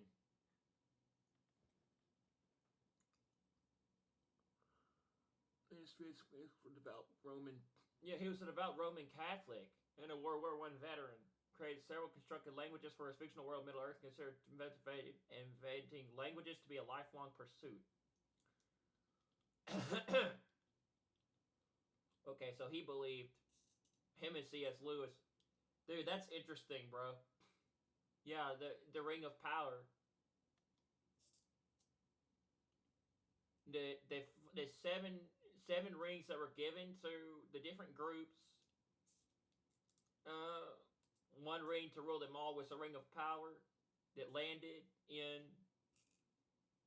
Gollum's, Smeagol's hands in Lord of the Rings. That was then taken by Bilbo.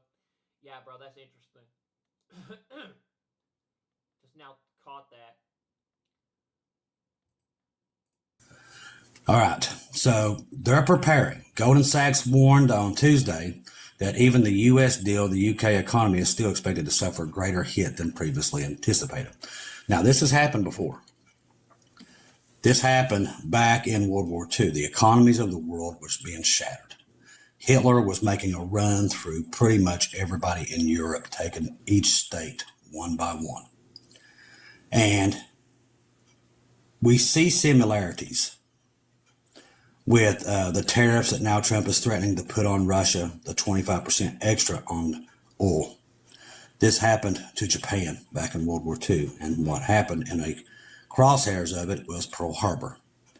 I'm telling you, another Pearl Harbor event is coming, except this one will be nuclear. God's already shown it to us. Too many brothers and sisters around the world have seen it in every tongue.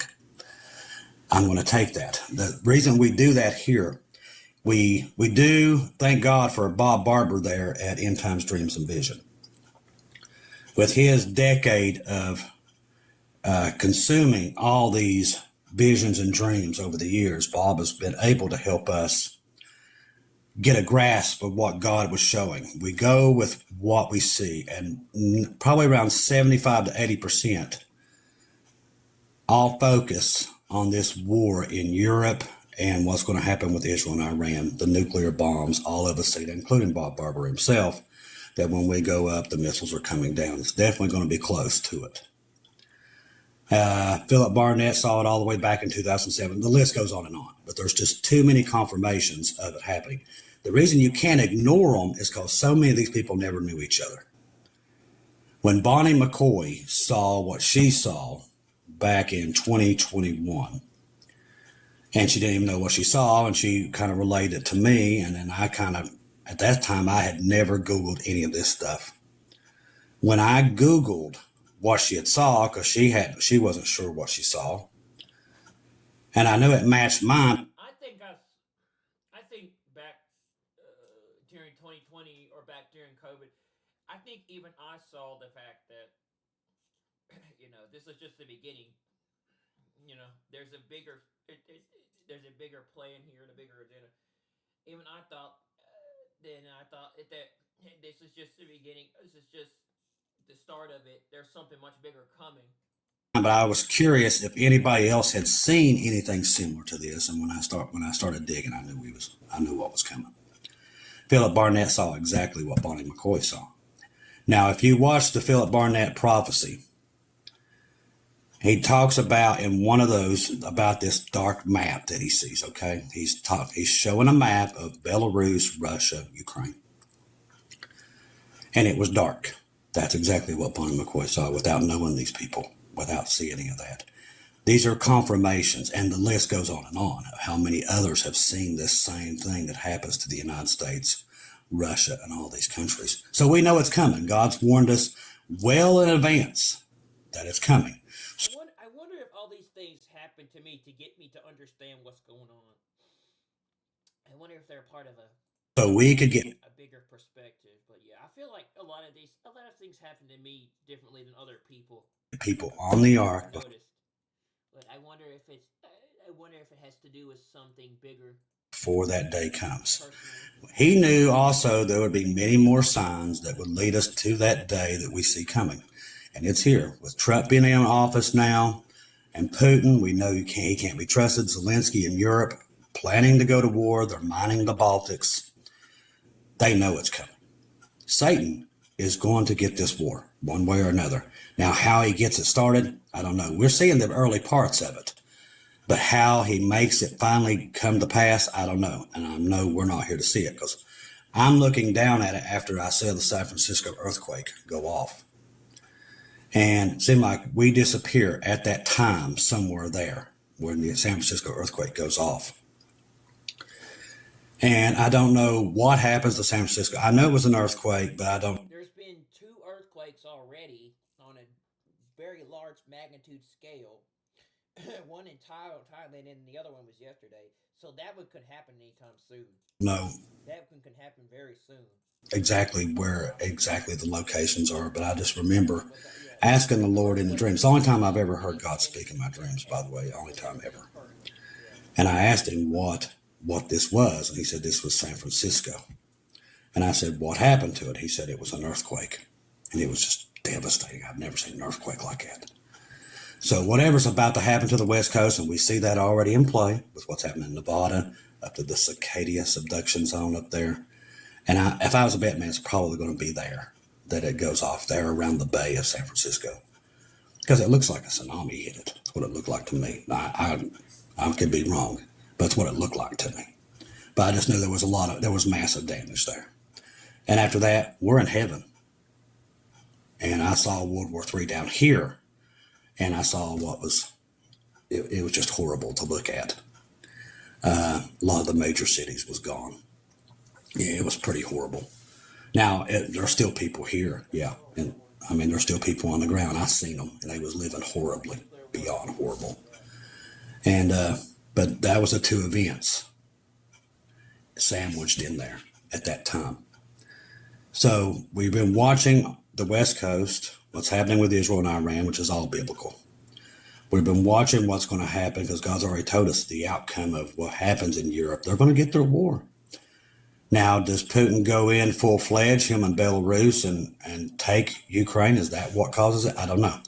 But I do know you can't trust Putin, you can't trust Zelensky, you can't trust any of them because Satan's pulling their strings. That's what we're seeing. And that's what nobody here wants to admit to, is who's pulling the strings. They think there's going to be peace come out of this, but Satan is the one running the show at this point, and God's letting him. Just like in the tribulation, he'll be let to do these things. And the restrainer is going to be move right out of the way and let it happen. Because judgment is coming. God's already told you. There's a beginning and there's an end. That's why we keep telling you that. Germany's Baerbock announces $12 billion military aid package for Ukraine during Kiev's visit. German's foreign minister has said, he commented on Ukraine's during a surprise visit to Kiev on Tuesday, additional $12.1 billion military aid and package and support for the country. Like I said, they keep shoving weapons in there. It's not stopping. It's actually increasing.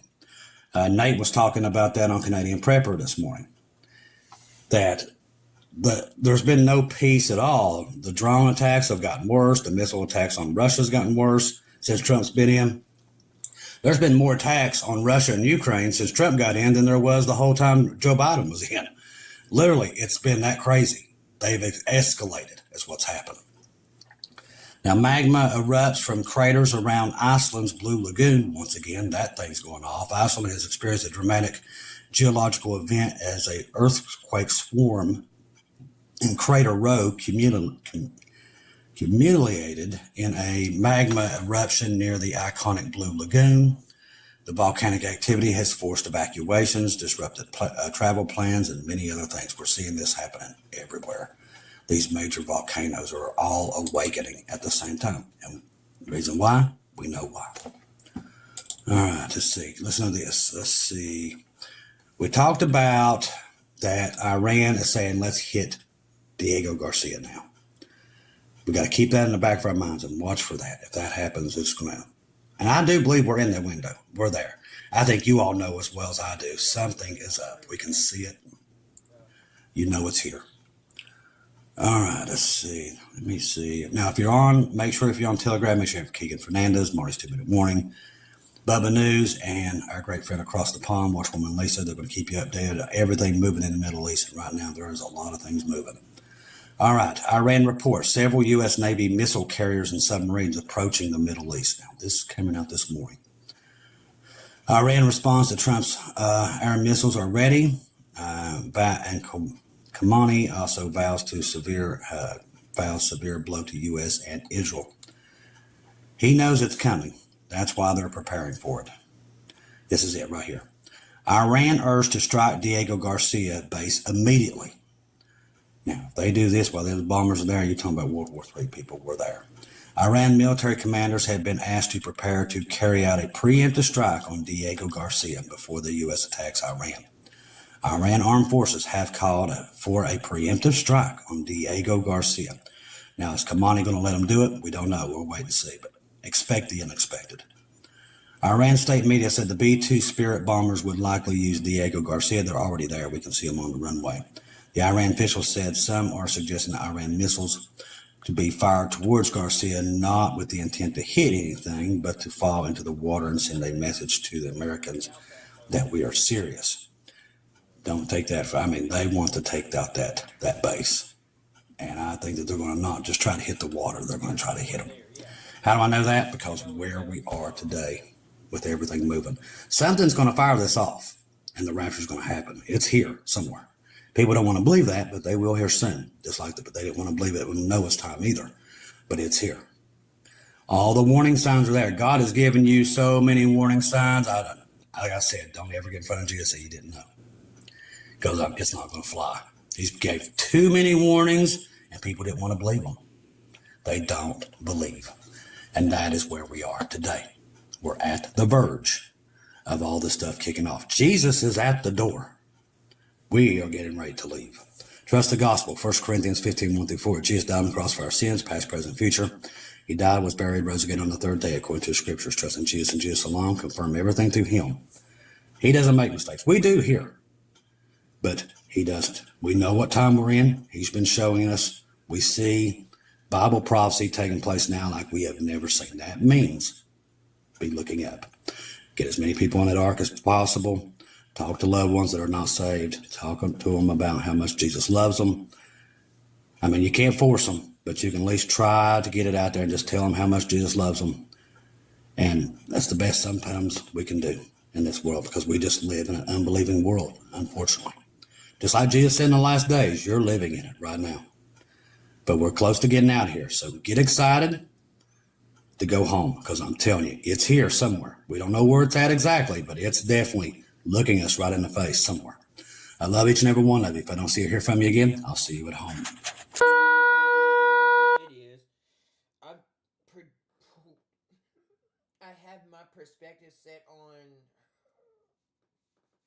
April, maybe middle of April, or maybe the midpoint of April or like the beginning of May 1st, because that's when Trump's supposed to meet with the Saudis in the Arab nations. Oh, it must meet with the Arabs in Saudi Arabia about the Palestinian peace agreement. And them talking about what they're going to do with the Palestinians. What they're going to do with the Palestinians. They're going to meet about what they're going to do with the Palestinians.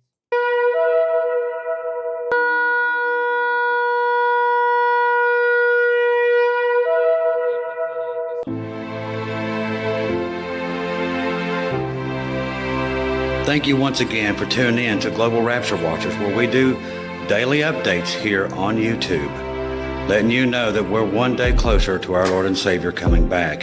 Thank you for all the support for this channel. This channel was created for God's sheep, those that are waiting for their Lord and Savior to come back and get us in these last days. We do updates once to 2 times a day here on YouTube. Thank you for all your support for the channel. God bless each and every one of you.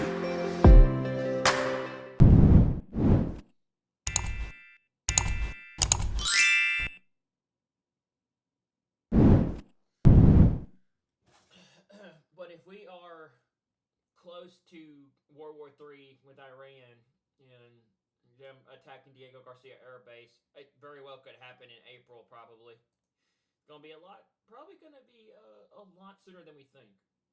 Looks like it. And something happening very soon in the Middle East. Probably going to happen probably going to be in April. Probably going to happen in April with the way things are going. I really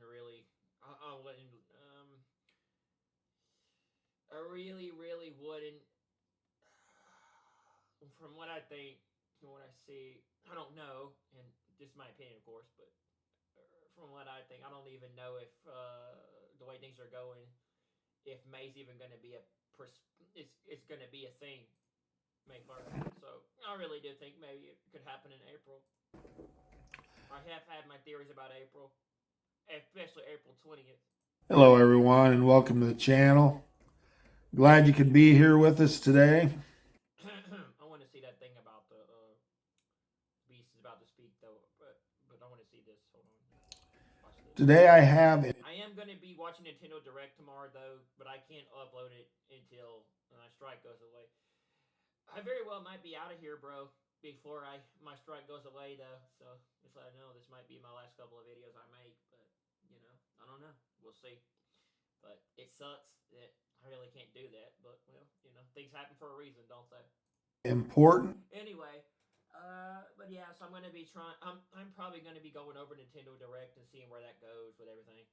Last day's information for you. Tomorrow, well, no, April 2nd. I'm gonna be streaming that on April 2nd. I'm gonna be watching it on April 2nd. But yeah, I'm gonna be, you know, recording it, and going over it and stuff. Some will For you guys, it's just you can't see it. love it, and some I don't know anymore with stuff. I do think we're very close to the rapture. I really do. I am kind of ready to just get out of this world. I really am, bro. I'm tired of things, to be honest. So we'll see where things go, but I do think we're close. Yeah. will hate it. Although I will give you some reasons why you shouldn't hate it. My concern here is to do my watchman thing the right way and to let you know about this information. All I do is read the word, keep track of the news, connect the dots, listen to other watchmen, and tell you what I believe to be true. And I think the Holy Ghost helps me with my limited brain capacity to do that. And then I spend way too much time defending what I said. Be advised, there is plenty of room in cyberspace for me to send you if you behave poorly. So let's start with Revelation chapter 7, verses 9 through 17. After this I beheld, and lo, a great multitude, which no man could number, of all nations and kindreds and people and tongues, stood before the throne, before the Lamb, clothed with white robes and palms in their hands, and cried with a loud voice, saying, Salvation to our God, which sitteth upon the throne, and unto the Lamb. And all the angels stood round about the throne, and about the elders and the four beasts, and fell before the throne on their faces, and worshiped God, saying, Amen, blessing and glory and wisdom and thanksgiving and honor and power and might be unto our God forever and ever. Amen. And one of the elders answered, saying unto me, What are these which are arrayed in white robes? And whence came they? And I said unto him, Sir, thou knowest. And he said unto me, These are they which came out of the great tribulation, and have washed their robes. Yes, I do believe that if Iran bombs Diego Garcia Air Base, that's gonna cause World War III. That's gonna put us in World War III. It is. It's gonna be like what Japan did to America. Well, you know. Anyway, but yeah. Made them There's no doubt that will cause World War III. white in the Yeah, I think we'll be taken out before that happens. blood of the Lamb. Therefore are they before the throne of God, and serve him day and night in his temple. And he shall sitteth on the throne, shall dwell among them.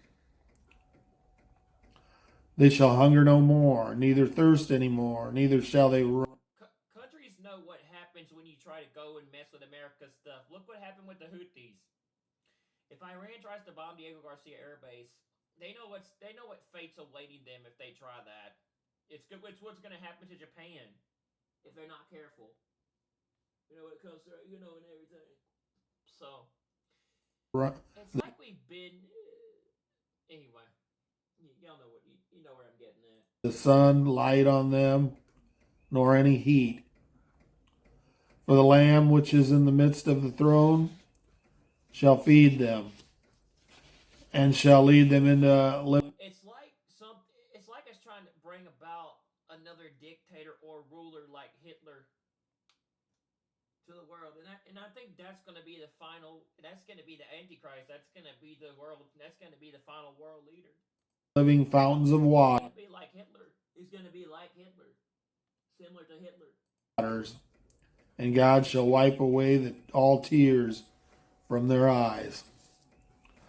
So this section tells us about a prophetic vision of those who will become Christians during the tribulation. These souls become Christians after the pre-tribulation rapture of the church. Now, I've said repeatedly, I'm not that interested in very much what happens after the rapture on this channel. But this is one case where those things are something I am interested in. Because what we do now, the things we do now can have such a big impact. I realize that now too. The things you do have an impact on what happens to you when you leave this world. And I've kind of come to that realization now too. Upon those in the tribulation. What you do can affect a lot of people in what's to come. You have a much more bigger impact on people than you think. Yeah, and I think that's something I've kind of come to realize too. I think more so than our gospel outreach right now. So, people will be seeking out those messages you leave in your home. I did a video about leaving messages, and I'll post a link to it. People will also be keenly interested. Yeah, I find myself making a lot of videos lately, even with the things that have happened, because it's just, I don't know, I just feel like it's something I'm led to do, or maybe it's worth doing. In the videos on this channel, which right after the rapture, but they'll likely be taken down quickly during the tribulation by cowardly infidels. So it says in verse 9, a great multitude. So people like to ask me questions like that. How many is that? Okay, to me, a great multitude used here, it means a lot for the situation. Let's say, for example, you had several thousand show up to a 50,000 seat stadium. You wouldn't say that was a great multitude. But if the same number showed up to a restaurant, that would definitely be a great multitude. So in the scripture, I don't know, are we talking tens or hundreds of millions of people? Couldn't tell you for sure, but it's a lot. It says they will be from every country. A lot of people around the world, they're not going to believe the AC's lies. And some of them will still be intellectually honest enough to figure him out. And he's not going to be happy about it. I mean, this minority of people not falling in line. He wants people to take the mark of the beast. Yeah, it's basically Carpathia from Left Behind. Yeah, the book talks about that too, bro. It does. It talks about how he finds out that there's a group of people rising up against him with the tribulation force and stuff, and he's trying to stop it. He says he's going to establish a group of people that's going to go after these people. So yeah, in a sense, and Nikolai talks about how he knows what they're doing. He wants them He has established a perspective. Carpathia kind of has an idea of what's going on. to doom their souls. And he will have his minions try and grab them and kill anybody who refuses to do it. Not that executing them is much of a consolation prize to him. He wants their souls, not just their bodies. He's going down, and he is going to go down. And I think he knows it, and he wants to take as many with him as he can, just out of hate for God. Some people, during the tribulation, they'll become Christians and live all the way through the tribulation. And that will be beyond difficult to do. But some are going to do it. If you're not a Christian, this may well be your last chance to avoid this horrible situation. First, pray to confess you're a sinner in need of salvation, and that Jesus came to earth to shed his blood and to be your Savior. He arose from the dead. If you prayed that prayer, pray and thank him for what he did for you. Pray. If you did that, if you can do that, the instant you do that, you'll be born again. And that's a Bible term. You'll go to God's heaven. And no one can ever take that from you, because you didn't earn it on your own to begin with. It's a gift from God.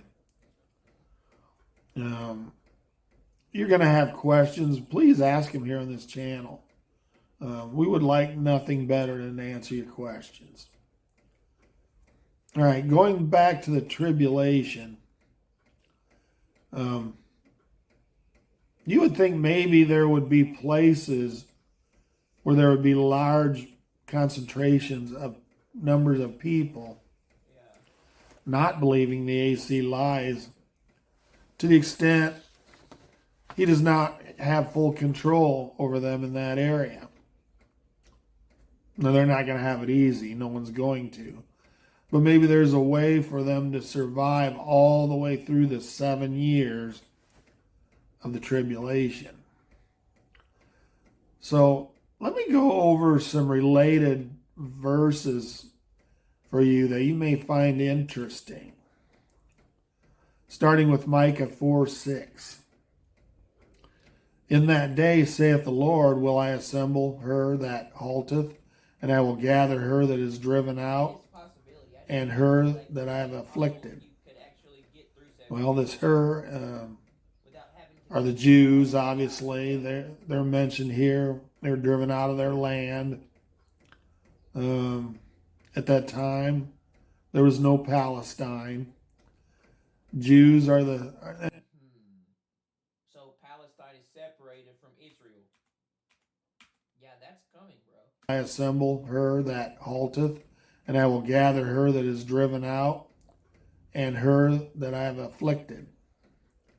Well, this her are the Jews, obviously. They're mentioned here. They're driven out of their land. At that time, there was no Palestine. Jews are they're the center of prophecy. And this verse is talking about the Jews, obviously. Okay. Next verse, Micah 4:7. And I will make her that halted a remnant, and her that was cast far off a strong nation. And the Lord shall reign over them in Mount Zion from henceforth forever, or even forever. Yeah, that must be what the whole thing about the beast is about to speak thing. That must have to do with what they're going to do with Israel and Palestine, because like that's supposed to be something they're going to discuss on May 1st. I'd be watching on that. I'd be watching in April and the start of the beginning of May. A strong, far-off nation where the Jews went is America. America was established by God for the Jews. Not a great piece of news for anti-Semites. Note that it says even forever. Now is part of forever. The tribulation is part of forever. So there you have it. God is reigning over the U.S. Now, if you're a Trump hater, you will not like this idea. But I'm not here to feed you what you like. This is not an opinion. It is based on observable facts. And I'm not going to pretend I hate Trump just because you might hate him or think he's the Antichrist or whatever, which he isn't. I know of Christians who quit this channel because I refuse to totally reject Trump. Trump is fulfilling prophecy. Politics is in prophecy. Trump is being used as an instrument to straighten out America. I know he has some personality traits people don't like, such as bragging, and I suggest his longevity in office may depend on how much credit he gives back to the Lord. Then why is he running for a third? Why are they talking about getting him a third term? That's just something I don't quite understand. Yeah. And I can't say that he's a Christian either. But he's one of the best managers in the world, and it is in full display right now. Why is Bannon talking about? So God is reigning over America for the benefit of the Jews. And if you are one of those in America who opposes the Jews in America, you'll likely face the wrath of God.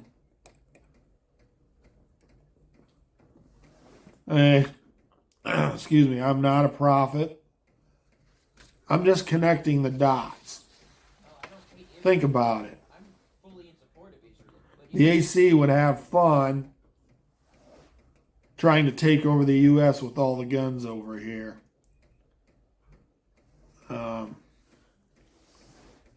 If they've been trying to take away guns for a while now, pretty much. Have fun trying to take over the U.S. with all the guns over here.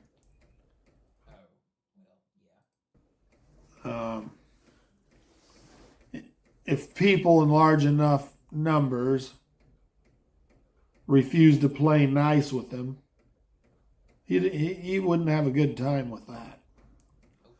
However, no one will have it easy in the tribulation. Nobody. It's impossible. Not one person. The AC will use whatever resources at his disposal and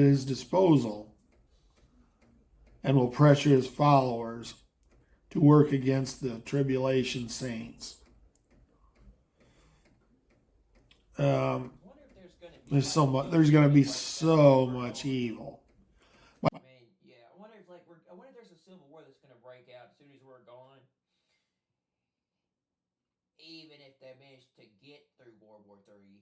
My point is that we I do think World War III is coming for people that are still here, unfortunately. On this channel, we need to keep making ourselves known.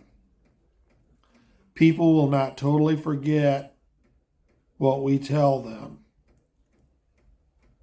about being saved, about the rapture. Now, even though they won't listen at all right now, we need to keep doing it. I think there's a lot of people in the U.S., and we know some from everywhere, will immediately turn to Jesus. And I believe that they will be part of that. Many of those will be part of that great multitude. So please don't go in the comment section and argue politics with me. I'm not at all interested in taking the time to show you how wrong you are. And it's not about Trump, it's about God. We are living in a critical moment in history. We have a critical job to do right now. It has nothing to do with politics, arguing about politics anyways. And we're not going to be here for another election anyways. So just let that go. Okay?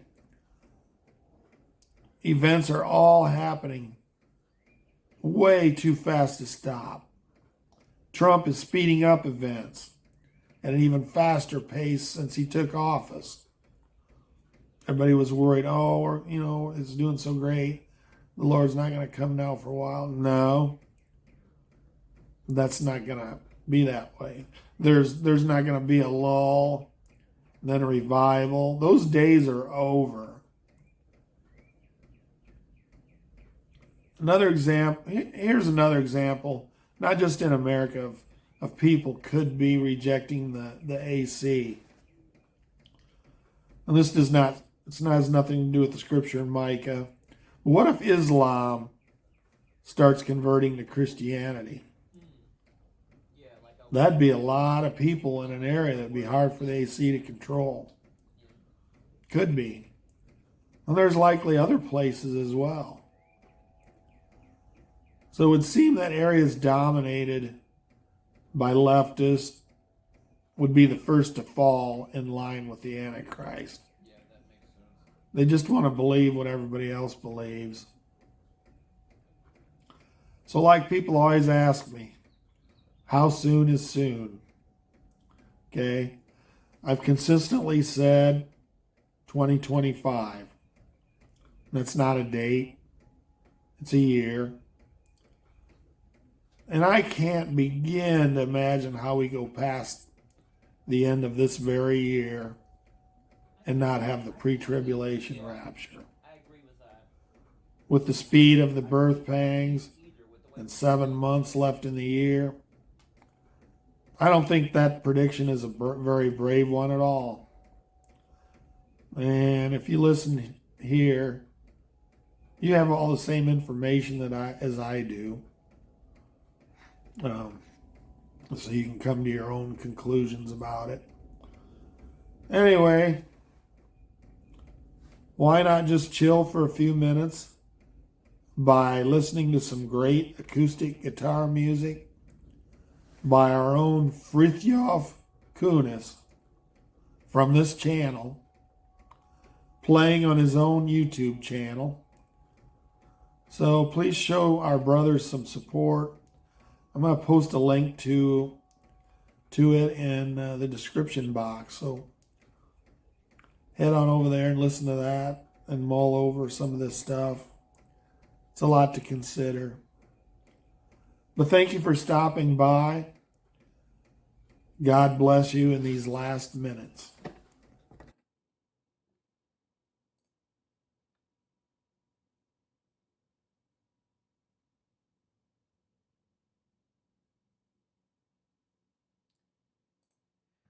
All right, I want to see what he has to say about this thing here.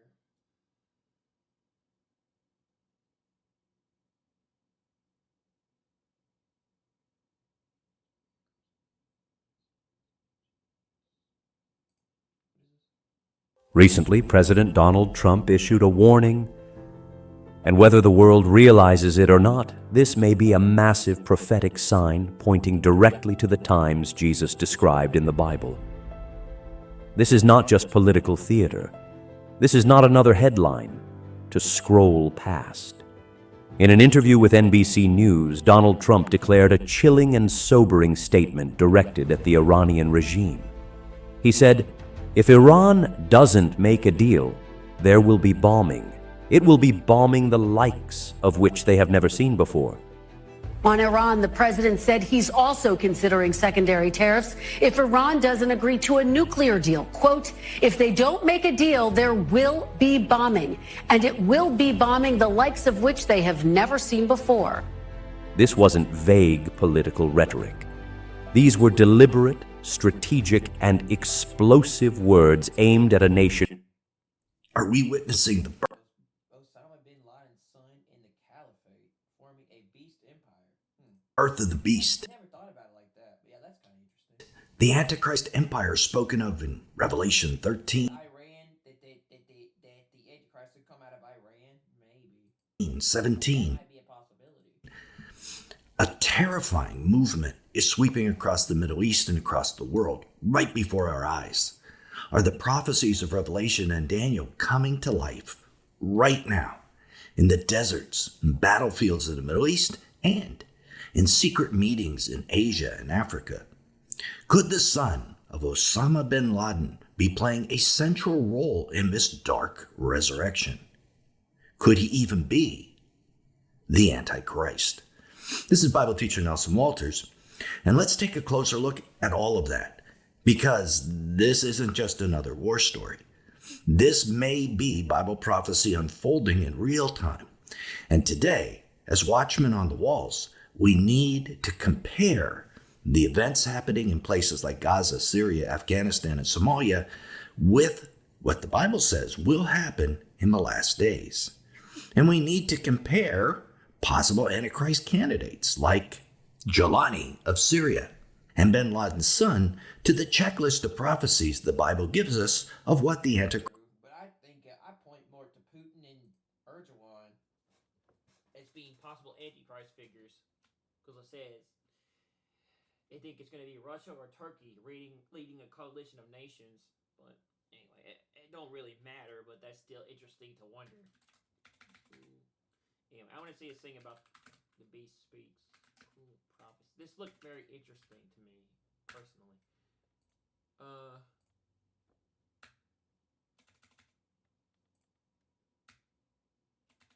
Because I don't trust Putin, because he's got a bigger plan behind the scenes with all these countries that he's forming an alliance with, including China and Turkey.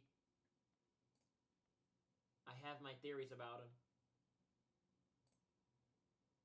We all look forward to a bright future for all Americans. I also want to thank you for creating the White House Faith Office. But people have their theories on Trump too, like I said, they do. They really do have their theories on Trump. Which promises to be an extraordinary collaboration between your administration and all faith leaders.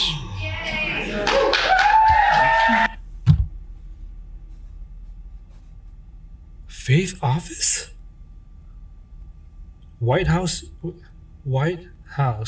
faith office?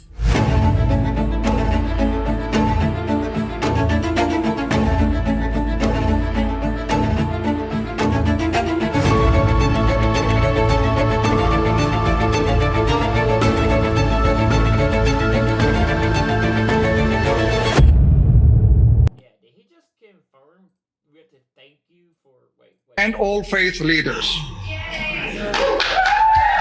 Faith office. I also want to thank you for creating the thank you for creating the White House Faith Office for all. White House Faith Office, which promises to be an extraordinary collaboration between your administration and all faith leaders. All faith leaders, bro. That is crazy. Yeah, this is gonna be interesting. Faith office? White House Faith office?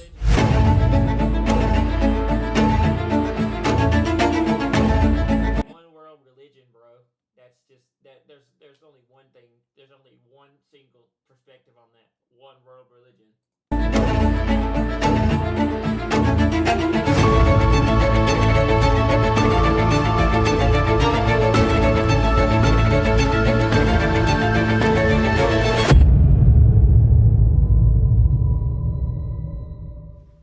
How come I didn't know about this? Look at this.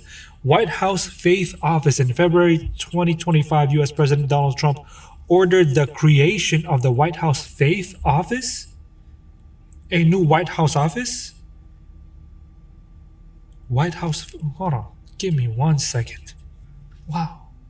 I knew about the faith office. I knew about that, but like, yeah, that place where all faith leaders can be. Wow. Wow. Wow. Okay. Whitehouse.gov. Okay, Whitehouse.gov.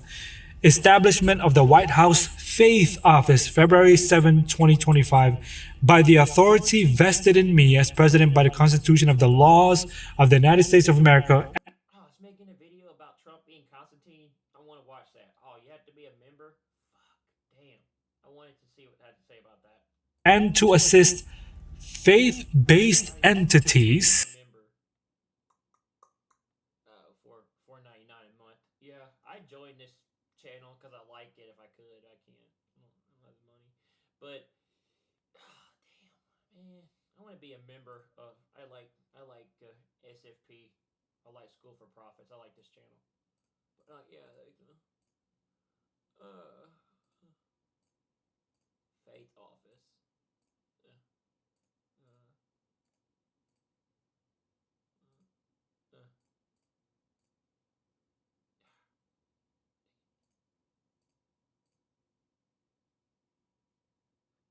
Where did it go?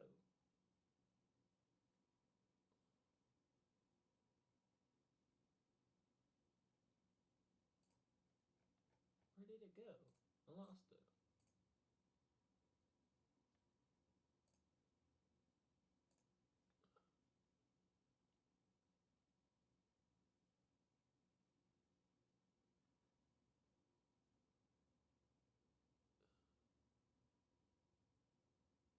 I lost it.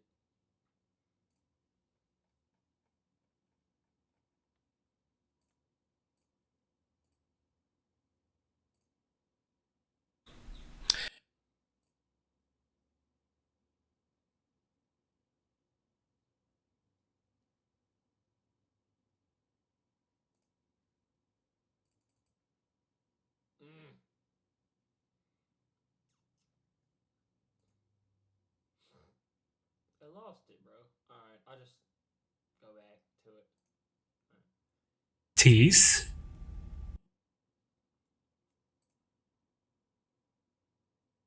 Yeah, that thing that says Trump is the next Constantine.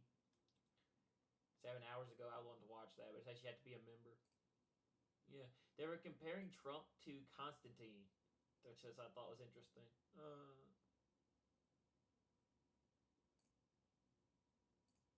Tease. Interesting. Community organizations and houses of worship in their efforts to strengthen American families, promote work and self-sufficiency, and protect religious liberty. I'm hoping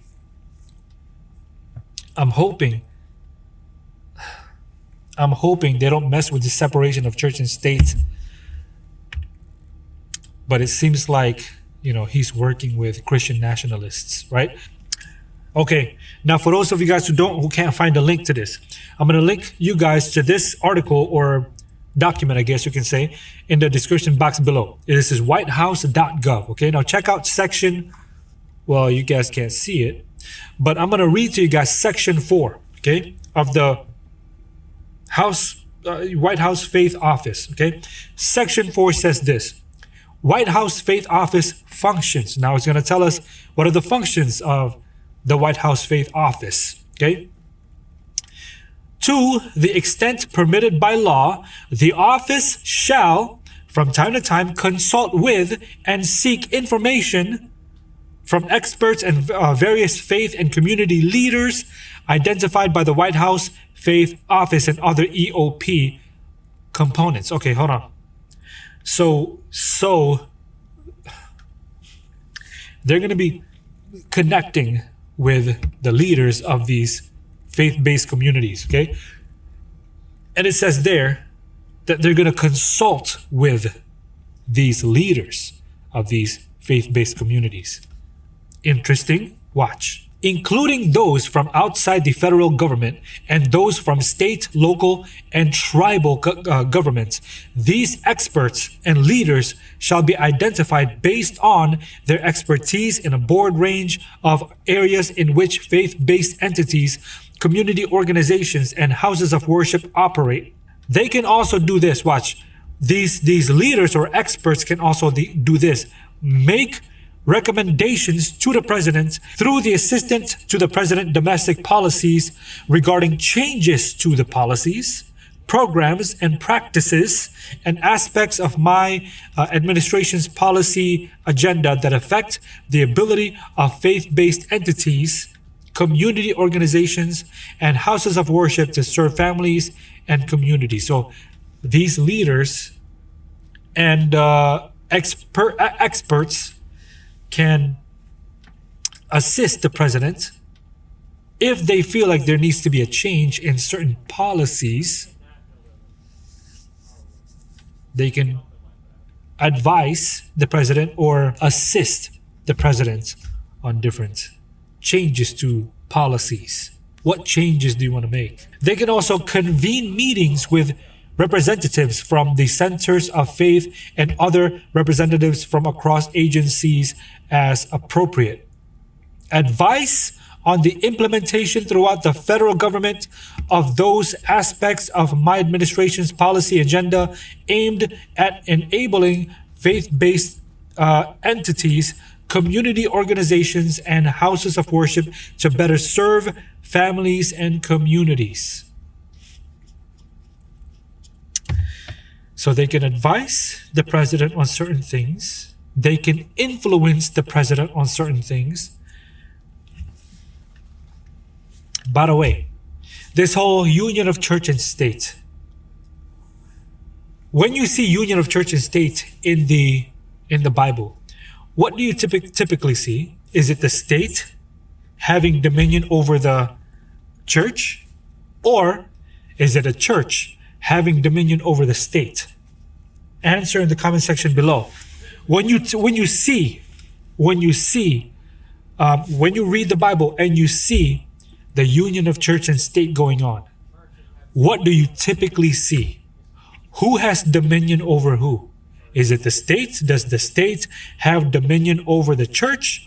Or in the Bible, do you typically see the church having dominion and influence over the state? What do you typically see? I can think of two examples. The first example is what happened to Jesus Christ. What happened to Jesus Christ? Did the state have dominion or have the say over the church, or did the church have influence over the state? The church leaders back then, the religious leaders back then had influence over the state. And that's why Pilate, even though he knew that Jesus Christ was innocent, he punished him anyway. He killed him anyway. Why? Because he was being influenced by what? The state or the church? The church influenced the state. The church leaders, the religious leaders back then, the religious leaders influenced Pilate, who is a representative of the state, to kill Jesus even though he knew that Jesus Christ was innocent. Union of church and state. Another example, Revelation 17. In Revelation 17, now we know, according to Jeremiah 6 and verse 2, Ephesians 5 and verse 25, a woman is a symbol for the church. We have in Revelation 17 a woman that sits on top of the beast. A beast in the Bible is a symbol for the government, the state, a nation. That's in Daniel 7, verse 17 and verse 23. A beast is a symbol for the political figure, the political power in that day. Okay, so we have the woman sitting on top of a beast in Revelation 17. Who has dominion over who? Usually it's the one that sits on top of a thing that has dominion. Okay, usually it's the one that sits on top that has dominion. You can find that in Revelation 13. Remember in Revelation 13, it says that the dragon gave the beast its seat and its power. So the one sitting on top of whatever is the one that is in charge, the one that has power, the one that has dominion, the one that has influence over whatever it is that he's sitting on top of. Okay, so in the case of Revelation 17, in Revelation 17, we have the church, the woman sitting on top of the beast, which is the state power, the political power. Meaning that the church, during the end times, is influencing the state to do the church's bidding. Okay? So here, it says that the church leaders or these experts, okay, can make recommendations to the president through the assistant to the president of domestic policies. Okay, they can make recommendations. That means they can influence the president a certain way. If they say, "Oh, we don't like this here, we don't like this, let's change this. Let's make a recommendation about this," and they make the recommendations to the president, and then whatever policy that is changed. Okay, it even says here that they can convene meetings with representatives from the centers of faith and other representatives from across agencies as appropriate. It says here they can advise on the implementation throughout the federal government of those aspects of my administration's, Trump's administration's policy agenda. That's scary, dude. That's really scary. Yeah. Ain't gonna be much longer until God comes back with the rapture. Aimed at enabling faith-based entities, community organizations, and houses of worship to better serve families and communities. What if they say, well, I think it's better for all of us as a whole. Every church has to take one day, Sunday. We got to take this one day, Sunday, as the default day that we go to church. What if they say that? They can make that recommendation. That's basically violating the Constitution, though. The Constitution is a separation of church and state. They can make that. Yeah, that's violating the Constitution. That advice. That's the beginning of the beast system. And then what? Because it says here, it seems like they have the power to influence the state, to change policies. Yeah, that's just what I see. That's just what I see. It seems like, he's opening doors that he did say not too long ago. It was last year when he was making his run. He did say, the Trump did say that he's going to give back the power to the Christian people. He's going to give back the power to the Christian people. That's what he did say last year, right? When he was making his campaign run. He did say that in a speech, he did say that Christians are going to gain their power back and they're going to use their power like never before, he says. Isn't that what he said? You have men, you have women, and you have religion. If you look at it, you have more than the men, you have more than the women. You have such power, but you weren't allowed to use that power. And you're now allowed to use it. I get in there, you're going to be using that power at a level that you've never used it before. Now we see a little bit of that happening. We see little bits and pieces. Now, this is not really, this is not really much. It's not really much. I mean, it's just a little sample of what is actually going to happen. I believe it's just a little sample of what's actually going to happen. It's just a little sample. It doesn't really say a lot of things, but it's just, it seems like what Trump is doing is he's making a way for faith-based, by default, Christians, faith-based communities to have a say. But really, do you think about it? They're already violating the Constitution because they've already said they're going to make it to where they can get around the barriers of Trump running for a third term. They're trying to make it to where he can run for a third term. So, yeah. We're not too far from what's coming, bro. Over what This world's going to hell, and we're screwed pretty much. If you don't go, a lot of people are screwed. If they don't get on board, whatever signs that are coming, dude. The rapture is going to happen any time now, and it looks like it's getting very close. policies that they What's going to set it off? want to have a say over. So he's Looks like it could be like U.S. and Israel attacking Iran, or Iran coming into Diego Garcia Air Base and bombing the stuff in Diego Garcia Air Base. But this is going to lead to World War III. opening it up for Christians and other religions as well, but for Christians in general. But I think mainly for Christians, because he is, he does have ties with evangelicals and even Catholics. He's not a Muslim. Yeah, it's setting up the one world religion, bro. That's what it is. We're going to have people of all faiths in the faith office. Trump is not a Muslim. Which means that means that Trump will get a third term, because they say that they can literally influence what he does. He's He should scare the crap out of people and literally let you know that God's telling people that he's coming back soon, bro. I don't know about you, but I think that's a clear sign of I'm coming back to get my people. promoting a MAGA Bible, Make America Great Again Bible, right? That's what it was, a MAGA Bible? He's promoting that. So he's more in favor of Christians than any other religion, it seems. If you're not a true Protestant, you're apostate, right?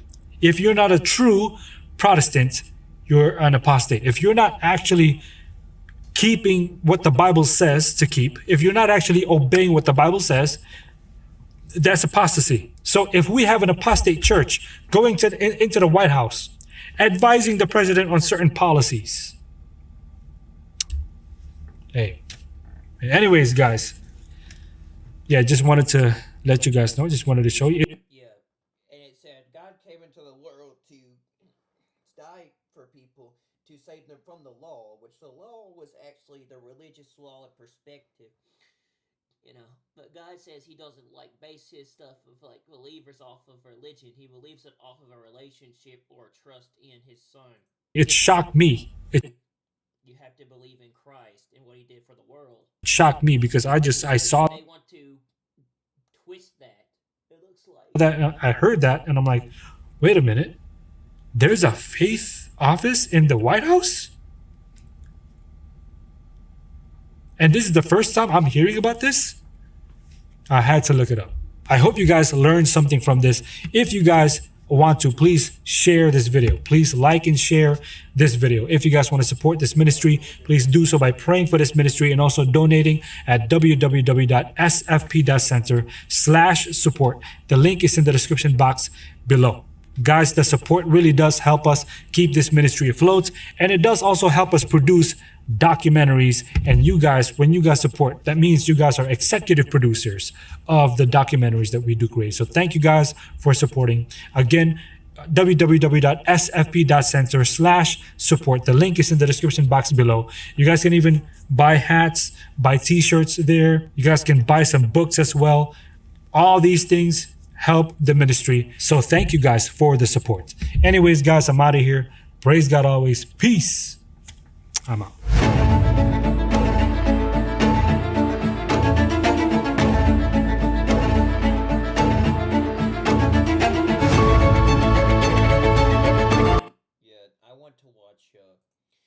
didn't watch the one about Trump is the next Constantine, but I can't watch that. You have to be a member. So anyway, maybe that'll eventually go up and you can watch it. But looks interesting.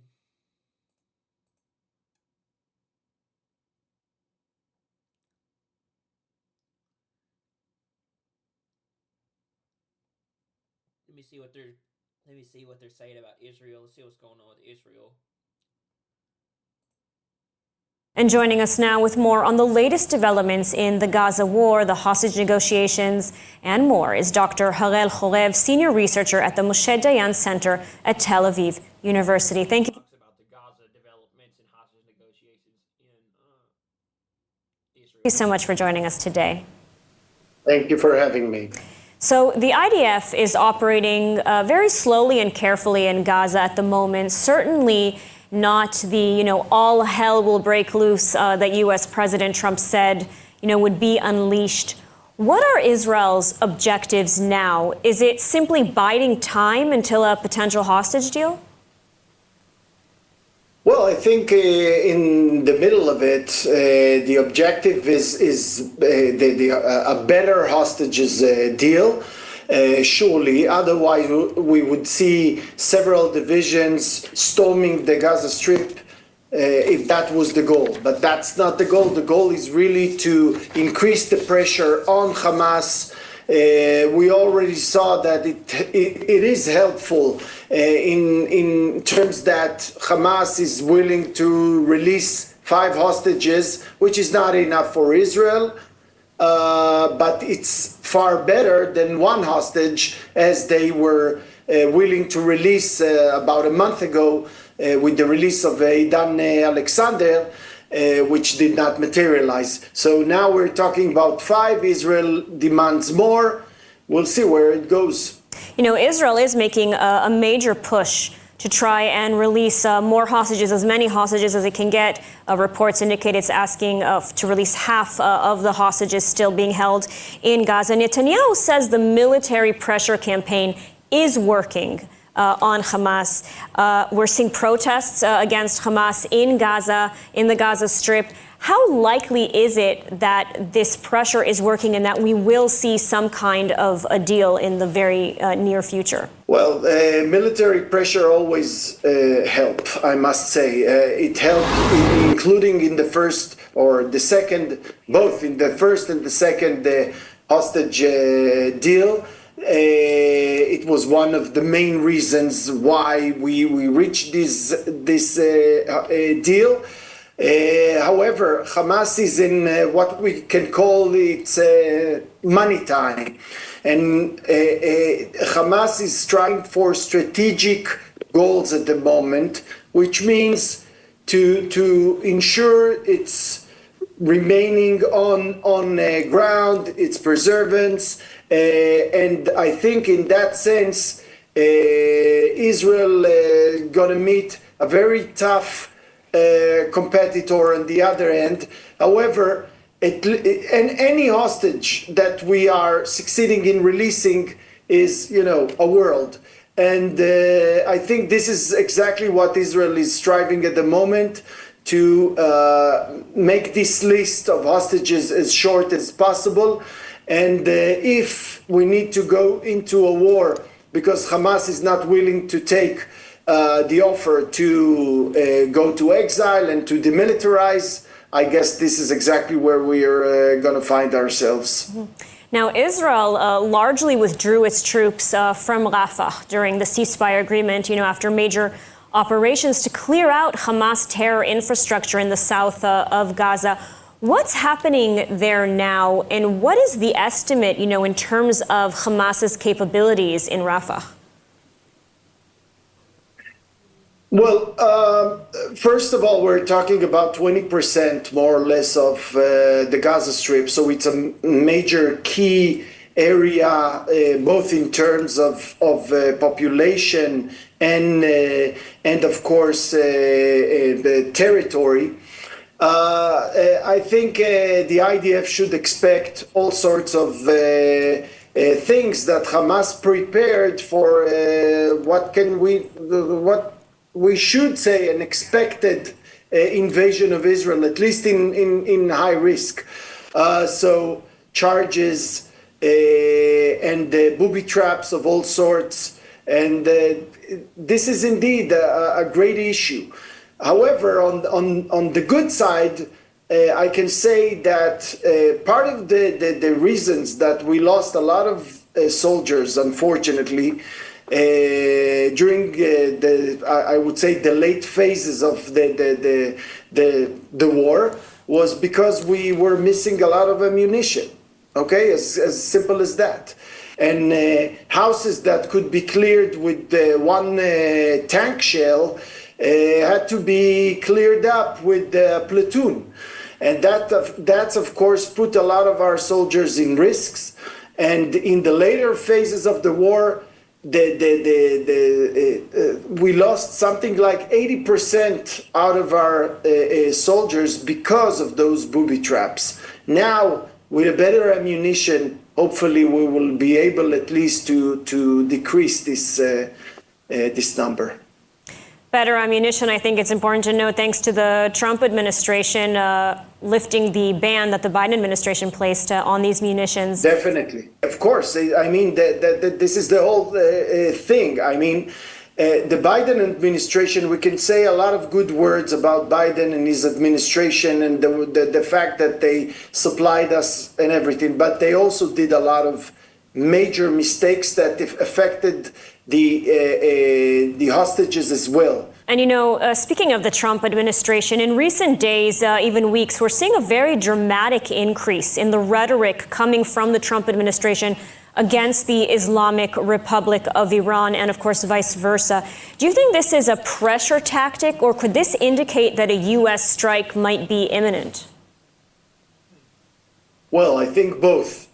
It is a pressure tactic, but I definitely think that they are willing to do this, that they are definitely willing to take measures against the Islamic Republic, definitely. However, it's not good in the Middle East, but actually anywhere. It's not good to threaten and then not to do what you threaten to do, okay? Because you won't be taken seriously after a while. And I'm suspecting the Iranian took some of Trump's deadlines and threats not seriously because the American didn't do anything. However, knowing the Trump administration, knowing the way he took the decision of killing, for example, Qasem Soleimani, I think that the Iranians shouldn't be happy or feel too comfort because Trump will, you know, he can just flip up in one day and decide this is the day and we are attacking. Mm-hmm. So I do believe the Trump administration, when they are threatening to act against the Iranians. Mm-hmm. Absolutely. Dr. Harel Chorev, thank you so much for your analysis today. Thank you very much. Israel is going to occupy 25% of Gaza and orders the evacuation of Rafah again, meaning things are really heating up with the entire situation. Meanwhile, Israel is able to go after high-value targets in Beirut as their relations with Jordan are about to take a major downward turn. I'm Ben Hilton, and this is the Israel Guys. We have so much to get into with what's happening between Israel and Hamas in Gaza right now. But before we...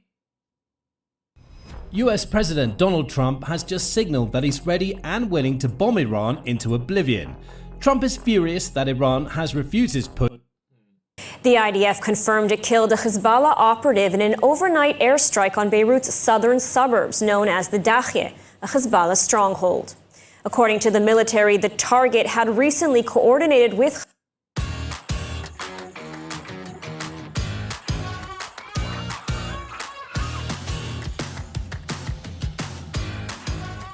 Tonight on ILTV Insider, could the next war in the Middle East start with a single bomb? As Iran races toward nuclear capability, U.S. President Donald Trump is vowing massive military strikes. And the question now is who will make the strike, the U.S. or Israel? Meanwhile, back home in Israel, the political world is reeling from Qatargate. Explosive allegations that Qatar...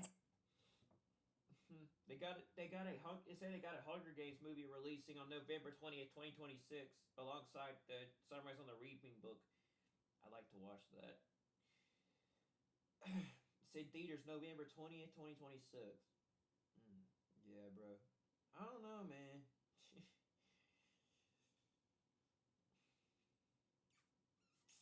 Volcano and stuff, bro. There's some crazy stuff going on, man, with things, man. Qatar money may have reached the heart of the Prime Minister's office. Joining me to unpack it all are Dan Perry, former Middle East editor and Europe-Africa editor of the Associated Press, and Felice Friedson, founder and editor of The Media Line. I'm Ayan Hoffman, executive editor of ILTV News. Let's get started. So I want to start with this question of Iran. Trump's rhetoric on Iran is really heating up from somebody who was speaking just not so long ago about the need for negotiations. He is now moving toward a strike. Khamenei has responded that if Trump's threats come to fruition, Khamenei will strike back. So it seems that we're starting to see a Middle East that might look like one we've never seen before, where Iran is actually very engaged in this battle, even more so than the two attacks in April and October. Do you think that we are actually going to carry out a strike? And if so, when we say we, is that Israel, the U.S., or both of us? Dan, you start. Well, what's changed is that the U.S. is explicitly threatening attacks on Iran. Trump used the word bombing. Now, Trump does not engage in, consistency, so I can't predict what he's going to do. But it's clear that he has no patience for Iran's games on a negotiation front. He's offered negotiation, and Iran actually had the brazenness to say that they reject direct negotiation, but they're going to allow indirect negotiation. This is ridiculous nonsense. It is very good for the West to lay down the law with Iran, to not even enter negotiations that they would allow to have be prolonged the way that they were under Barack Obama, but basically to tell Iran it has to end its nuclear program or it will face consequences. I believe the talks should be about the terms of surrender. The world cannot tolerate an Islamic theocracy in Iran of a jihadist bent who has shown its inclination to sow instability and mayhem and violence all over the region, acquiring nuclear weapons. So it's very good that the Trump administration uses this moment when Iran is weak both internally and in the region, with its proxies, Hezbollah, Hamas, and the Houthis, having been weakened, to try to impose terms. Basically, my favorite. So please respond to that, because if that's the case, they're trying to push them toward terms, but in the end... I just hear that right? 20 years in prison for bombing a Tesla. Okay, bro. Justice is coming. Yeah, this shit is getting crazy, bro. Iran just might not 20 years in prison for bombing. agree. I wouldn't put you in prison for 20 years for bombing a Tesla, but all right. Jeez, that's some serious harsh stuff, bro. So do we strike? And if so, again, who? I think that the United States at this moment is watching everything very closely. There's a lot going on that does not meet the eye. There are meetings that are happening right here in Israel and elsewhere at the moment that many are not aware of as well. It's very possible that we will see an attack on Iran. What the question, of course, is will Iran be attacked by the United States solo? Is the United States going to involve Israel, as we just saw did happen quietly against the Houthis? The fact is that Iran has gained tremendous momentum in terms of its nuclear development. There's no bones about that. Everyone's been saying it. To what extent, it's not clear, but that is for certain. And you cannot, and I agree there with Dan, allow Iran to have that kind of capacity and hold that over the world. Bigger than that, of course, is the fact that as we are witnessing, and tie that into what's happening with Iran's control over the Houthis and strapping the Red Sea and having no shipping able to move. There's so many problems that right now directly impact not just the United States, but the globe. The United States will not go it alone. I think the question is who's going to be involved? Who's going to be drawn in? How far is this going to spread? And the real issue to look at, too, is the United States bases. Because what was Khomeini's comment? He said that we will attack U.S. bases. I think the U.S. can survive an attack on its bases. If Iran really wants a war, it will get a real war. That regime is weak. It is very unpopular. probably some of the happiest people in the world about the saber rattling by Trump are the Iranian people who are waiting to be freed. The JCPOA, the Iran nuclear deal that Trump walked away from his first term, I was not a fan of walking away from that. But what was that really? That was a deal with the Iranian regime that we will not mess with you in exchange for you ending your nuclear program. It basically sold out the Iranian people. But the Israelis could live without a nuclear threat from Iran. When Trump walked away from that, he had no plan B for preventing Iran from then resuming its enrichment, which they did. I believe that was a terrible, horrible a mistake in judgment and certainly in execution. And much of the Israeli security establishment agreed with me. I would hope for better judgment now. I don't think you can really negotiate too much with this Iranian regime. Their activity in the region has been nothing short of an outrage. They oppress their own people, and they are a menace to the region and the world. I think there are real possibilities for setting back their nuclear program in such a way that it would also weaken their regime, but that would involve the most powerful bunker-busting bombs directed at Natanz and Fordo enrichment plants, and at the Iraq heavy water facility. That would be tremendously embarrassing for Iran. And the U.S. can do that, Israel much less so. There's no reason to involve Israel and confuse the narrative and create Muslim agitation against Israel. I think with the Houthis, Israel supplied intelligence. That maybe, but I would want Israel to stay away. Well, let me ask you this. I mean, let's say that Trump does carry through with these bunker busters and does do some real damage. Iran, in its embarrassment, is likely going to have some retaliation or counterattack. Does that then involve Hamas, Hezbollah, the Houthis, etc., and is that targeted at Israel? Hamas is in no particular position to do significant damage to Israel today. Hezbollah has been thrashed in Lebanon. Lebanon does not want any further involvement as an ally of Iran, and they have right now some potential for actually taking control of their own country again. As for the Houthis, they are a ragtag militia. I'm not suggesting that they're easy to demolish because they don't care about damage to their own country. The Houthis have caused deaths about 400,000 people in Yemen, and they don't seem to care. So that is a legitimate problem. But do I think that the mightiest military on earth can't take care of them? I have to hope that, yes, it can. I don't think the Houthis can defeat the U.S. They can certainly impede maritime trade through the Red Sea and onward to the Suez Canal. That they have been allowed to do this more or less by the West. They're going to bomb them and Iran into oblivion. Yeah. I mean, Trump, I don't know what that... West and by the Biden Bombing, Trump saying he's going to bomb Iran into oblivion, though. I just think there's administration in particular, for a year or more, has bewildered me.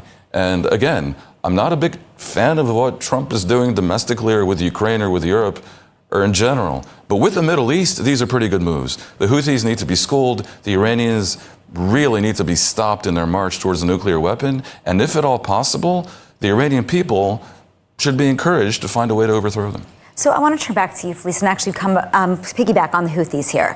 How much of a regional threat do you think the Houthis really are? I mean, obviously, as Dan alluded, they've been impacting the maritime trade. That goes without question. But lately, in the last couple of weeks, we've seen a lot of rockets being targeted toward Israel, obviously intervened before they hit the country. But the sirens, the trauma, Jerusalem, Tel Aviv. I mean, do you see this as something that's going to grow before it gets less, even with U.S. action? It's a good question, Mayan. Why don't we just look at it? If one rocket actually wasn't intercepted and there was a lot of collateral damage in Israel, what would happen?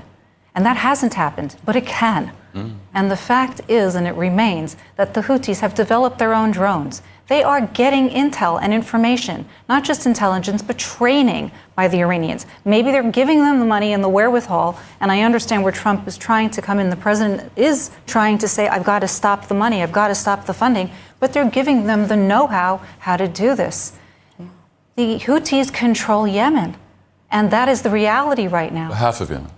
But it doesn't seem like it's half of Yemen at the moment. It's still big, even half is a big country. But nobody can fight back. What is the first stop that President Trump is going to be doing in the Middle East now? It's Saudi Arabia. We need to understand what's going to happen in that visit. And believe me, it's connected to the Houthis as well. Well, look, but the Saudis tried to fight the Houthis for 7 years with U.S. backing and with Egyptian backing and UAE active involvement, and they basically failed to dislodge them because they weren't prepared to do that much damage to the Yemeni people, and they weren't prepared to invade. So under that strategy, they failed to dislodge the Houthis from Sana'a and from the port of Hodeidah, Do you think which is that's the port they're changed, using. though, at this stage? Do you think that the reality on the ground might look different? One of the weaknesses, well, the weakness of the Iran nuclear deal was not, I believe, that Iran was not honoring it. The Mossad and the IAEA, the UN nuclear agency, says they were. The weakness was that it projected to Iran that it's okay for you not to just oppress your own people, but to spread mayhem through proxies around the Middle East. It wasn't a great deal, but it did stop the nukes. Now, that was the deal. I wouldn't reprise that exact deal. At this point, there is a risky idea on the table of actually attacking Iran, of tolerating their wrath and their retaliation. It won't be pleasant. Felice is right. A missile could get past the air defenses in Israel and cause tremendous damage. It could further harm maritime trade for however long it lasts. There could be attacks on U.S. bases. But there are times in history where you have to have a war. And I'm not suggesting we should rush into war with Iran. I'm not indifferent about the dangers of that happening. I do think if it did, it would be short-lived and should be short-lived. It should be decisive. But on the other hand, I am saying if they refuse a reasonable offer to talk terms of surrender, then it's something worth considering. So I want to move to Qatar, but I want you to respond real fast. What do you want? The question really is are you really getting to all nuclear facilities? Maybe you're hitting one nuclear facility and it stops just part of the problem. And it is an issue. I mean, again, we're always looking at what does that mean, right? How much intel do we really have that we're being fed as the public, even as journalists? That's where Israel comes in, by the way. Yeah, but I mean, I think the question is, and Israel is I think they're pretty well infiltrated. And if they really destroy the three facilities I mentioned, three major facilities, and a few others, that sets them back by months, if not years. But there's the bigger issue, the message to Iran that your octopus of disruption, with the nukes, with the proxies, with the oppression of your own people, with the terrorism around the world, all of that has to end. I'm not suggesting we should engineer regime change in Iran. No, the people have to engineer that with our support. Knowing quite a few people in the Iranian opposition and talking to them all the time, I have some confidence that if a true armed conflict emerged, and if Iran tried to retaliate, and to really engage in war with the West, and doubtless they'd also try to draw in Israel, which is why I say Israel should be careful and stay out of it as much as possible, then that war could be brutal and short-lived and inspire a revolution in Iran. I would expect. But that was actually my next point, because really the people have been ready for this for years, and I've interviewed into Iran, and they are. There were points when sanctions were working, and really that would have helped to really ignite this. So maybe it's a decade later, and it might happen anyhow. The real issue. You hear from so many people in Iran that they're happy about the sanctions because they're hoping the regime would be weakened. Now, the sanctions hurt the people. Right. Consider how hated a regime must be for that to be not a fringe voice, but what sounds like more or less a consensus. And they are looking for this. This is the moment they were waiting for, or even people within the Iranian Revolutionary Guard willing and ready and able to do so. Yeah. They always felt they were not getting the assistance they needed and that the world wasn't listening clearly. My bigger question here, too, is that if you see that there's an attack on the Iranian facilities in Iran, what happens that if you don't take out the Houthis facilities at the same time, you have a big problem on your hands because they're still holding the Red Sea. And again, the Red Sea can't be left in the state that it's in. It really is a major problem in terms of shipping companies that have just stopped and ceased. Yeah. And you can have somebody controlling the waterways that deal with Asia and Europe and getting oil and gas transferred. I think what may be necessary is an invasion of the port of Hodeidah, which is the narrowest point of the entrance to the Red Sea. That's the port they use for this. But of course, Felice is right. They fire projectiles from further away, from mobile handheld launchers. They fire drones, not necessarily from the port itself. They're going to be difficult to deal with. I would imagine if the U.S. crosses the Rubicon and actually attacks Iran, they will have a plan for also attacking the civilian, the administrative infrastructure of the regime, and for silencing the Houthis. 100%. No, I want to stop you for a minute because I do want to move to another subject, which is Qatargate. Okay. And, we're talking all about what's going on in the region, but we do need to talk a little bit about what is going on here at home. And, Netanyahu last night called Qatargate a political witch hunt. That was his phraseology. He was claiming that this was all politically motivated. My question for you, Felice, is that correct? Is Netanyahu correct? Or is this an actual serious national security investigation? I'm not one that jumps to call something a witch hunt. I believe let the facts be seen, understand what really is happening. There's still so much coming out.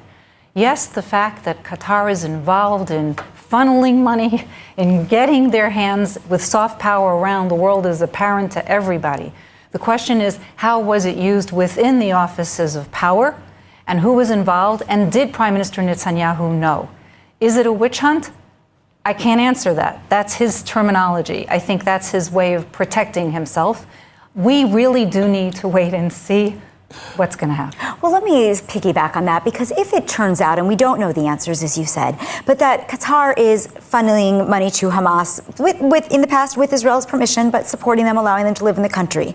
Hamas is hosting terrorist leaders in the country and allegedly now paying the prime minister's office at the same time, meaning infiltrating into the highest realms of Israeli society or Israeli leadership. How is this not a full-blown security emergency? Shouldn't we be doing something about it right now? Unfortunately, Mayan, this happens, I think, in every country. Qatar is in a very unique situation where people use them to be able to be the negotiator in certain capacities. The United States could use Qatar in negotiation with Iran, and they need them. So they have to find a way for checks and balances of how do I control Qatar in the United States in terms of infiltrating our institutions and where that money is going. And think about it in terms of Israel. It's not illegal for Israelis to do business with Qataris. Correct. I mean, I think that's a very important point. It's a very good point. There's a lot of hypocrisy about Qatar. Israel had diplomatic relations with Qatar until the Second Intifada. Qatar hosts one of the largest U.S. bases in the world and largest air base in the region, and very close to Iran. Qatar funneled money to Hamas at Israel's request because of Netanyahu's own foolish position that having Hamas be in charge in Gaza is somehow good for Israel because it divides the Palestinians and creates a conflict between the PA and Hamas.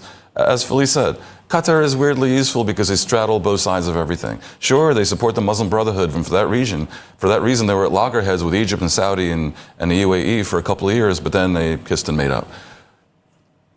Qatar apparently was paying someone, maybe two people, in the Prime Minister's office for something. We don't know if it was for intelligence, in which case we have an espionage scandal, or it was for lobbying and PR work from within the Prime Minister's office. This is a case where I tend to believe Netanyahu didn't know because there's so little in it for him, okay? The bigger issue in Israel, and forgive me for a little bit of a segue, is that when Netanyahu went to the police to testify about this yesterday, he comes out and immediately says in public that this is a witch hunt and that the police is being political. The police, which is run by a far-right winger, okay, Itamar Ben-Gvir. Netanyahu just last week, in trying to machinate the firing of the Shin Bet chief for political reasons, started to hint through various channels, including in public in his talk about the deep state, that the Shin Bet knew about October 7th. Well, so this is actually a question. I have to underscore, this is clear. He said the Shin Bet knew for hours about October 7th and didn't tell him. Now, this is being perceived in Bibi's base as a plot by the Shin Bet, allied with the leftist opposition, to let Hamas massacre Israelis. This has come from Netanyahu, that the police, the Shin Bet, the Attorney General, the judiciary, all of them are in a plot against him.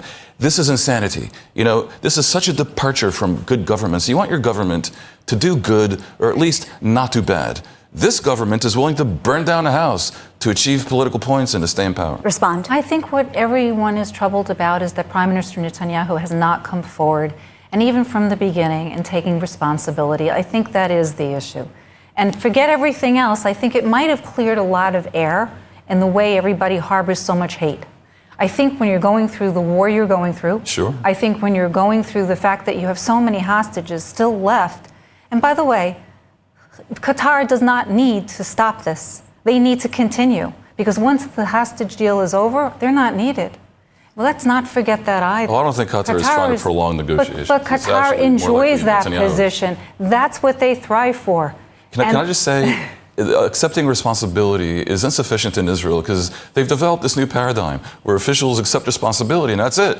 And then they go on. But eventually there'll have to be an investigation. Listen, We're going to have to understand who is worse than not responsible. accept responsibility.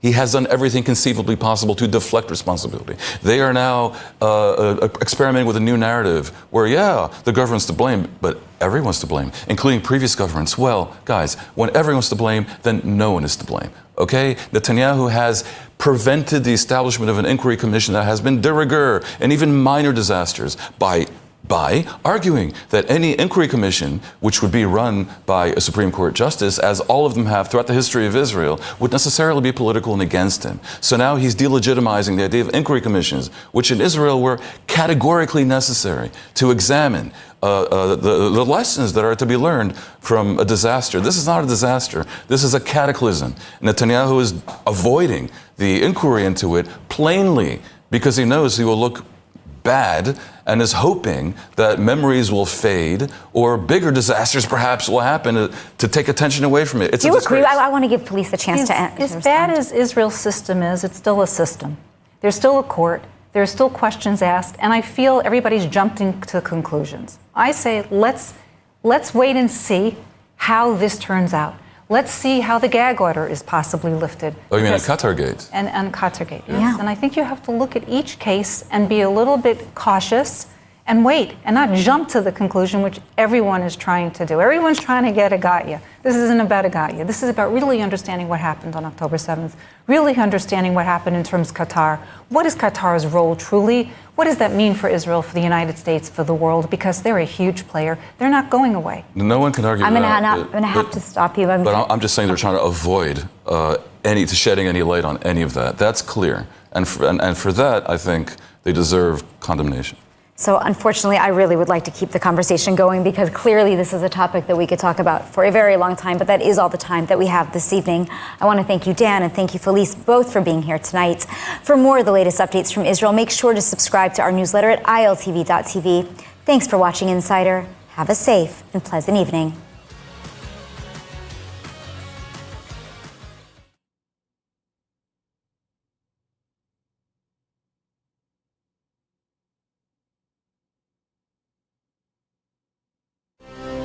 Well, welcome to the 700 Club. Iran is now making new threats against the United States and Israel.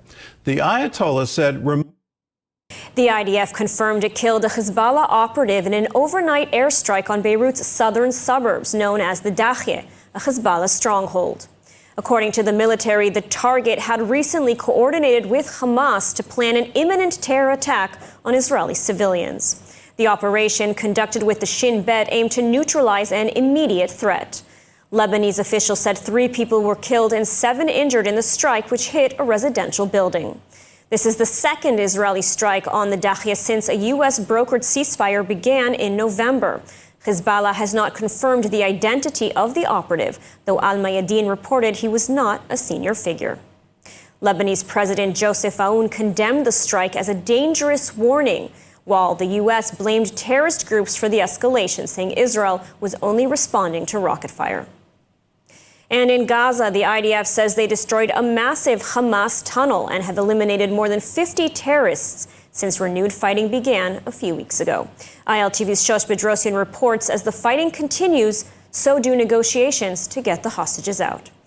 Shosh, what can you tell us about this latest update? Just 2 weeks ago, Israel renewed fighting inside of the Gaza Strip, where the military says they have targeted Hamas terrorists and their infrastructure. Of course, all of this, as Israeli officials say, the future of negotiations with Hamas will only take place, quote, under fire. IDF released video shows the explosion of a massive underground tunnel inside of Gaza, where the military says the 1 kilometer-long tunnel was part of Hamas's underground warfare infrastructure. Additionally, they say soldiers located a workshop used for producing rockets and launchers, as Israel has continued to see surprise rocket attacks from the terrorist organization, even as renewed fighting begins. On Monday, the IDF issued mass evacuation orders to all residents who live in or around the city of Rafah as their ground offensive expands. But the military says no full-scale operation in Rafah is currently planned. As fear looms, there will be a broader military offensive. Palestinian media has reported hundreds of people were killed in Israeli airstrikes, while Israel says they only target Hamas terrorists who hide in civilian areas and blend in with the Gazan population. Just 2 months ago, Hamas terrorists were parading Israeli hostages in a demoralizing handover, quote, ceremony on their makeshift stage during the first phase of this deal, as hundreds of armed terrorists proudly surrounded the production. Now, weeks later, Hamas terrorists are nowhere to be seen on the streets of Gaza as they've infiltrated the Gazan society in plain clothes as their own people take the beating from this war. When fighting renewed, Netanyahu vowed negotiations would continue while Hamas was under fire militarily, with hopes of squeezing a deal out of them. Israel has now proposed an extended truce in Gaza in exchange for half the remaining living hostages, plus American-Israeli Idan Alexander, and half the bodies still in Gaza in the first phase of a new 40-day ceasefire deal. The proposal would also require Hamas to provide Israel with the conditions of the remaining living hostages. Netanyahu says Israel's strategy of combining military and diplomatic pressure was working and, quote, hitting Hamas militarily and politically while creating conditions for the release of our hostages. Meanwhile, released hostages and the families of hostages say the renewed military offensive in Gaza only puts their loved ones in more jeopardy. Israel is waiting for Hamas to respond to this proposal, and right now officials believe that 24 of the 59 hostages still in Hamas captivity are currently alive. Experts believe that the only leverage Hamas has at this point in the war are the hostages. Thank you, Shosh, for the report. And joining us now with more on the latest developments in the Gaza war, the hostage negotiations, and more is Dr. Harel Chorev, senior researcher at the Moshe Dayan Center at Tel Aviv University. Thank you so much for joining us today. Thank you for having me. So the IDF is operating very slowly and carefully in Gaza at the moment. Certainly not the, all hell will break loose that U.S. President Trump said, would be unleashed. What are Israel's objectives now? Is it simply biding time? US President Donald Trump has just signaled that he's ready and willing to bomb Iran into oblivion. Trump is furious that Iran has refused his push for a new nuclear deal. Combine that with Iran's funding of the Houthis, who cause havoc in the Red Sea, and Trump's message now is clearer than ever. Enough is enough. The US is gearing up for a full-blown war against Iran, but Iran believes it can fire back. It says that it's ready for anything that the US can throw at it. The latest escalation in the conflict between the US and Iran began on March 30 when Trump held a telephone interview with NBC News. During that interview, Trump mentioned several actions that the US may be planning to take, including implementing secondary tariffs against countries that continue to buy oil from Russia. Those tariffs would punish the purchasing countries themselves, with Trump suggesting tariffs of between 25% and 50%. But those tariffs weren't the headline of the conversation. The biggest talking point, at least in the context of the US and its active military operation, was Iran. Trump suggested that his administration was talking with Iranian officials about the prospect of creating a new nuclear deal. He also highlighted what will happen if Iran doesn't follow through. If they don't make a deal, they'll be bombing, Trump told NBC. But there's a chance that if they don't make a deal, that I'll do secondary tariffs on them like I did 4 years ago. Trump is referring to what he did during his first stint as president. Back then, it was Trump pulling the US out of a nuclear deal with Iran that he felt was disadvantageous to American interests. That deal saw the US, along with several other world powers, place massive restrictions on Iran's nuclear capabilities in exchange for sanctions relief. Trump went in the opposite direction.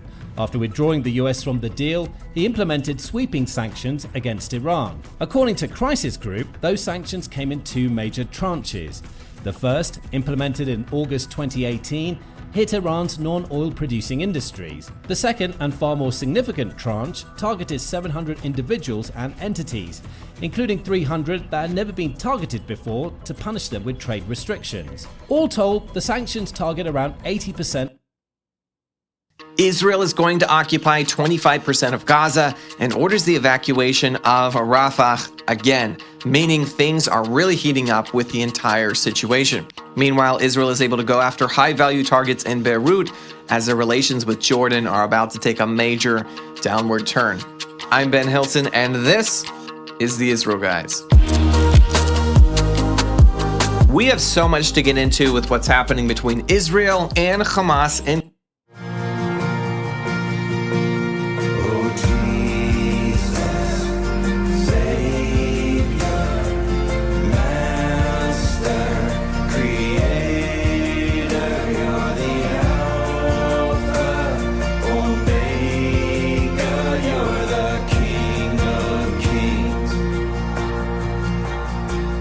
my friends, it's Tom with Watch and River. Thanks so much for joining me.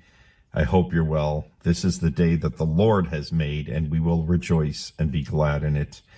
I am recording this video from my messy office by the Connecticut River in the middle of Connecticut on a very windy morning. It's 45 degrees and very windy, which makes it feel a lot colder than it is. And as always, this video is being filmed before a live studio audience, but get this. Because of that cold wind, I'm not seeing anybody out here. Misty the cat didn't show up. Johnny the squirrel, a no-show. There's no birds. There's nothing. Pigs, no cows, chickens, nothing. It's just me and the wind and Jesus. But that's it. I'd love to give you guys a snack suggestion today, but I just don't have the time. But one of our viewers found the time. Sherry, she said, "Good morning, Tom. Please recommend double pepperoni pizza slice, no avocado." And I thank you for the no avocado because I am totally with you on that. Ugh, no, that's not for me. But anyway, double pepperoni pizza slice sounds pretty good to me. That may be an official snack recommendation, but we don't have the time. So let's move on. Let's go to read some scripture if I can find it. And thanks for putting up with my goofiness. Let's start. Ephesians chapter 6, verse 11. Put on the whole armor of God, that you may be able to stand against the wiles of the devil. Man, is that important in these last days or what? That's an important verse right there. Psalm 32, verse 7. You are my hiding place. You shall preserve me from trouble. You shall surround me with songs of deliverance. Love that.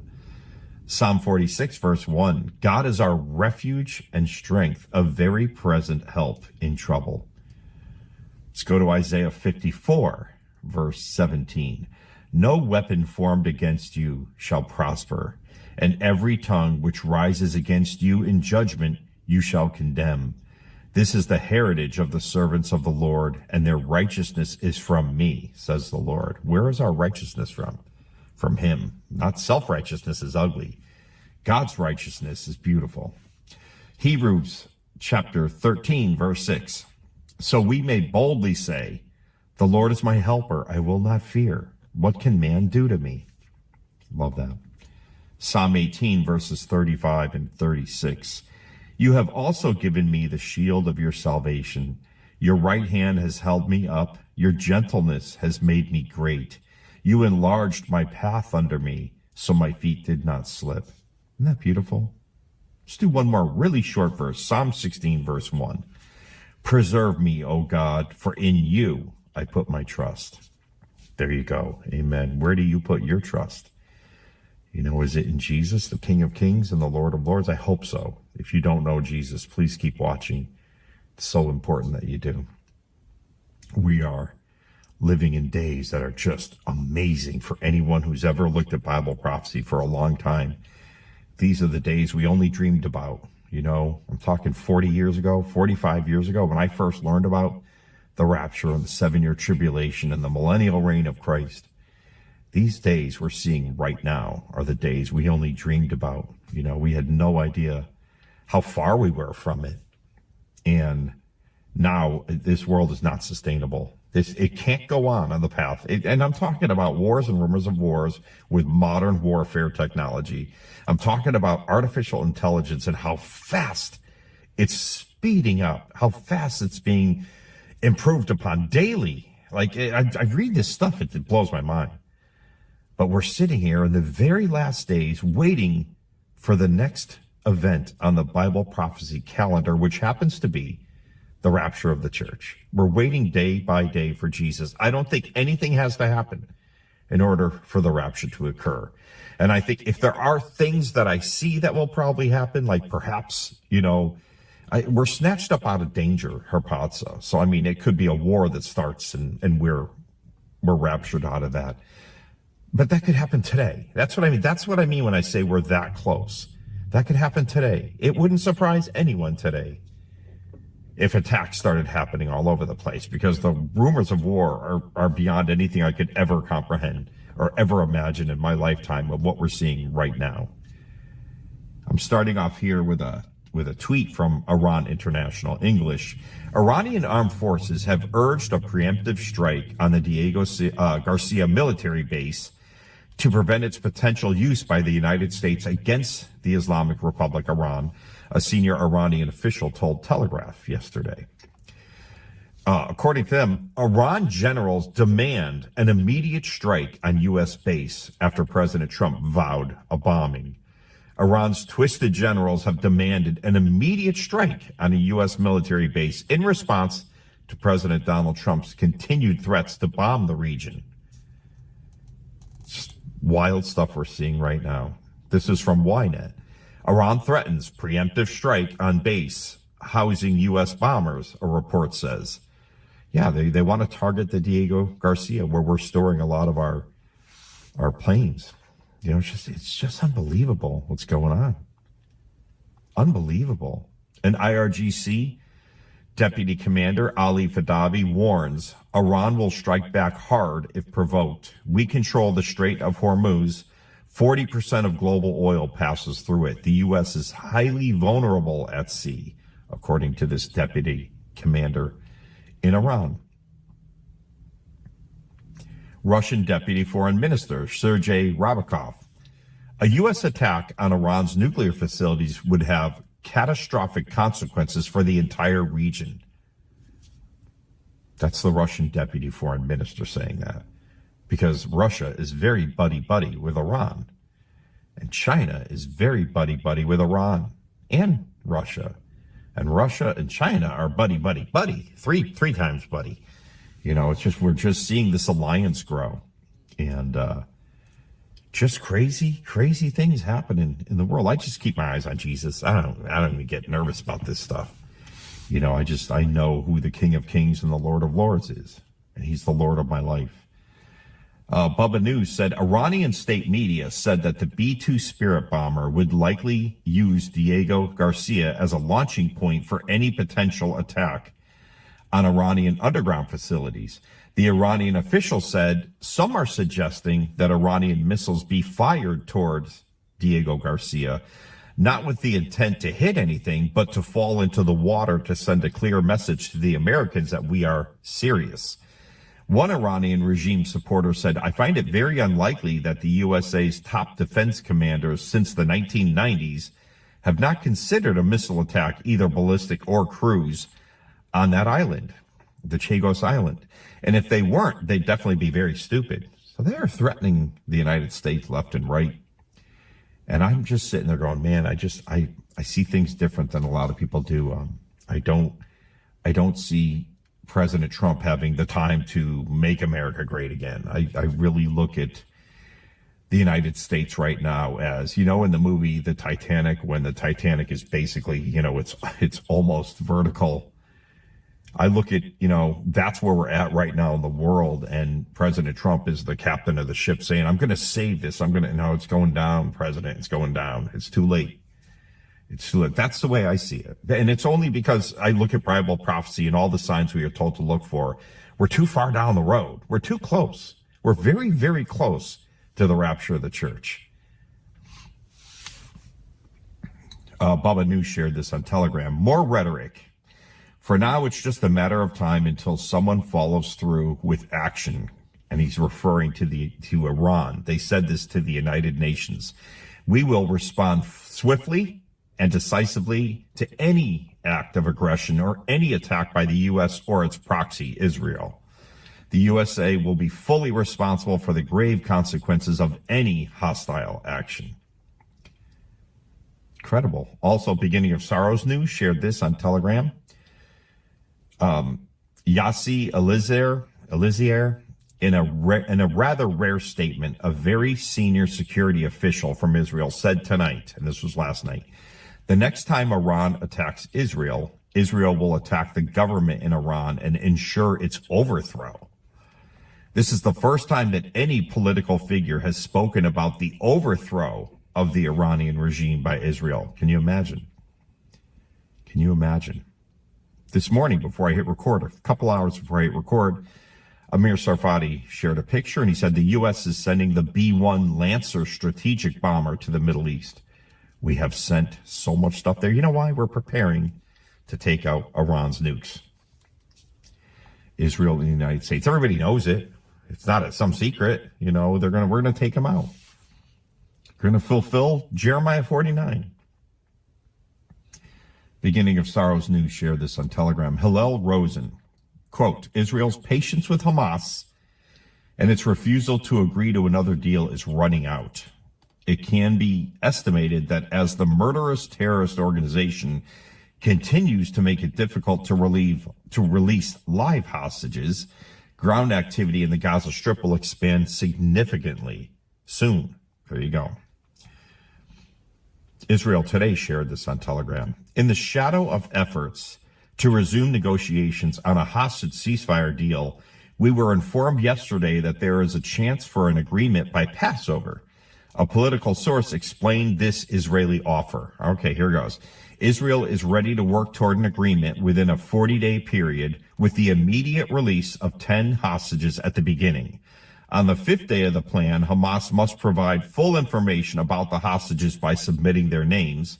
On the 10th day, the terrorist organization is to release 16 bodies. During the ceasefire, a dialogue will be held between the parties. The offer was prepared. Excuse me. Hold on a second. Make sure I'm on Do Not Disturb. Okay. The offer was prepared in close consultation with the Trump administration and recently submitted to the mediators.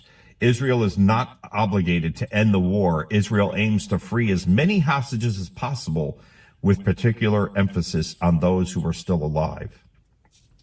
They're still talking about this. I don't know. I don't know how far Hamas has to sink where they agree to this. I don't see it. I don't see them doing any kind of release unless Israel really bends and gives them what they want. And I don't know if Israel's there anymore. It's interesting, and we'll keep an eye on it as it goes on. All right, what else? From Israel Today. Yesterday in Tel Aviv, we were invited to a briefing for journalists in which a high-ranking IDF officer gave us an overview of what's to come in the weeks ahead. Israel is expected to seize 25%, if not more, of the Gaza Strip in the next 2 to 3 weeks to put pressure on Hamas to release the hostages. We were also shown maps of where Israeli troops are operating and which areas will be seized. Very interesting. Man, it really looks like, this world is on the brink of some serious war. And it's not just in the Middle East. Bubba News shared this. He said, Axios, citing an Israeli source, said the army would expand its ground operations in Gaza, occupying 25% of the Gaza Strip in 2 to 3 weeks. The ground operation is part of a maximum pressure campaign aimed at forcing Hamas to agree to release more hostages. If no new hostages are released and the ceasefire deal is reached, the ground operation could expand and lead to the reoccupation of most of the enclave and the displacement of most of the 2 million Palestinian civilians living there to a small humanitarian zone.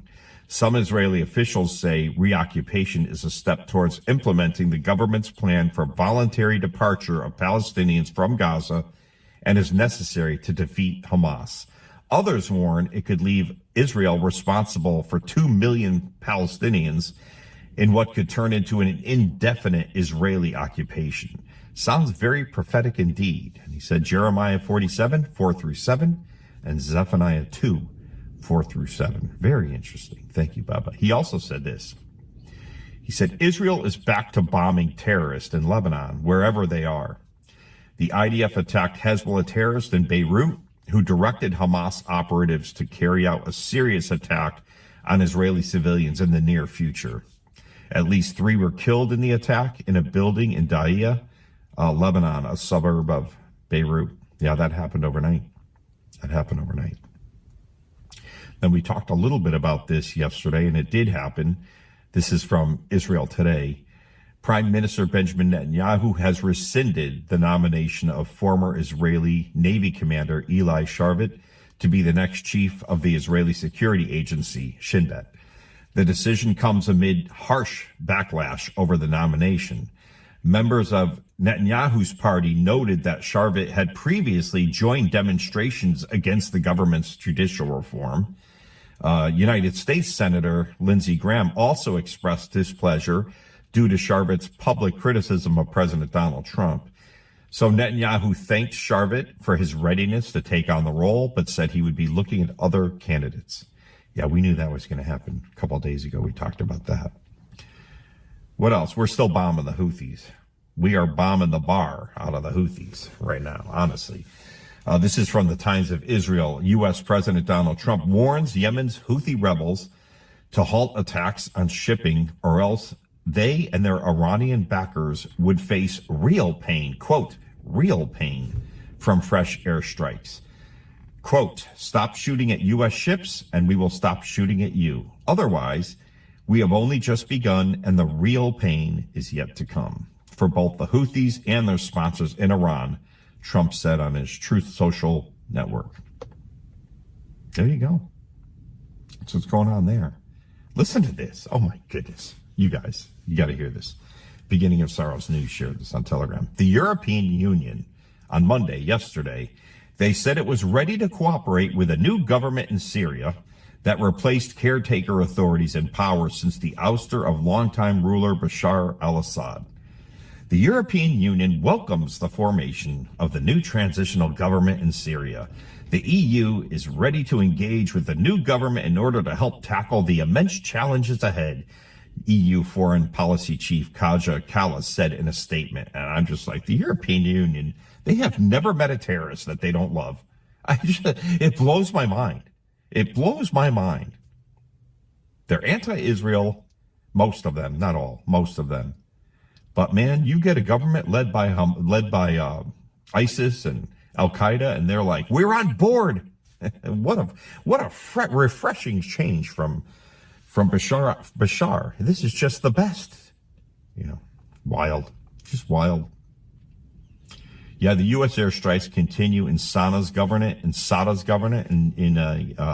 Yemen. These strikes are ongoing. At least 27 strikes reported. This was about midnight Israel time, Middle East time. But yeah, the U.S. is hammering Yemen. And here we go. This was right before I hit record. I just saw this headline. It said, the U.S. is not ready for a nuclear showdown with China. Key conservatives have warned President Trump. And see, I look at things different than a lot of people do. I remember, I'm going to tell you something, and man, would I love for you guys to find it. 3 or so years ago, I saw videos that were at least a year too old. So these videos are probably 5-6 years old now. And I saw a video of a grown man crying. And I've talked about this before, and I've never been able to find it again. And it led me down a rabbit trail of other videos that talked about this. I don't know if they've been removed or I just can't find them. But it was a grown man crying, and he said, look, guys, and I don't know if he was even a believer. He said, I had a dream, and I know it's a prophetic dream. I know it's going to happen. He said, Russia's going to invade the United States from the north and China from the south, and we're going to get nuked. And that matched with some other prophecies by, I think a pastor's name is Philip Barnett, who's really, his prophecies have been spot on. I'm not a huge prophecy guy. I'm not meaning like dreams and visions. I'm very, very cautious when I hear of dreams and visions. And if I hear of them and I think, well, so far they're spot on. I'll keep listening until the first moment that it's off. I don't care if it's off 2 degrees. It's gone in my mind. But I went down this rabbit trail of finding other people having dreams years ago about Russia, and it's always the same. And these people weren't, I really don't believe they were watching each other's videos and mimicking. I really believe these. I found another one of a girl who was very emotional, and she said, I had a dream that Russia invaded the United States from the north and China from the south, and there was nuclear war. Now, just to, ease anybody who belongs to the Lord who's worried about this, I believe this happens right after the rapture. I just believe it. I know that not a lot of people agree with me when I say that I think the city, when it talks about Mystery Babylon, that city that's gone in 1 hour, I think it's New York City. I can't unsee it. Once I saw that, I can't unsee it. I know a lot of people don't agree with that. And it's not a salvation issue. It's not anything we have to get uptight about. But I think that's what happens right after the rapture.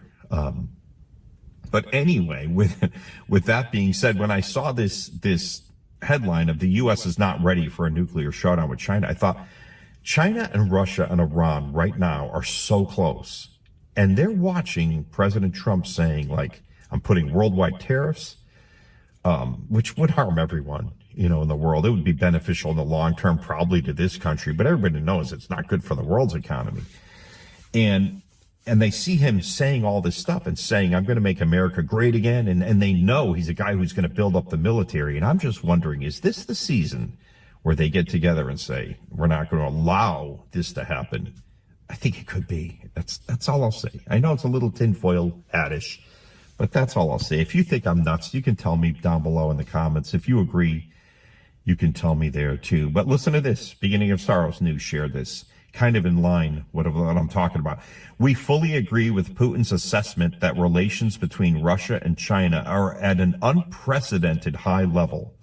Relations between Russia and China will not be subject to any external interference and are an important factor of stability in the world. China will deepen cooperation with Russia within the Shanghai Cooperation Organization and BRICS to develop the global South. We call for an equal and orderly multipolar world. Also, this is happening right now. This was from Insider Paper. China on Tuesday today sent its army, navy, air, and rocket forces to surround Taiwan for drills Beijing said were aimed at practicing a blockade of the self-ruled island. China insists democratic Taiwan is part of its territory and has threatened to use force to bring it under its control. So once again, they've done that. China's warning Taiwan independence means war as they launch these drills around the island again. So that's coming at some point too. Earthquakes the last 24 hours, 47 over 4.0 and 12 over 5.0. All right, we got to get to this. I'm running out of time, but we got to get to this Clown World segment because it's just too... I can't think of a word. I don't want to say mind-blowing. I just want it's Clown World. This is from New Food Navigator Europe, okay? This they're not kidding around, all right? Get ready for this. Cultivated dinosaur meat hits the markets in a food tech first.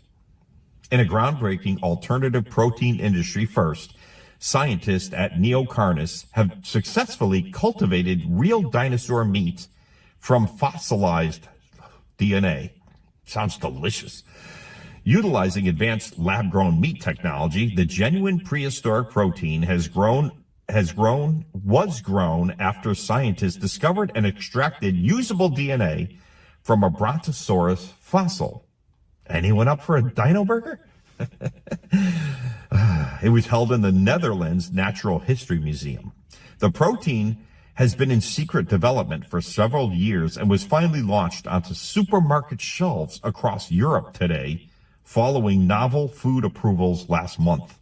There are no farms, there's no animal cruelty, and the protein is also low in fat and high in vitamins and minerals. We're eating dinosaurs. Tell me we're not in the last days where people are eating dinosaurs. However, critics have slammed the launch as gruesome and horrific, claiming it puts the traditional meat industry and livelihoods at risk. Dinosaurs are extinct for a reason, says a European Meat Council spokesperson.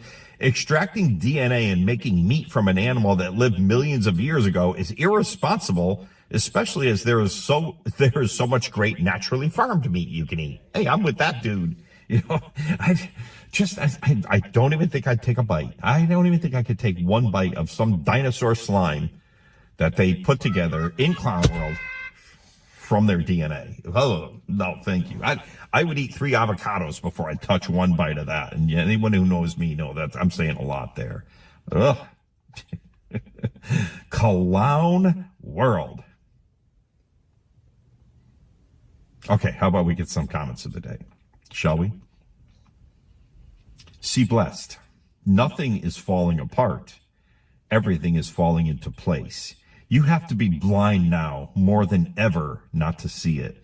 There is something biblical about it, especially since things have changed so quickly. My entire life, I have never longed for Jesus so intensely as I do now. Amen. See blessed. Amen. I'm with you. Gator Fleet. Trust in nothing but the blood atonement of the Lord Jesus Christ for your salvation.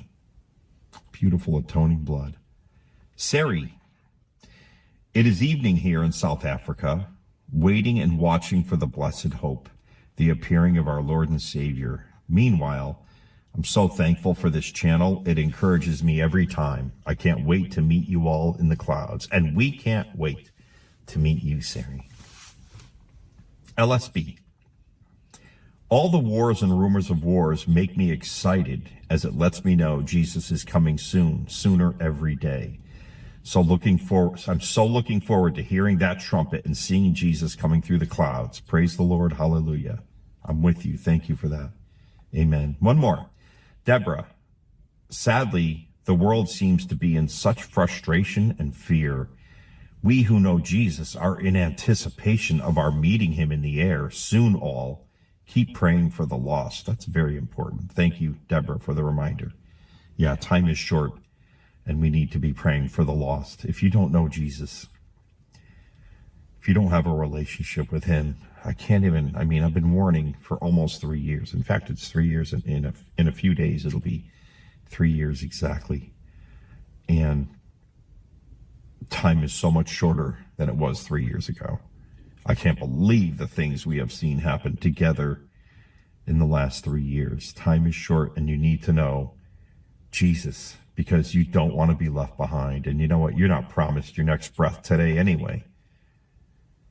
Jesus came here leaving heaven 2,000 years ago, and he came here to rescue you and to rescue me from our problem. What's our problem? Our sin problem. We're all sinners. We all fall short of the glory of God. We all miss the mark. The mark is perfection. And we all fall short. We're all sinners. And we needed a rescue. And the Most High God didn't just say, well, they fell into sin, so I don't care about my creation. I'm just going to push them aside and just create something better. No, he bent down. And he sent his only begotten Son to rescue us. He didn't do that to Satan's angels. When a third of the angels in heaven went with Satan, trusted in him instead of God, God didn't reach down and give them any salvation plan, but he did it for his God-breathed mankind. He gave us a rescue, and it's Jesus. And Jesus came here from heaven, and he lived perfectly. And he came here to shed his own blood, because he loves you so much that even though he was perfect, and even though he didn't deserve 1% to go to that cross, he went there because that was all part of the eternal plan. If mankind falls, my only begotten Son, Jesus, will go and pay for the sins of the world with his blood.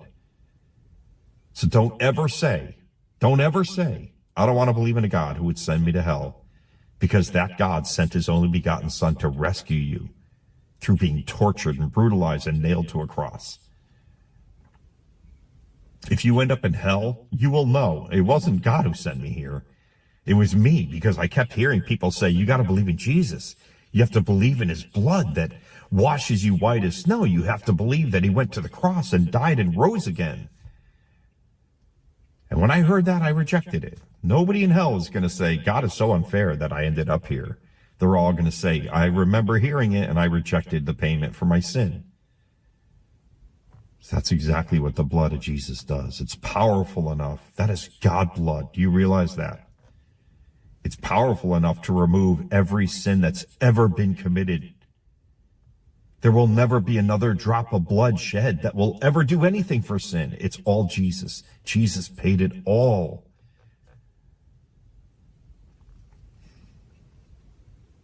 Why did he do that? Because he wants to spend eternity with you.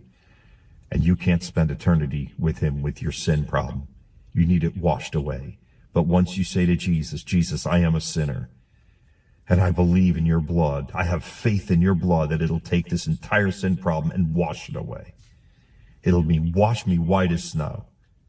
And Jesus, I believe in your finished work, your death, your burial, your resurrection.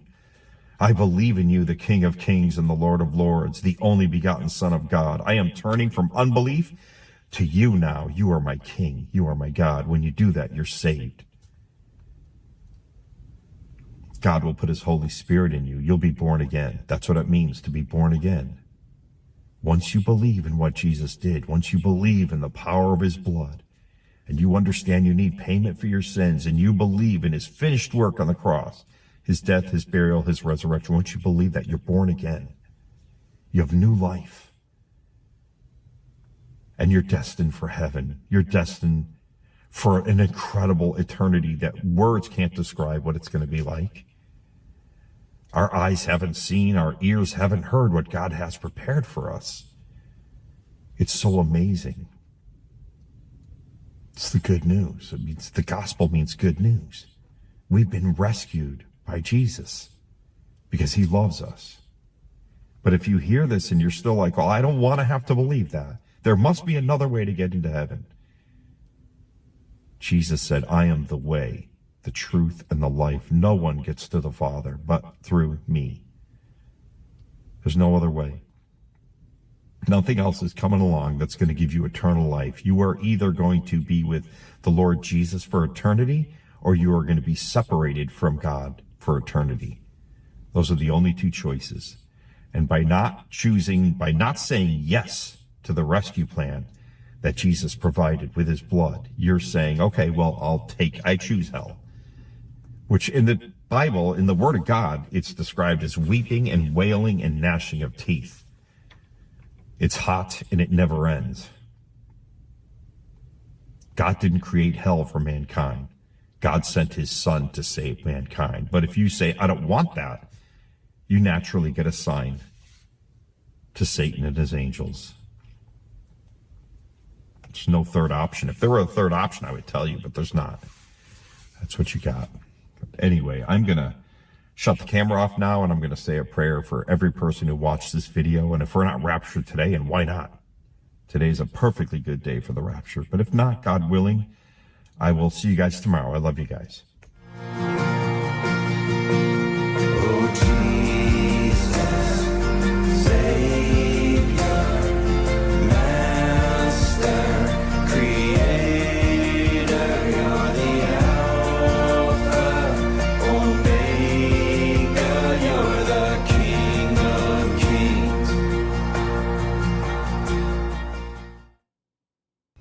US President Donald Trump has just signaled that he's ready and willing to bomb Iran into oblivion. Trump is furious that Iran has refused his push for a new nuclear deal. Combine that with Iran's funding of the Houthis, who cause havoc in the Red Sea, and Trump's message now is clearer than ever. Enough is enough. The US is gearing up for a full-blown war against Iran, but Iran believes it can fire back. It says that it's ready for anything that the US can throw at it. The latest escalation in the conflict between the US and Iran began on March 30 when Trump held a telephone interview with NBC News. During that interview, Trump mentioned several actions that the US may be planning to take, including implementing secondary tariffs against countries.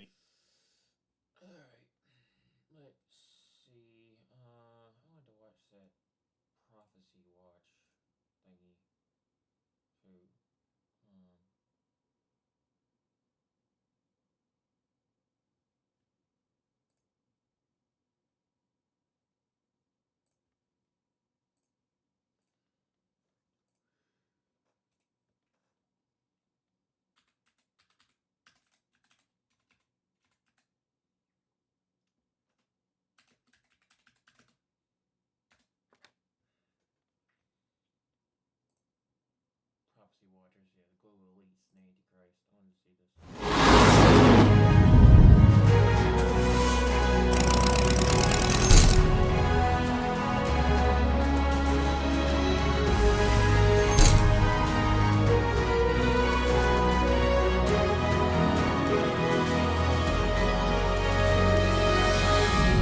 Hello, and welcome to Prophecy Watchers.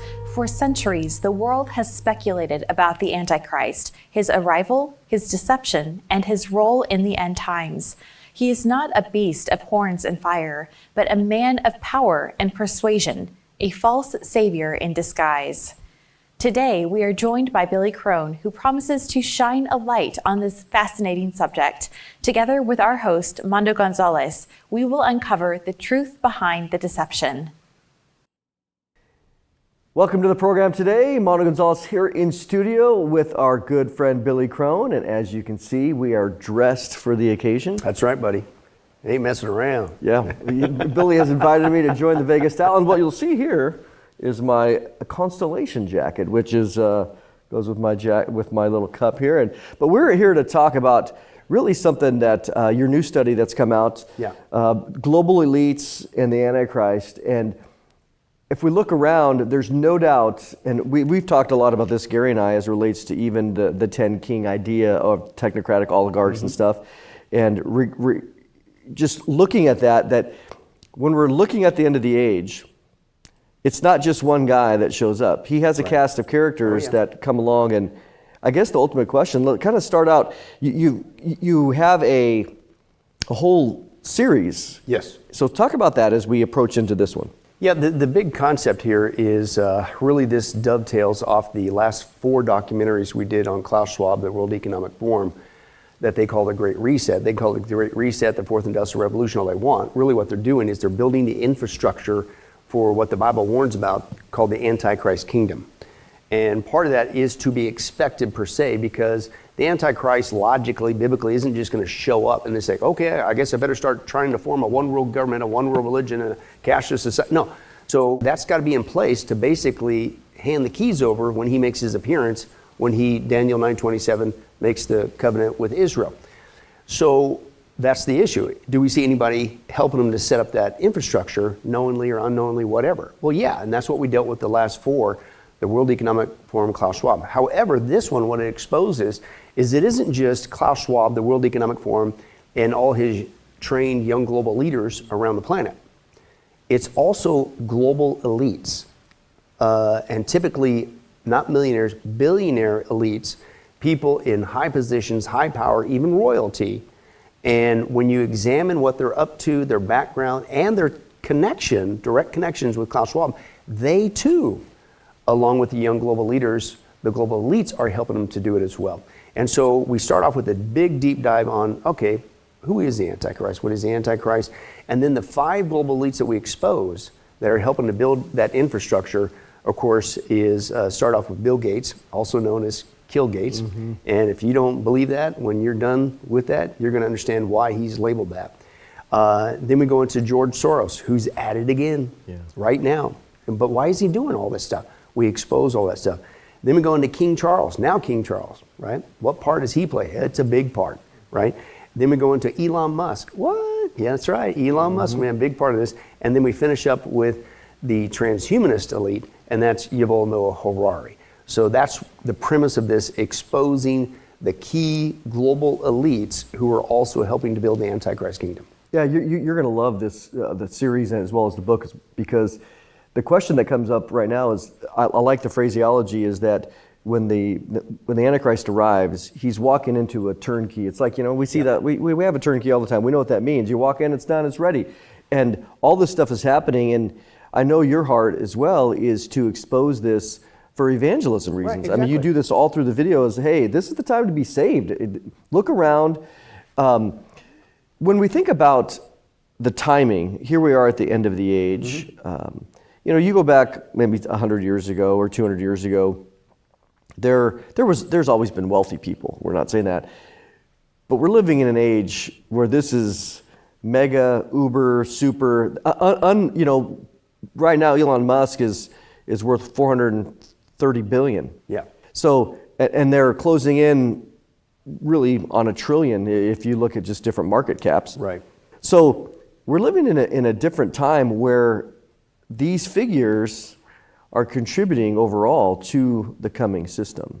Yeah, they are. And again, it's absolute power corrupts absolutely. These guys have more money than we could even dream. It's hard to even fathom.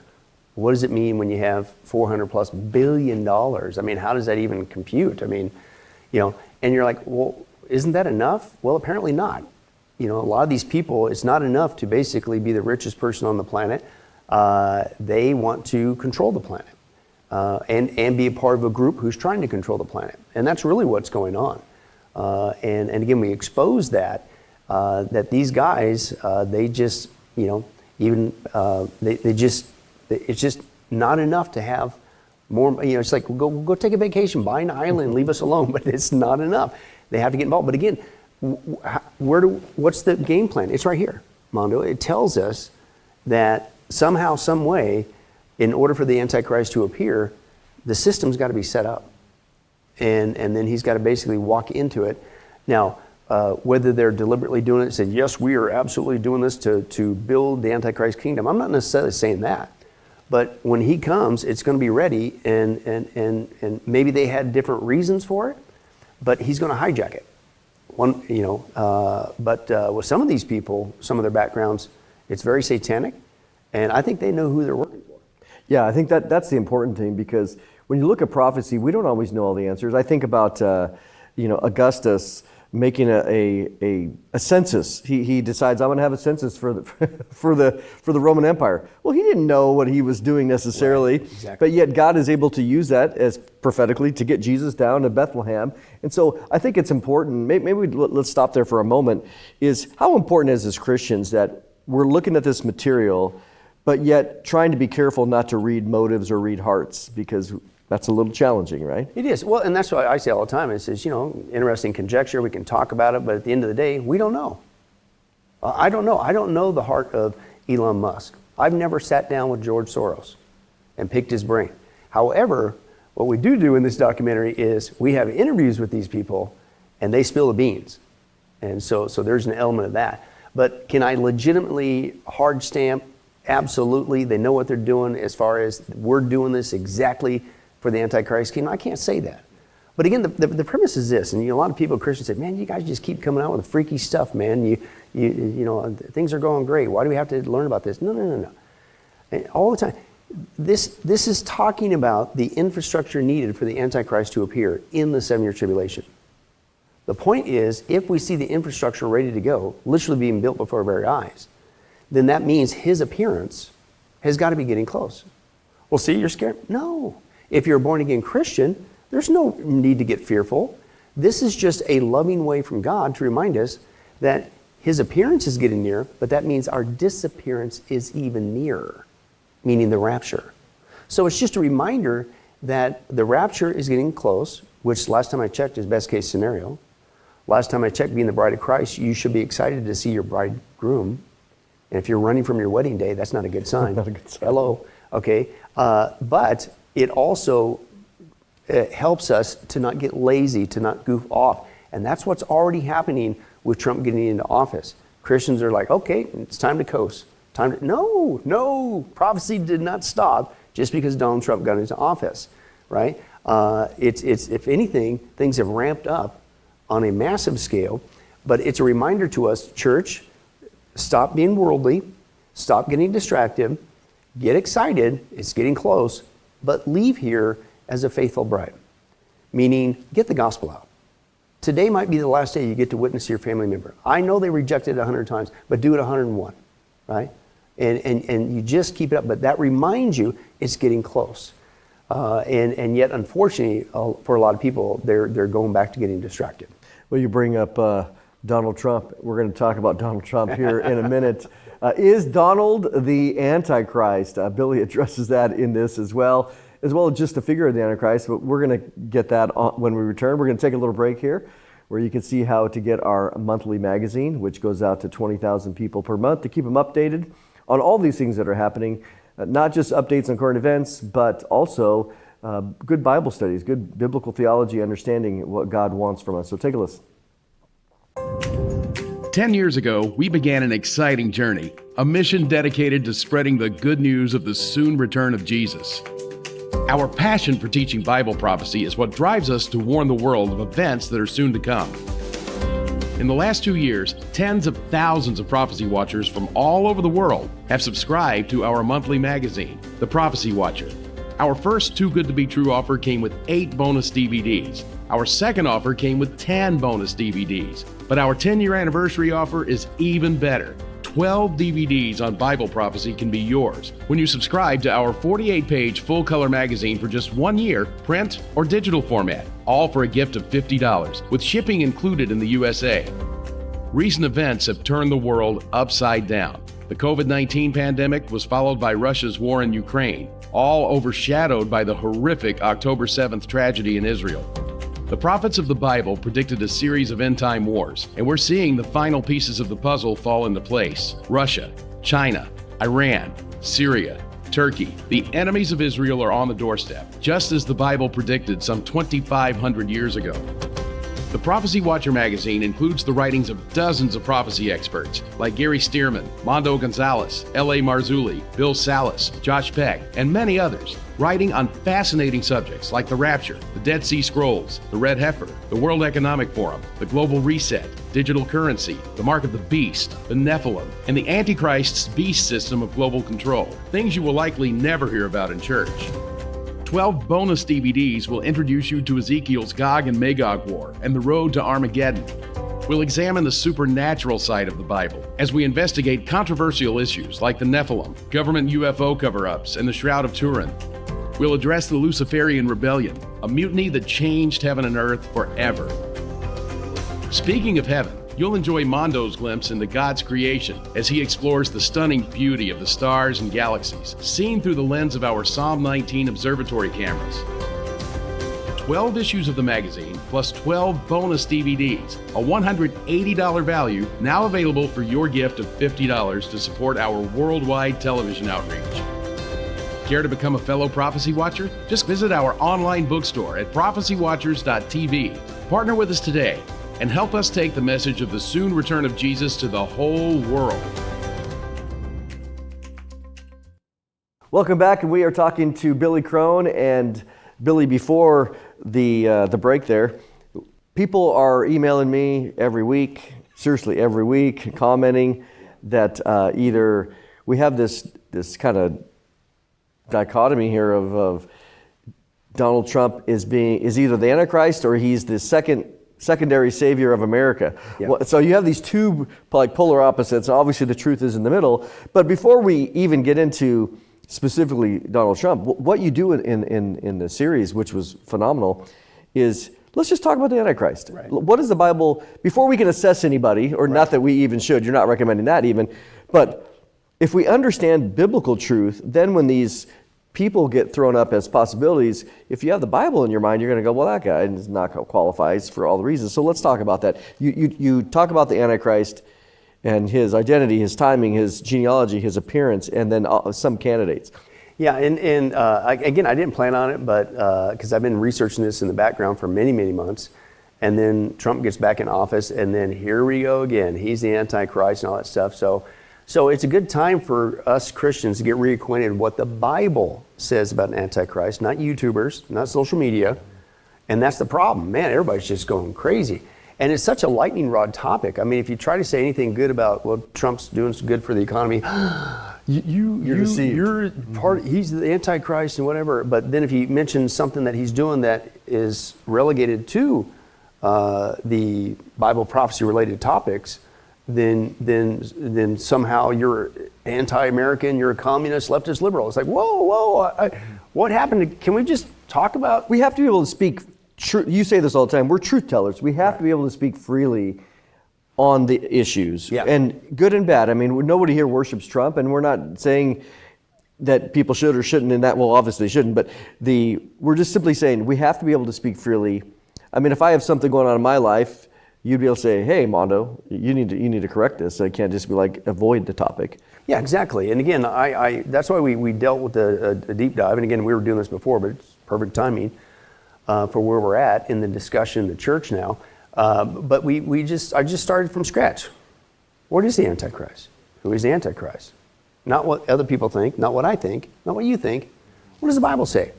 And man, this is one of the most discussed Old and New Testament characters mentioned in all the Bible. Daniel, Revelation especially, gives all the dirty deeds he's going to do. And of course, he's the one who starts the 7-year tribulation, makes the covenant, Daniel 9:27, with the people of Israel, and then it just goes down there. But you know, he's all about war. He blasphemes God. He claims to be God. He goes up and commits the abomination of desolation, right? So the Bible gives us many details of who he is as the opposer of Christ, the exact opposite of Christ, all the dirty deeds that he's up to. But also we go into the genealogy. The Bible also tells you where this guy is coming from. And I take to the position that he's coming from the Gentile nations and things of that nature. You know, some people say he's a Jew. Some people say he's a Muslim. I disagree with that. So, but anyway, so we go into all that. And so here's my point. We have no excuse as Christians to not be able to have a fantastic understanding of this prophetic figure called the Antichrist. And the important thing is, the Bible's very clear, and I want to read this, 2 Thessalonians 2. If you're a born-again Christian, and hear me out, you will never see the Antichrist, ever. I didn't say it, God did. And that's a promise from him in 2 Thessalonians 2. And Paul talks about this. He says, and now you know what is holding him, the Antichrist, back. And he's talking about the church, right? So that he, the Antichrist, may be revealed at the proper time. This is verse 6, 2 Thessalonians 2, on. For the secret power of lawlessness is already at work. We're seeing the infrastructure being built before our eyes. But the one, the church, who now holds it back, will continue to do so until he is taken out of the way. In the Greek, it literally means to arise from the midst, the rapture. Then the lawless one will be revealed, whom the Lord Jesus Christ will overthrow by the breath of his mouth and destroy by the splendor of his coming. And so we're not really focused on the Antichrist. I'm not looking for the Antichrist. I'm looking for Jesus Christ. I, as a born-again Christian, will never see the Antichrist. In fact, if people say, hey, I've seen the Antichrist, if that's true, literally true, that means you've been left behind.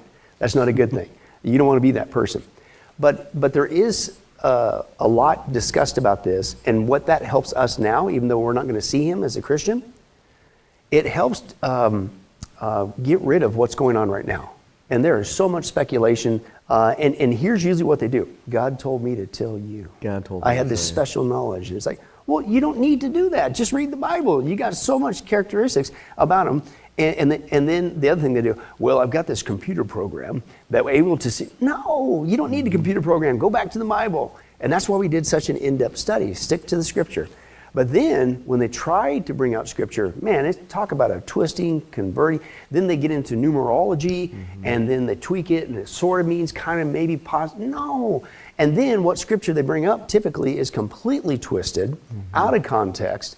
And even if you didn't want to look at their twisting of Scripture as their justification as to who in modern times is the Antichrist, you can't say, well, he fits a couple of them, maybe, possibly.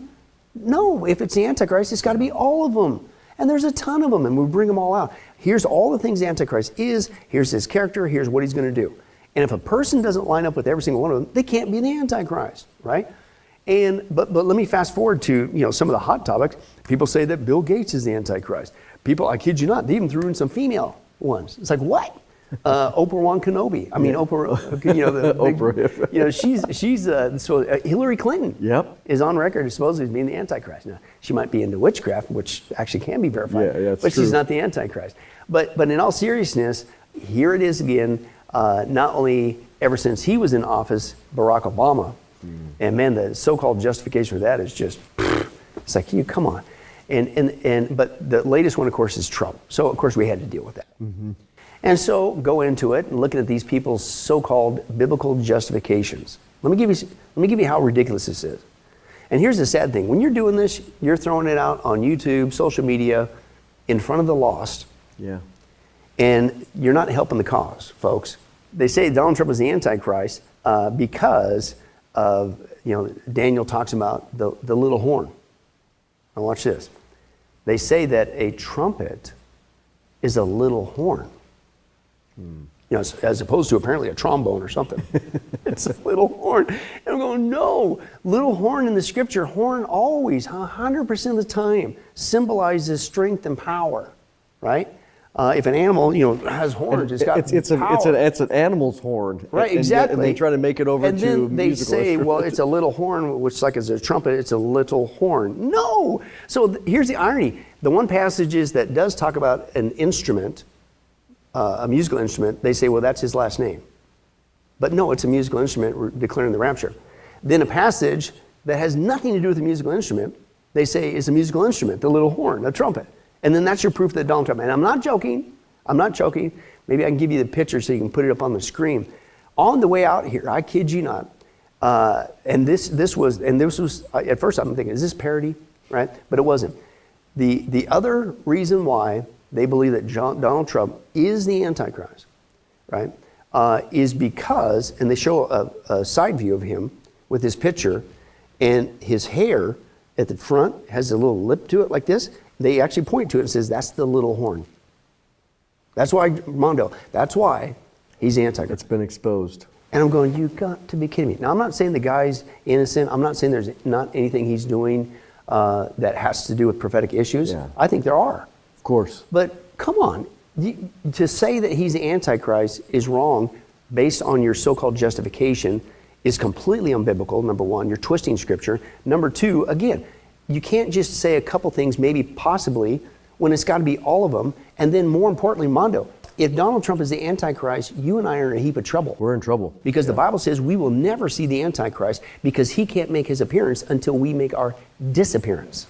Well, we're going to take a little break here from this very, very fun topic, really, in that regard, where you can see how to get Billy's information. The thing that you're going to like is that Billy does a deep dive here, and what he ultimately is doing is teaching Scripture. So take a listen. There's a day coming in the near future when one charismatic man will take control of the whole world. While the Antichrist's guessing game has gone on for centuries, only in the age of technology could this system of complete control be possible. Our surveillance society is controlled by satellites, high-speed computers, and now artificial intelligence, bringing us closer to the tribulation and the system of the beast.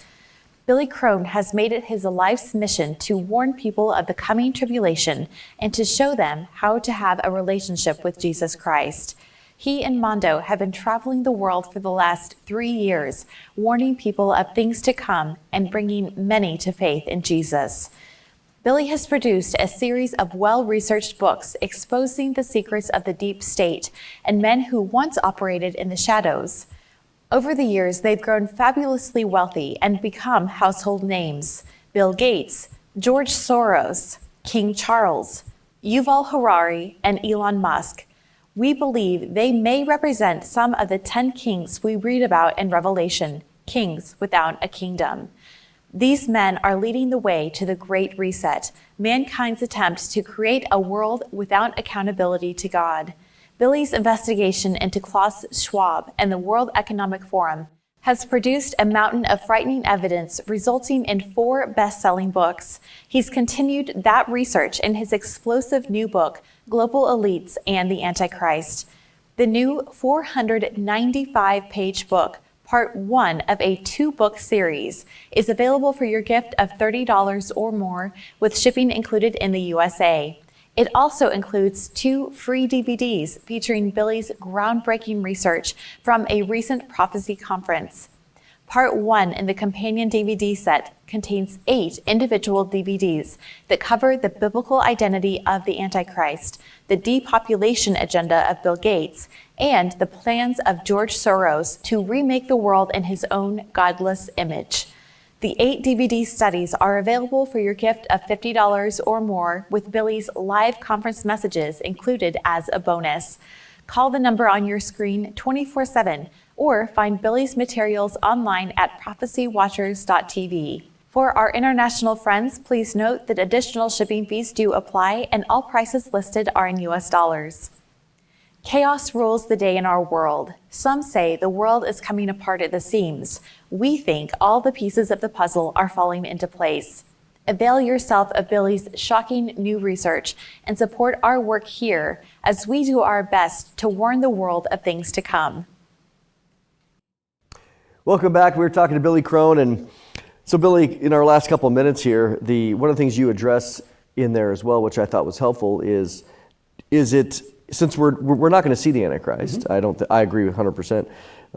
Is he alive? Yeah, a lot of people would agree, and I would agree. It wouldn't shock me if he's behind the scenes, alive and well, if you will. Do we know that 100%, whether he's alive today? We don't know, but again, and that's where a healthy conversation is. We can make conjecture, sure, right? We could talk about it, but at the end of the day, don't beat each other up. Don't say, well, you're working for Satan, or you did because you disagree with my theory because I have a secret. And they get committed. People get committed, so committed to their theory that they don't see anything else. Yeah, exactly. And that's division. Division doesn't come from God.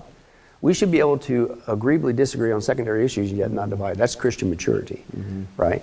And so, we need to be able to discuss those things in a healthy manner. But that's what we try to bring about. Let's just get back to Scripture as Christians. Scripture is supposed to be what guides our rule, faith, and practice. Let's get back to that. But the important thing is, we're not going to be here for him, but could there be somebody in the wings waiting? Wouldn't shock me. And the reason why I would lean towards that is because of the other biblical ramifications that we can verify. We can verify that basically the one world government's ready to go. We can verify that we are that close to truly going cashless. And we know that's the plan. They want to flip us to a cashless society as the only means of payment. That's pretty close. We're already at the point where they're marking people with biometrics to tie them into that cashless society. We're like that close, the universalism within one world religion, all that stuff. Well, what is all that stuff? That's the four big pillars of the Antichrist kingdom. So here's my point. So therefore, if we see that basically set up, and that's what some of the global elites are helping to set up, then therefore, how close is the Antichrist? Because it's about ready to go. And he'll turn the key, and here comes the 7-year tribulation. Absolutely. Billy, we're gonna have to have Billy back again, because we want to get into some of the other things that he discusses in this series. As always, we appreciate you watching, appreciate you supporting and praying for what we're doing here. As Billy mentioned, the situation is such that you can look around, and you would have to be blind not to see the way that the world is going. And all these technologies and other things are being put in place. We've already seen discussions in Europe for October of this year to have their digital currency in place, the digital euro.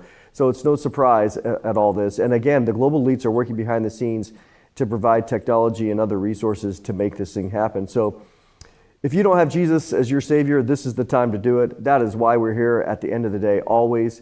Prophecy is meant to draw people closer to the Lord Jesus and to the gospel. So thanks for watching this week. We'll catch you next time. Okay, John, gave me an extra 30 seconds. The media ministry of Prophecy Watchers exists only through the faithful prayer and financial support of friends like you. To find out how to help us, please visit our website at prophecywatchers.com. Joining us today. Thank you for having me.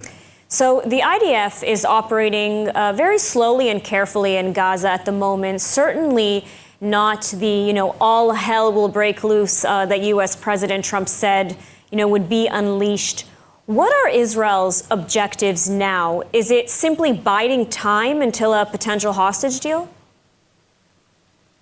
Well, I think in the middle of it, the objective is a better hostages deal.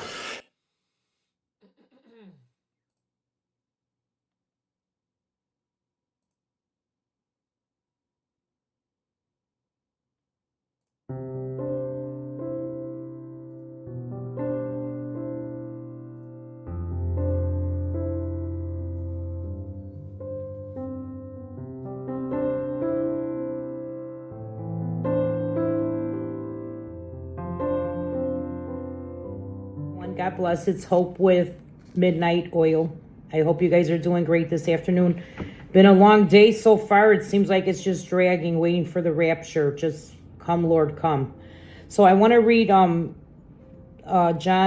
15. We're going to do 5 through 12. I am the vine, you are the branches. He who abides in me and I in him bears much fruit. For without me you can do nothing. If anyone does not abide in me, he is cast out as a branch and is withered, and they gather them and throw them into the fire, and they are burned. If you abide in me and my words abide in you, you will ask what you desire, and it shall be done for you. Praise the Lord. But by this my Father is glorified, that you bear much fruit, so you will be my disciples. As the Father loved me, I also have loved you. Abide in my love. If you keep my commandments, you will abide in my love, just as I have kept my Father's commandments and abide in his love. These things I have spoken to you, that my joy may remain in you, and that your joy may be full. This is my commandment, that you love one another as I have loved you. Praise the Lord. Thank you, God, for the word.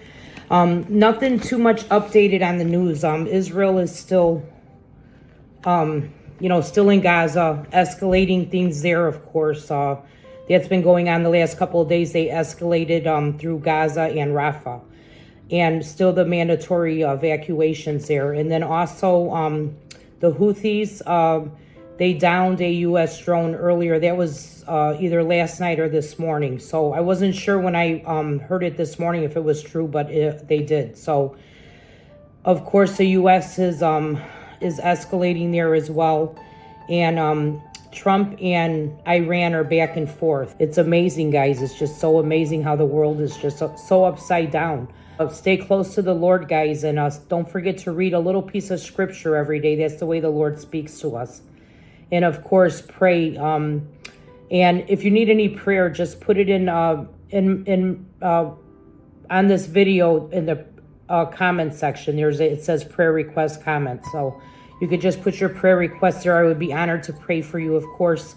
And I pray now for healing, for prosperity, for anyone that is lonely or they're having trouble sleeping, anxiety, all the worldly things that come upon us because we're still in this flesh. But we know that the Lord Jesus is true to his word, and he takes care of us every day, and we lack nothing.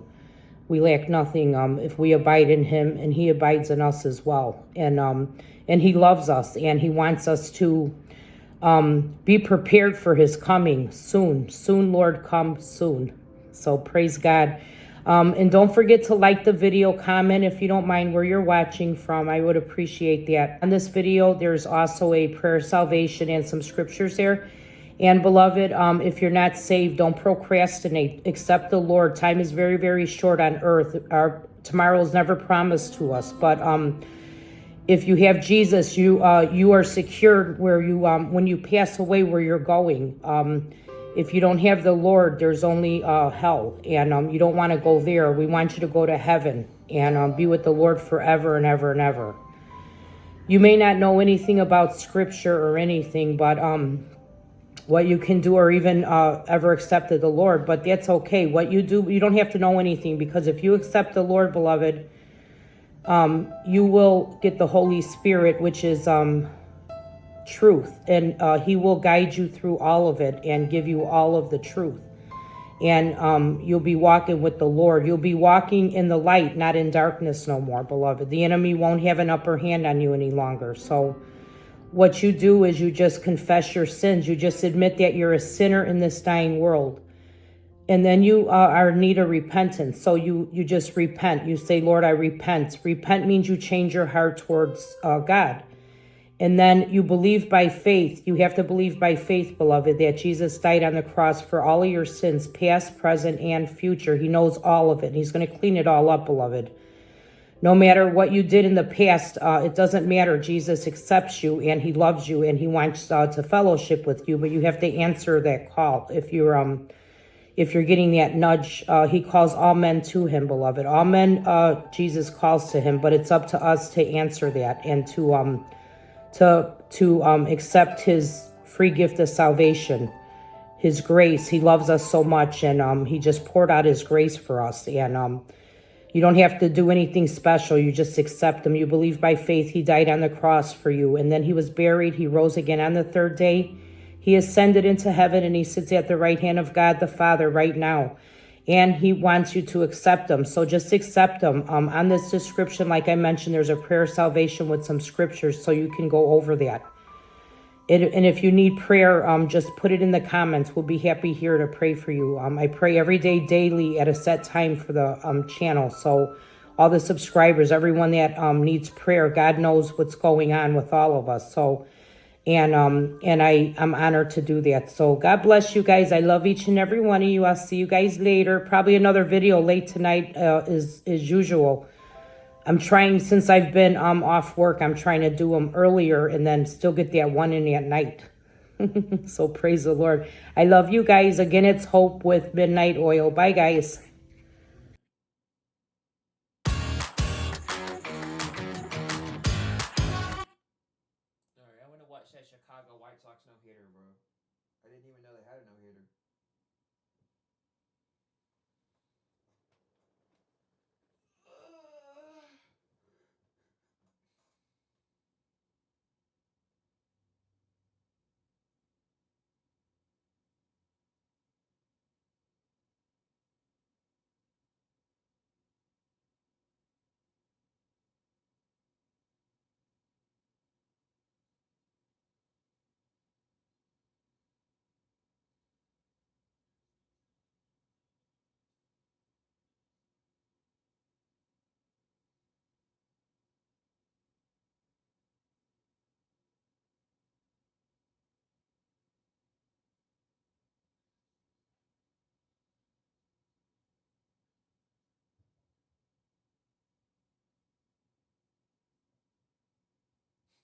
Torpedo Bat Master List? Really, bro?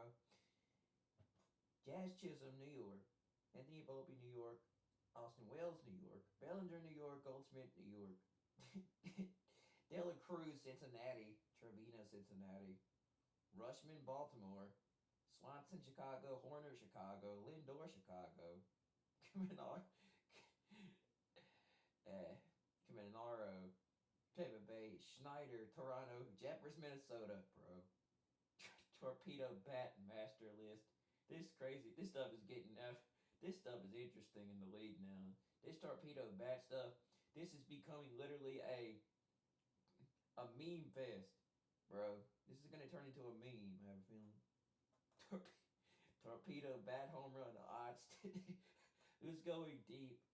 Chisholm 600, Volpe 900, Wells 750, Bellinger 800, Dela Cruz 425, Trevino 1700.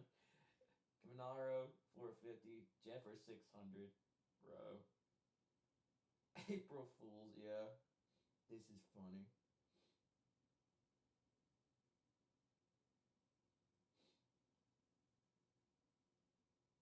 Mm.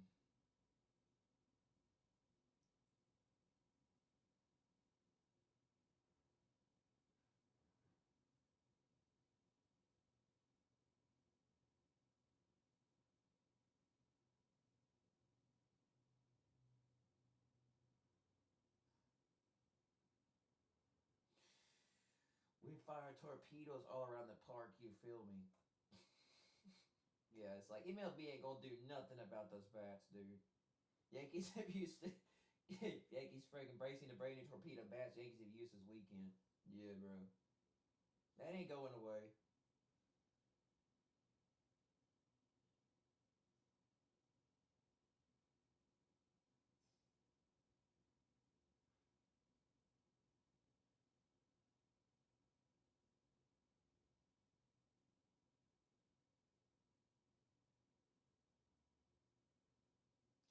Wow, Yankees had the highest barrel per swing so far, 8.4%.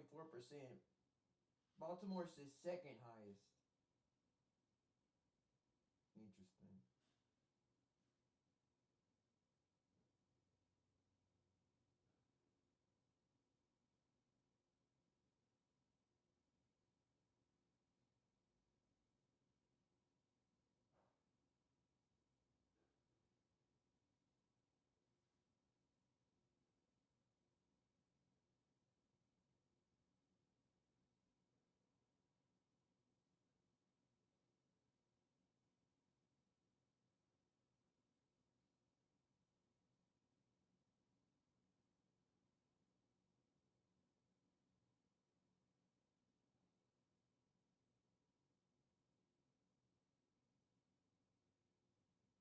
so many.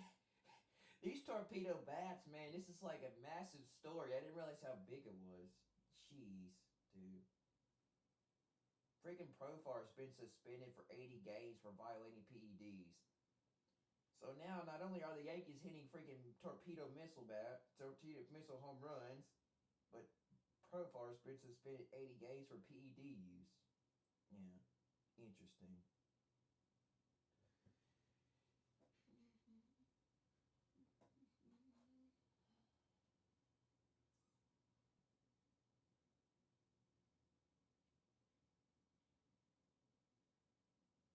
Anyway.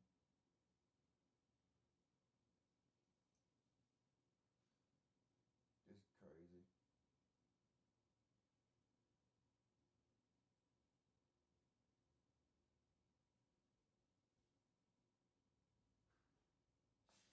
Yeah, Soto's not doing so good with the freaking Soto's not doing so good with the Mets, man. He's not doing it good. He's not doing that good at all compared to Judge. Soto's been struggling with the Mets in his first couple of games, man, since he left New York. Should have never left the Yankees, bro. I mean, we'll always be better than the Mets. There's no doubt about that.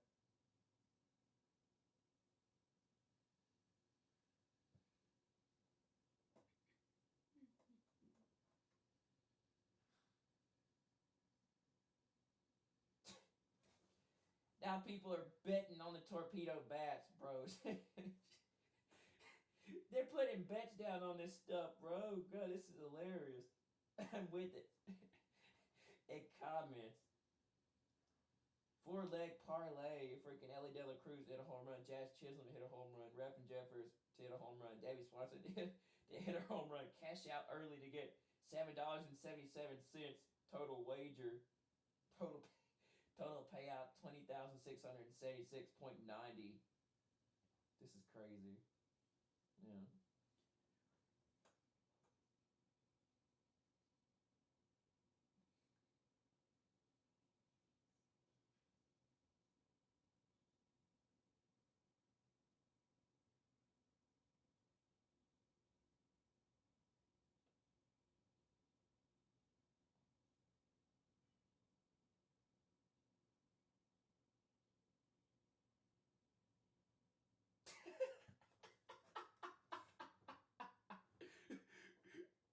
Braves went out and got torpedo bats because they saw what the Yankees did with them on Saturday, bro.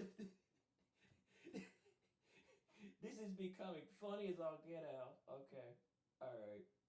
Braves put in an order for torpedo bats.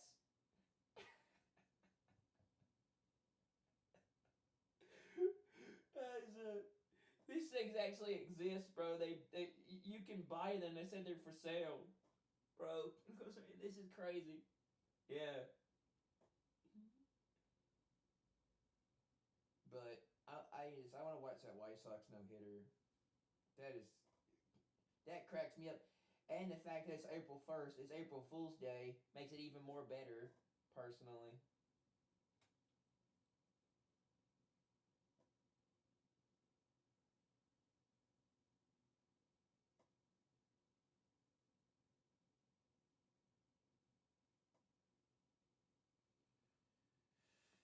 That's crazy.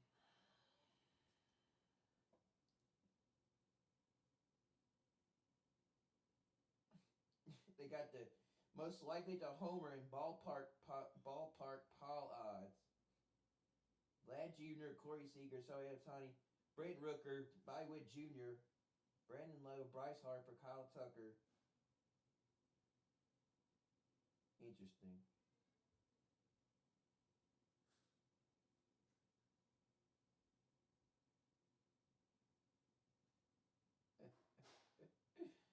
Now the whole league.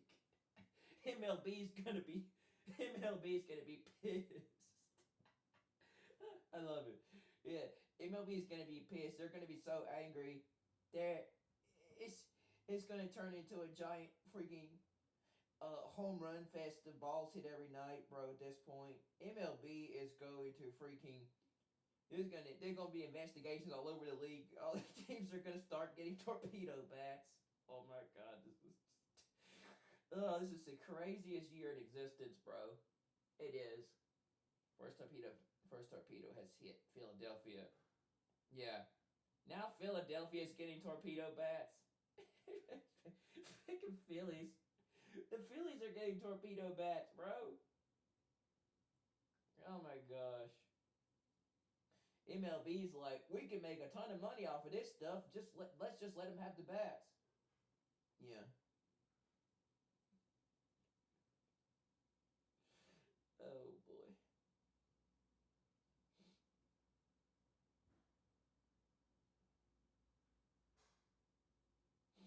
You know, the more home runs hit, the more money we make off of ticket sales, the more butts we put in seats, the more we make for the league.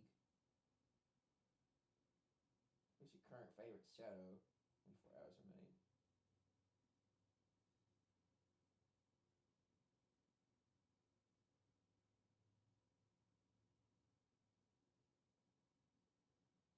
Oh, I didn't know MLB legalized metal bats on April 1st, 1989.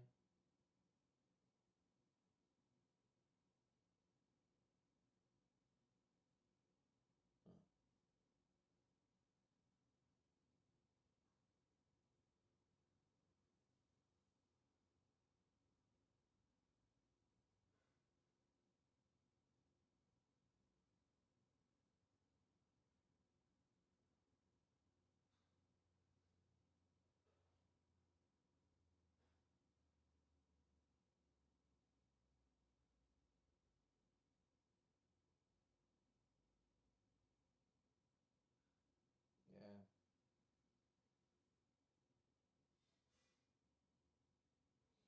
Yeah, exactly. We've like gone back.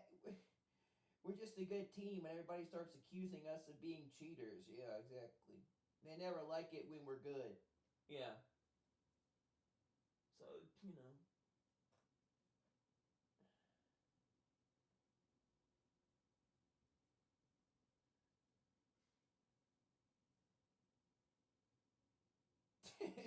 The torpedo bat she tells you not to worry about.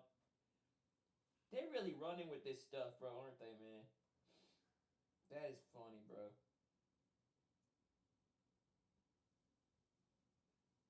Change of predictions March 31st.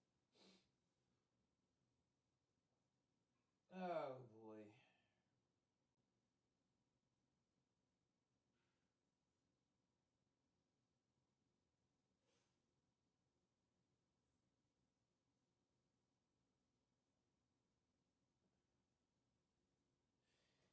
Yeah, these torpedo Batman thingies, bro. I don't know.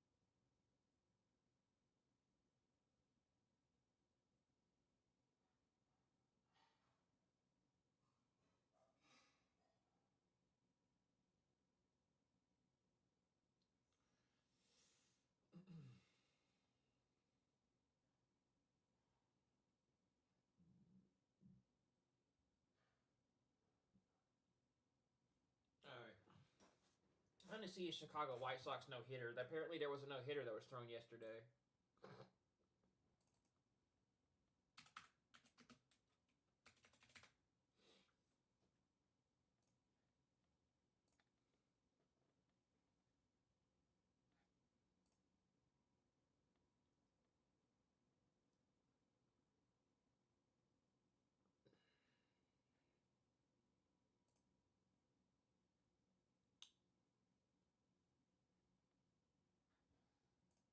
Well, I don't see any no-hitter here.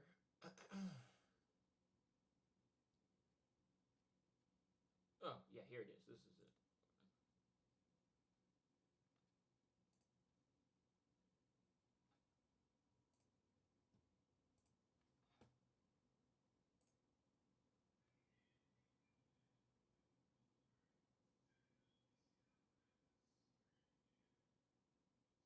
Martin Perez, 6 no-hit innings in White Sox. Okay, here it is. This is it. Martin Perez, last season, 26 starts, ERA of 4.5. Swing and a miss, strike 3. Beautiful. And a snag at short by Amaya to keep Correa hitless this season. That's exactly what's been happening to Correa. He's actually hit the ball very hard, but for him, unfortunately, someone is always there. Nice play by Amaya as he goes to his right, stretches out, and quickly 2 up and 2 down, which is what you're looking for today. Strike 3 looking. Perez is on point to start this one. You know, we usually like to see high sinkers, and I don't think Martin wanted to throw it upstairs, but he got it there, and it had the whole plate. Swing and a miss, strike 3 on that changeup. Third strikeout for Perez. 3-2. Yes, sir. 4 strikeouts for Martin Perez. There is strikeout number 5 for Martin Perez. He goes upstairs, and he gets him. Here's a 3-2 again. Blew it by him with the cutter. 6 strikeouts for Martin Perez. 1-2 pitch here to Julian. Swing and a miss on that changeup. It has been a filthy pitch for Perez today. 8 strikeouts for Martin Perez, just dealing in his White Sox debut. Got him looking for strikeout number 9. He's got a no-hitter through 6. He's been brilliant today. I'm thinking they got a lot out of him. What a job by Martin Perez. Martin Perez, last season, 20. Maybe he didn't complete it. Maybe it got blown. 9. Let me look here at the box score.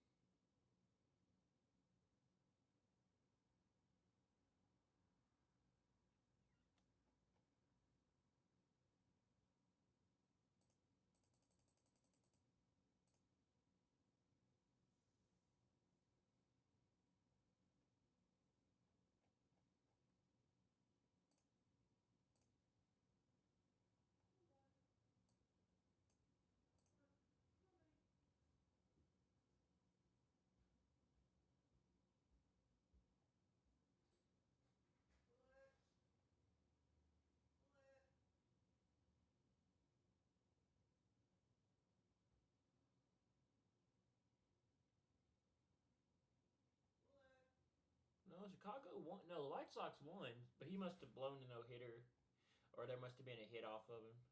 It doesn't look like he completed it. Ty France.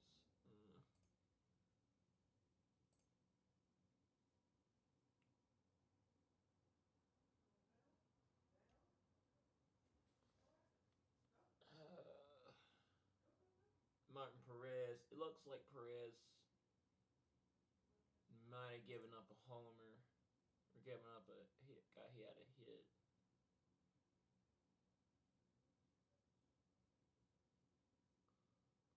Yeah, he had 9 Ks. Didn't give up any homers. 3 walks. Yeah, he didn't give up any hits or runs, so he must be missing something here then.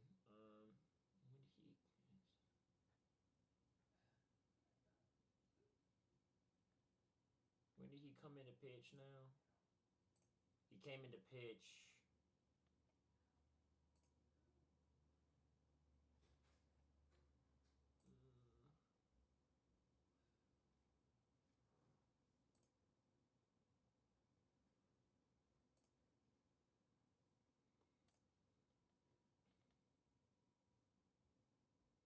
Martin Perez, last season, 26 starts, ERA of 4.5. Second inning. He came into the second inning. Okay, all right, let's see.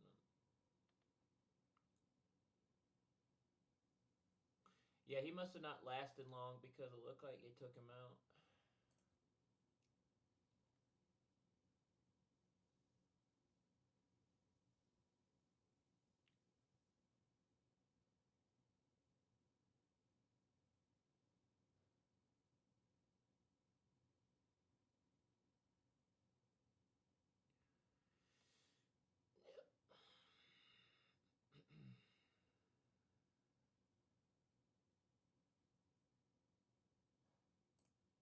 Your fastball, but taking about 8 to 10 miles an hour off. Got him looking for strikeout number. Is your fastball, but taking about 8 to 10 miles an hour off. Got him looking for strikeout number. Is your fastball, but taking a. So he was in the 6th. Okay, that's the 6th. And then 7th. Yeah. They had to take Perez out, so he must have given up a hit because he placed him with Mike Vassell.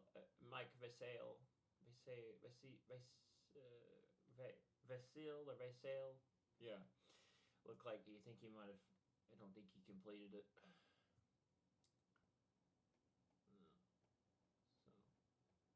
Well, he came close. It's hard to do, bro. It's hard to throw a no-hitter.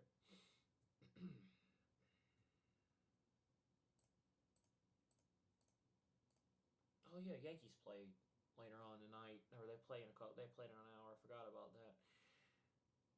Let's see what St. Louis and Oakland's up to, because they're doing, St. Louis and Oakland are doing really well for at the start of the season. See how they're doing for the season. Cardinals and A's are to a really hot start. The Cardinals on. Looks like they lost to the Angels today though, or yesterday. Yeah. They lost to the Angels to open up the series after they beat the Twins. Defense was terrific against the Minnesota Twins. 30 hits, 19 runs in their 3-game sweep. It starts at the top with Lars Nootbaar. St. Louis saying we want to go get some of those torpedo bats to keep up that hot start. Swing and a drive. Hit well. I like an order of torpedo bats, please. Toward right. Trout on the run. He'll turn. It is. Doug Eddings, the crew chief, signaled safe. No home run. The Cardinals are going to take a look at this. It's a home run. Lars Nootbaar has hit his 17th homer out of the leadoff spot, and the Cardinals strike first. Brendan Donovan against Tyler Anderson. Donovan first pitch. Drives that deep toward right. Yeah, it looks like those bats are really working though, but they still lost this game. Can't get it. And some hits. Yeah, well, dude, you can't do it like the Yankees, man. We got style. For Brendan Donovan. Brendan Donovan, the home run, the first of his career against a left-handed pitcher. With Paris advancing from second to third, and Taylor Ward will bat for the second time. He struck out looking his first time. Angels trying to get on the board. Ward should get Paris home here on this fly ball to right field, pretty deep. Walker makes the catch and Kyron Paris comes home.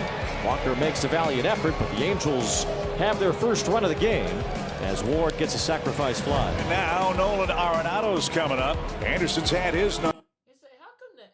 I notice every time the Yankees do something like big, or we manage to make a move, everybody wants to copy us in the league. He's had him off strike. Every team team wants to copy the Yankees. Twice. I want to be just like us. And he shoots one into shallow center, down for a hit. Newbar with a crack in the bat, off to the races. He's coming home.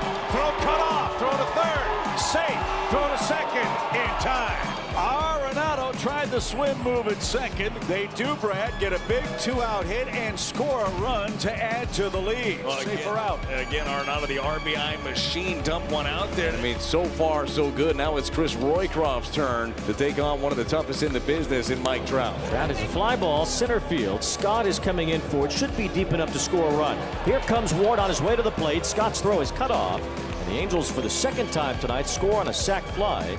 They've made it 3-2 as Trout gets his first RBI. Ball 4 to Rengifo, so the tying run is on. We'll see if Paris has another late clutch home run in him. And also some pretty good speed at first base. Big lead again for Rengifo. He takes off. And Paris, jump. it's a liner fair down the left field line. It's going to roll to the wall. Rengifo's around third. He will score easily. Kyron Paris making his way to third. The relay throw comes all the way through. It's a game-tying RBI triple. Big moment, Paris again. A rocket down the line for a triple ties the ball game. Wheels are in motion in this game. Well, it sets up lefty-lefty, but we know Shonowell does not shy away from hitting against left-handed pitching. And they're even now moving the infield back. A chopper, tough play. Donovan will come home. Too late. Yeah, apparently the Dodgers are off to a 6-0 start, though, for the season. I mean, that does not surprise me, but still. But he's safe. That's surprising. The Angels take They're the hottest team in the league, which. the lead. I thought they might have a Why wouldn't you be? You just won the World Series. shot at flipping it quickly to second. That's a break. Huge. Huge break. The run at third. Rengifo just outran the baseball. He was safe. They have, in my opinion, they have a team that is just way too good. Obviously, you know, in a sense, they're overpowered as all get out, but that's just me. Easily. I mean, he had no chance at that play at the plate.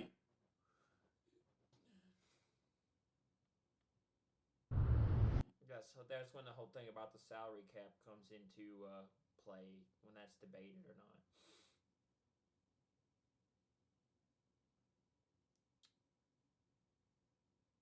Oakland, I think Oakland lost to Chicago. Wow. Oof. Talk about a beatdown. Chicago destroyed Oakland 18-3. Jeez. Golly, that wasn't even a game, dude. Welcome to West Sacramento on a historic night for the Athletics franchise as they usher in a new era. To mourn the loss of an Oh yeah, that too. Oakland made their debut in the new Sacramento Minor League Stadium while they're working on building the new ballpark in Vegas. athletics legend and one of They say they're going to be, apparently they're saying they're going to be in that ballpark for at least 3 seasons until they get the stadium built. the greatest players They'll be there for 3 years. in Major League Baseball history, Ricky Henderson. They won't be moving to Vegas until, they won't be in Las Vegas until 2028. Fans throwing out the ceremonial first pitches are the daughters Angela, Alexis, and Adriana. Kyle Tucker into second, and it's a double. The Cubs are in business, second and third, and nobody out. And now an opportunity for Seiya Suzuki. In the air, left field, and Duhar back. Happ will tag and score. The Cubs take the lead 1-0. Very well bring home another run. And now it's Michael Busch. Drilled right center field. Out towards the gap. That one back, and it's gone. Michael Busch will touch them all. The home run for Bushy, and it is 3-0. And here's Dansby Swanson. This one's in the air. Center field. Blade back at the wall. Out of here. Back to back. It is 4-0 Cubs. Wilson has hit in all 4 games. He is 4 for 15, hitting .267. MLB, what about the Cubs hitting 18 runs, getting 18 runs in the freaking game against Oakland? And Jacob. They want to accuse us of freaking cheating. Drives her in the left. 18 freaking runs in one game. Your first career homer coming into the ballpark. Jay Willard flexing the muscle. He will face Carson Kelly, the number 9 hitter. Carson Kelly puts it charge into one. Down the line, and it's gone. And it is 5-1 here in West Sacramento. Usually don't hit 18 runs in one, score 18 runs. The Cubs 5 and the A's 3. Bases loaded right here. Swinging a ground ball up the middle and a base hit. Kelly with 2 more runs batted in at 7-3. They'll go to second and they throw it into the outfield. Run comes in to score, and the defensive miscue costs the Athletics. It's 8-3. Line drive into left field, sinking, and he can't make the catch. Bush with a 2-run single, 10-3. Tucker is 2 for 4. He's doubled and singled. Scored a run in the first inning. 3-2, hit in the air, left center field. Bleday on the run, can't get there. It'll hop over the wall, automatic double, and the Cubs lead it 11-3. Carson Kelly, this is his last chance, you would think, at getting a cycle. He's got 2 walks, a single, a double, and a home run. Center field, going back, Bleday. It's off the wall. Racing towards second. Go! Here we go! And he's in! Oh, my! We got a cycle! Take that, Mark Grace! You're running like a river cat, and they want the ball. The dugout is going bonkers. Oh, brother, that was awesome. Carson Kelly, a cycle for the Cubs catcher. And he did it the hard way by needing a triple the last time up. He will never forget this ball game. I can promise you that. He bangs this one off the right center field wall. And in this ballpark, that's probably the only way you're going to get one, right? Is he bangs it off the wall and it got past the center fielder. Kyle Tucker. JD, who's he facing? Position player, number 24. Okay. Yeah, on that I can't help you. In the air, right field, and holy cow. Kyle Tucker, 3rd straight game with a home run. A couple weeks from now, nobody will remember that it came off a position player. That is correct. It'll be another Kyle Tucker home run. That pitch, by the way, was 67. I don't know, bro. That whole torpedo bat thing, man. Dodgers off to a 6-0 start, and they're not saying anything about that. How Dodgers won 6 consecutive straight games without freaking losing. Well, they're never going to talk about what LA does because LA's favored by the MLB. I told you it's political. Let's just not call the Dodgers out for what they are. A complete and utter OP-ass team. 6-0 start. 6-0 start. Yankees haven't even won 6 consecutive games, dude. We've only won 3. And we haven't even. And honestly, the team really hasn't hit that many homers since opening day now. So, please, dude. The whole thing about it, and now everybody's jumping on board with the torpedo bats. Even St. Louis. Yeah, if we can't join them, if we can't beat them, let's join them. Let's copy the Yankees, because, well, anything they do, we can do better. Anyway. So, yeah. Reminds me of that song. Anything I can do, you can do. Anything you can do, I can do better. I can do better than you. Anyway. I don't know, bro. That's baseball for you, bro. Or let's say that's baseball, Susan. It's a competitive league.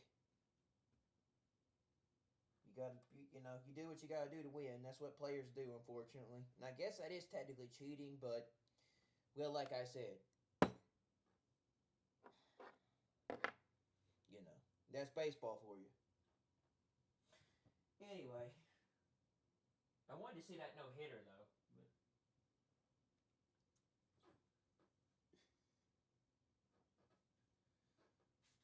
Well, that's baseball, and that's sports. That's sports in general. Every team is trying to figure out how to get a leg up and make themselves better, even if it means getting their hands on another bat, or I guess building a new bats. I don't know. It says the Yankees literally made better bats since last year. Isn't that what they do a lot? Aren't they? I mean, they've even improved their whole entire team since the World Series. So, I don't know. we live in clown world. That's what I think. We live in a world at this point where people just don't. At this point where people where stuff's become hypocritical. Where it's like, okay, it just makes no sense, and everything. We're got a baseball season where people are doing this, and we got a Middle East where both countries are trying to prove who's stronger and who's better at this point. If you go and bomb my stuff, I'm gonna go and bomb your stuff. There you go, Garcia. Yeah. Wait. Nah. I honestly believe this world ain't gonna last with where things are going. No, bro. No, it's like the last couple of years. If the last couple of years have told me something, that is it. So much has changed at this point that it's like, I don't know anymore. It's like that. It's like we're heading toward a really interesting future. That's for sure. I tell you. Anyway, I'll be back.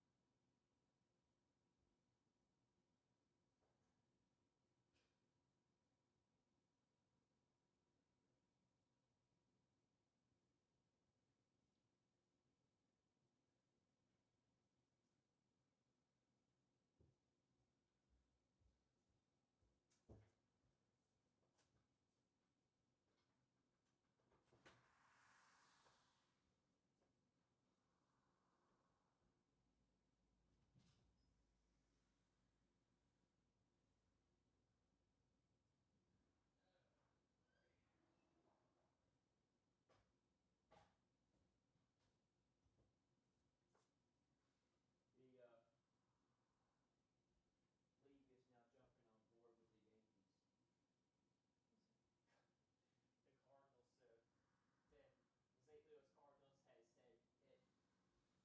The Cardinals said the St. Louis Cardinals has said that they ordered they ordered a supply of torpedo bats.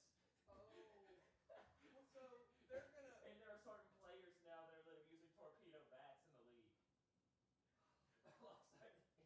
You know what that means? They're gonna ban them. They're gonna make them available to everybody. They're all jumping on the freaking bandwagon They're train. gonna have to make them available to everybody, or they're gonna have to ban them. That's what's gonna happen. This isn't gonna end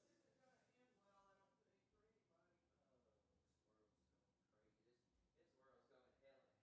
handbasket. Yeah. And yeah, there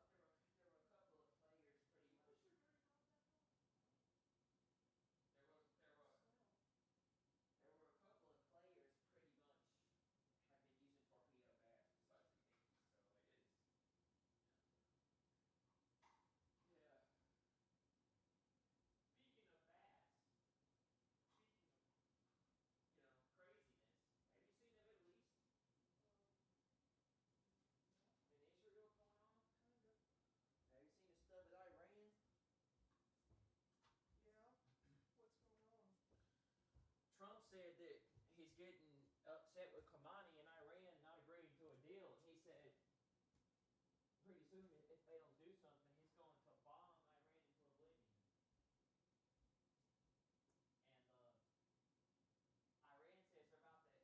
And Iran says if anything happens to their stuff, they're going to launch a missile and attack Diego Garcia Air Base.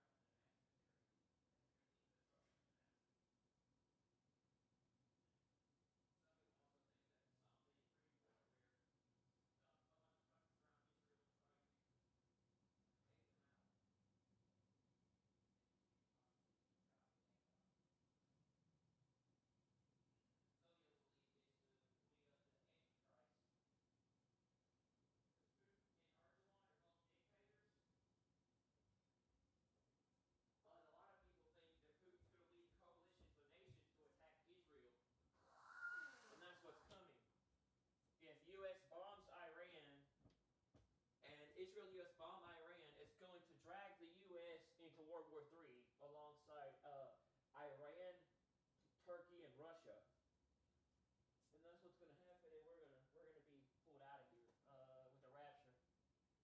You know. And Trump's gonna pretty much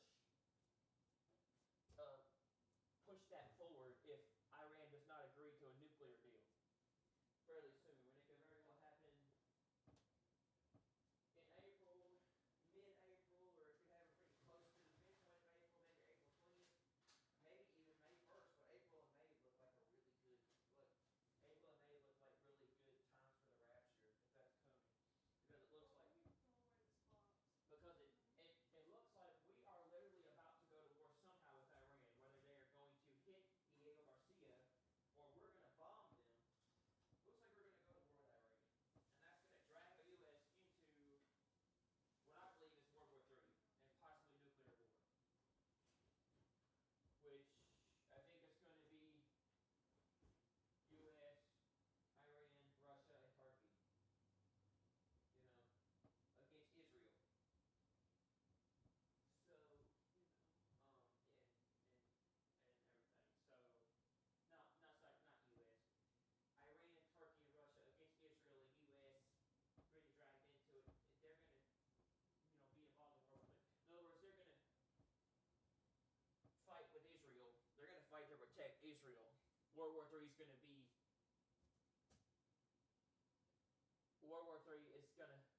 an attack on U.S. soil. That's what I think. They aren't going to be able to dust and America. They can't dust in here, Cole. If this table's covered with your literature. You know, in other words, Israel's going to. In other words, Russia's going to come to the U.S. for tanks and all sorts of stuff, and it's going to lead to an attack on the U.S. because of what happened with Iran. I think that will lead to World War III. I think Putin's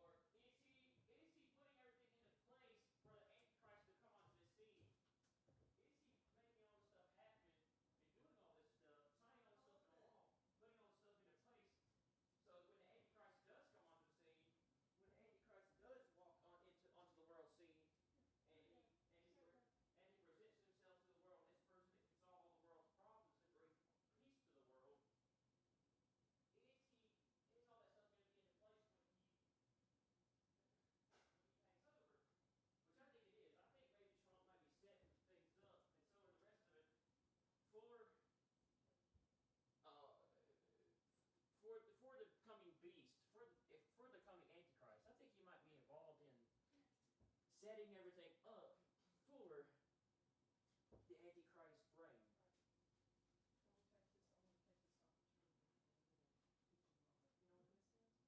Yeah, card back. Well, it's a card back sticker Yeah. for next year.